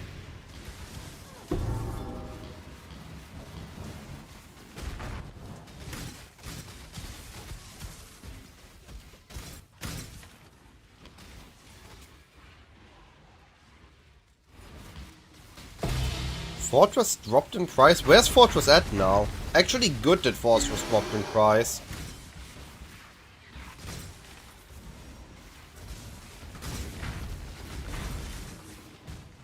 Oh, gotcha. Then not good for you, but good for me that they dropped in value. Approach, challenger.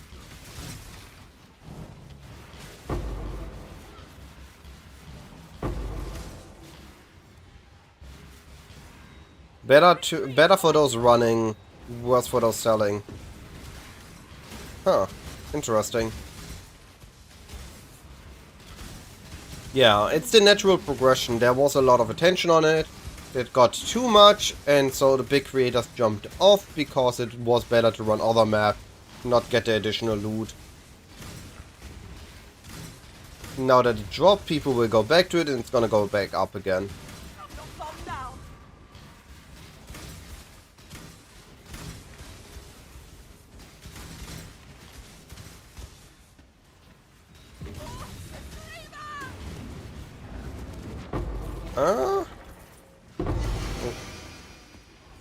Harvest shouldn't be quite there yet. I wouldn't do harvest quite yet.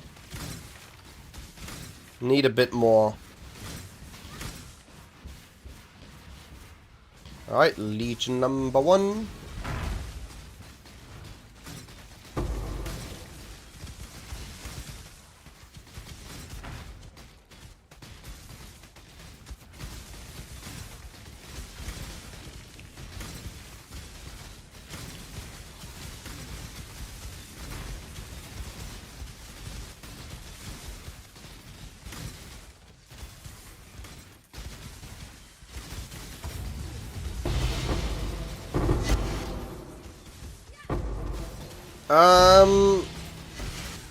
I'm not too sure because my map time per map is a bit higher as I've been looking at chat as I've been just casually going at it.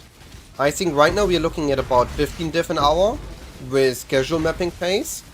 With a build more optimized for this or a bit faster, I think you can expect up to 20 diff an hour on this.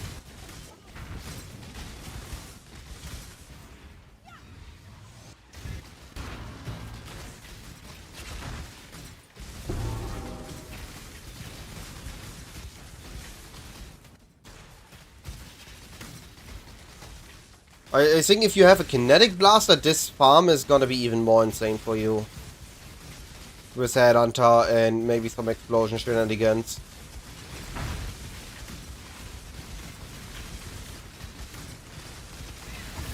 Yes. Well, not random. I'm using regex to look for 100 plus quantity, 40 plus pack size.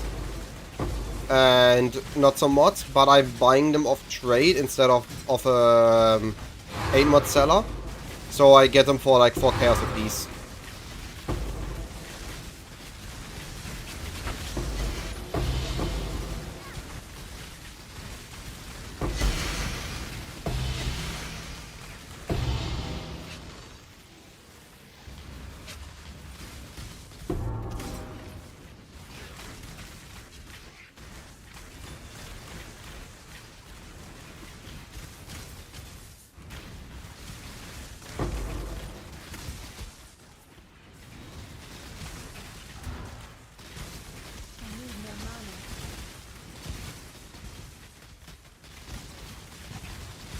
Not yet. I made it up earlier on the fly, but I will be adding it after the stream.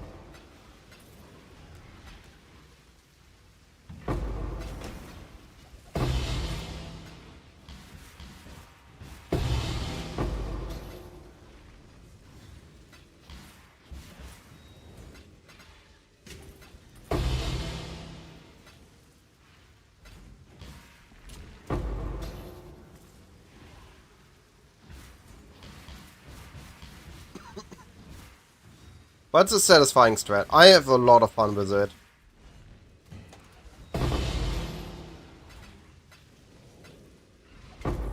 Yeah, I can in a moment. You're on YouTube. You can also just go back on the stream when I was applying the Atlas. At the start of the stream, I was making the Atlas tree.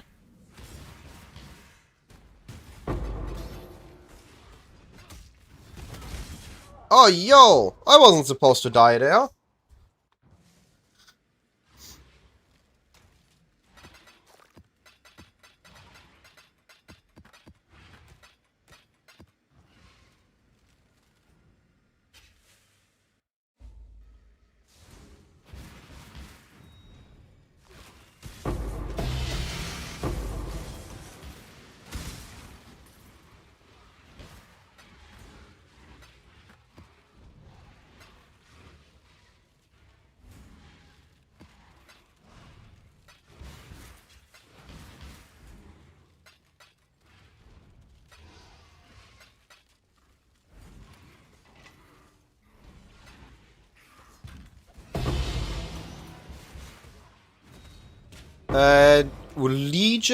Legion officers, Eternal Conflict, Wisp.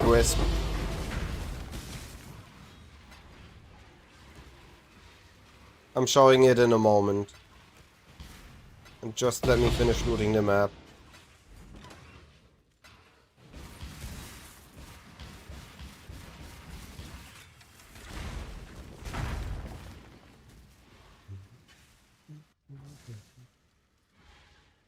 Right, so Wisp, Legion, Eternal Conflict, Officers, 100 quant, 40 pack size plus maps, skipping mods I don't like.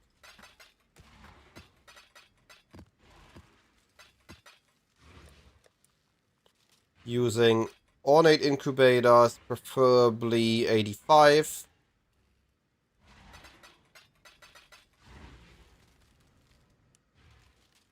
And running a little bit of Scarab, Legion nodes, and pack size, quantity, map effect, and stuff like that.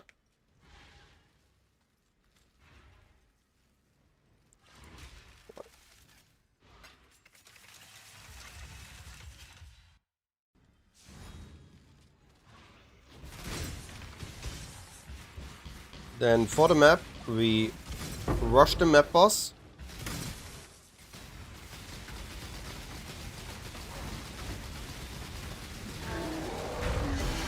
We give the map a quick look, and we get the breach out of the way in case it is the one with walls, with fortifications that are blocking the legions to spawn.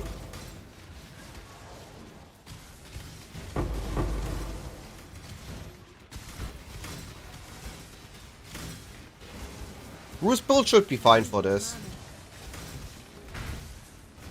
We also look for currency dupe altars, we look for scarab dupe, we are looking for quantity that we can run that aren't gimping our build. And once we have an understanding of where our legions are... Woo! Incubator! Incubator divines.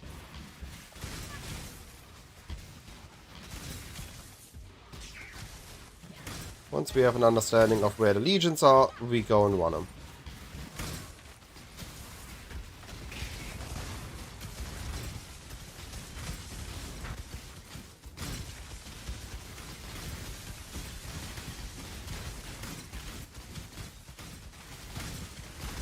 Our focus are the rares in the back, getting them killed a couple times, juiced up a couple times.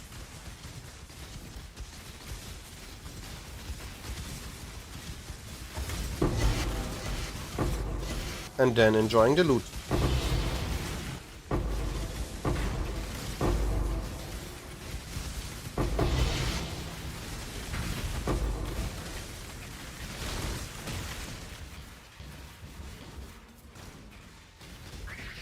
Incubator, yeah. That's what they are. Legion provides.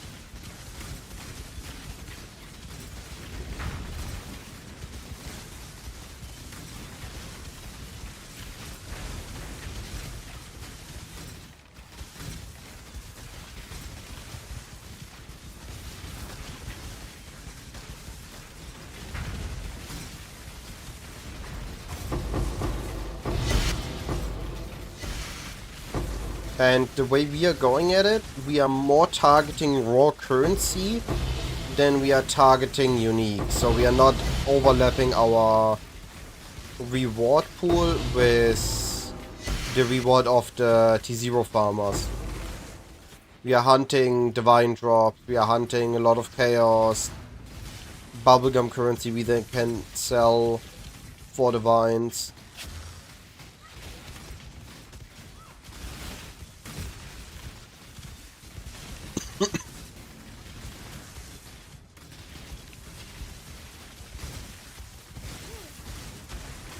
And just overall want to have a fun time. Because Legion is fun. Been farming Legion for 3 hours now and MD is nowhere to be seen. What happened to him? Is he okay?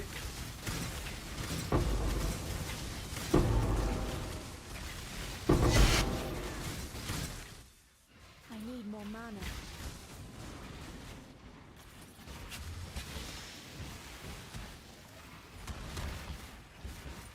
Should be one more, no? Did I run 3 Legions already? Looks like it, yeah. Okay. Well, we got a thing. Oh, I'm happy.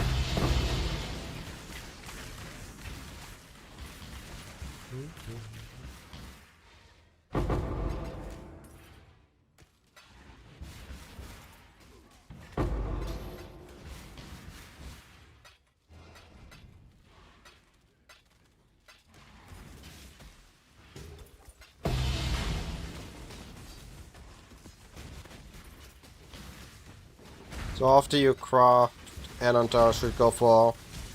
I would say that first a barracks. The barracks is a lot of value. Though that said, you can make this for fairly cheap. So getting a decent helm, not an expensive one, and then a barracks is better.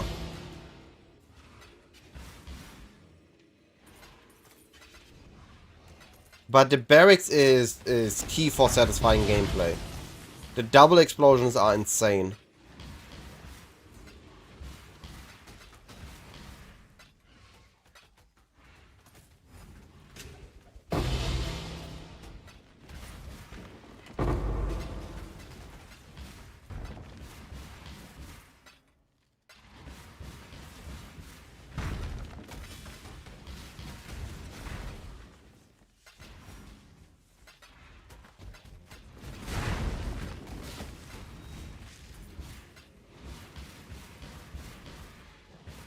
Alright, map is done. I promised my sister that I am downstairs in 10 minutes, so I will end the stream here. Gonna take a look at our profits so far.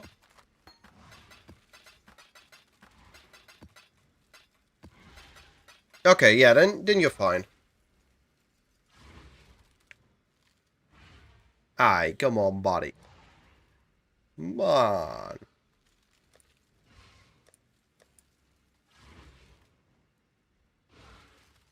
I get the head too, but buddy. Alright. Let's take a look. Wealthy Exile. Full screening it.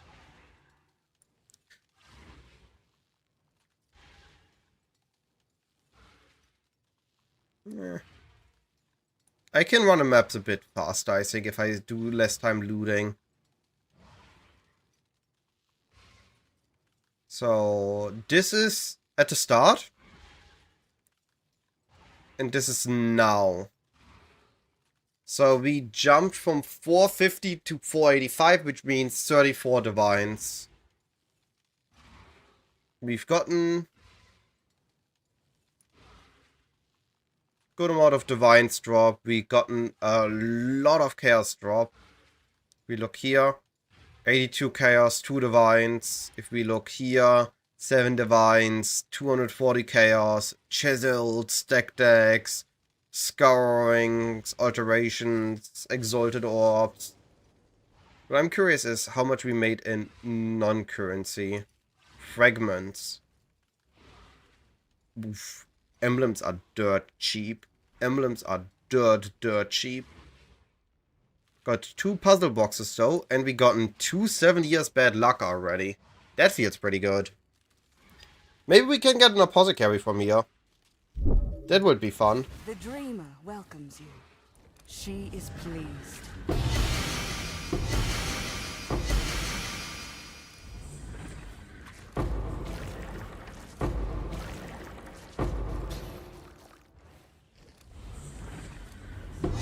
Yes, just like that. Alright. Anything good?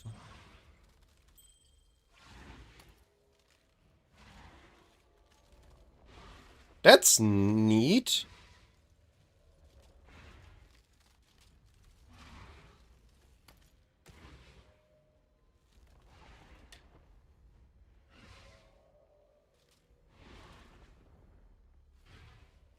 The rest isn't. Alright.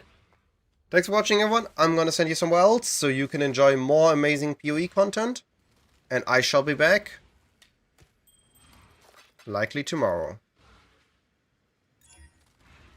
I don't know. I haven't tried it. You might be good enough with the explosions. Might not be. You will need to test it. I only did it without scarabs, and there it was fine. With scarabs, there might be a different story.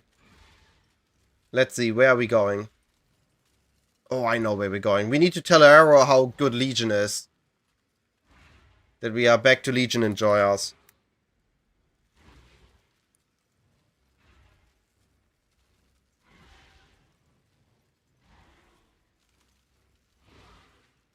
Alright, thanks for watching, everyone. Good night, good day, whatever time you're in. And I shall be back.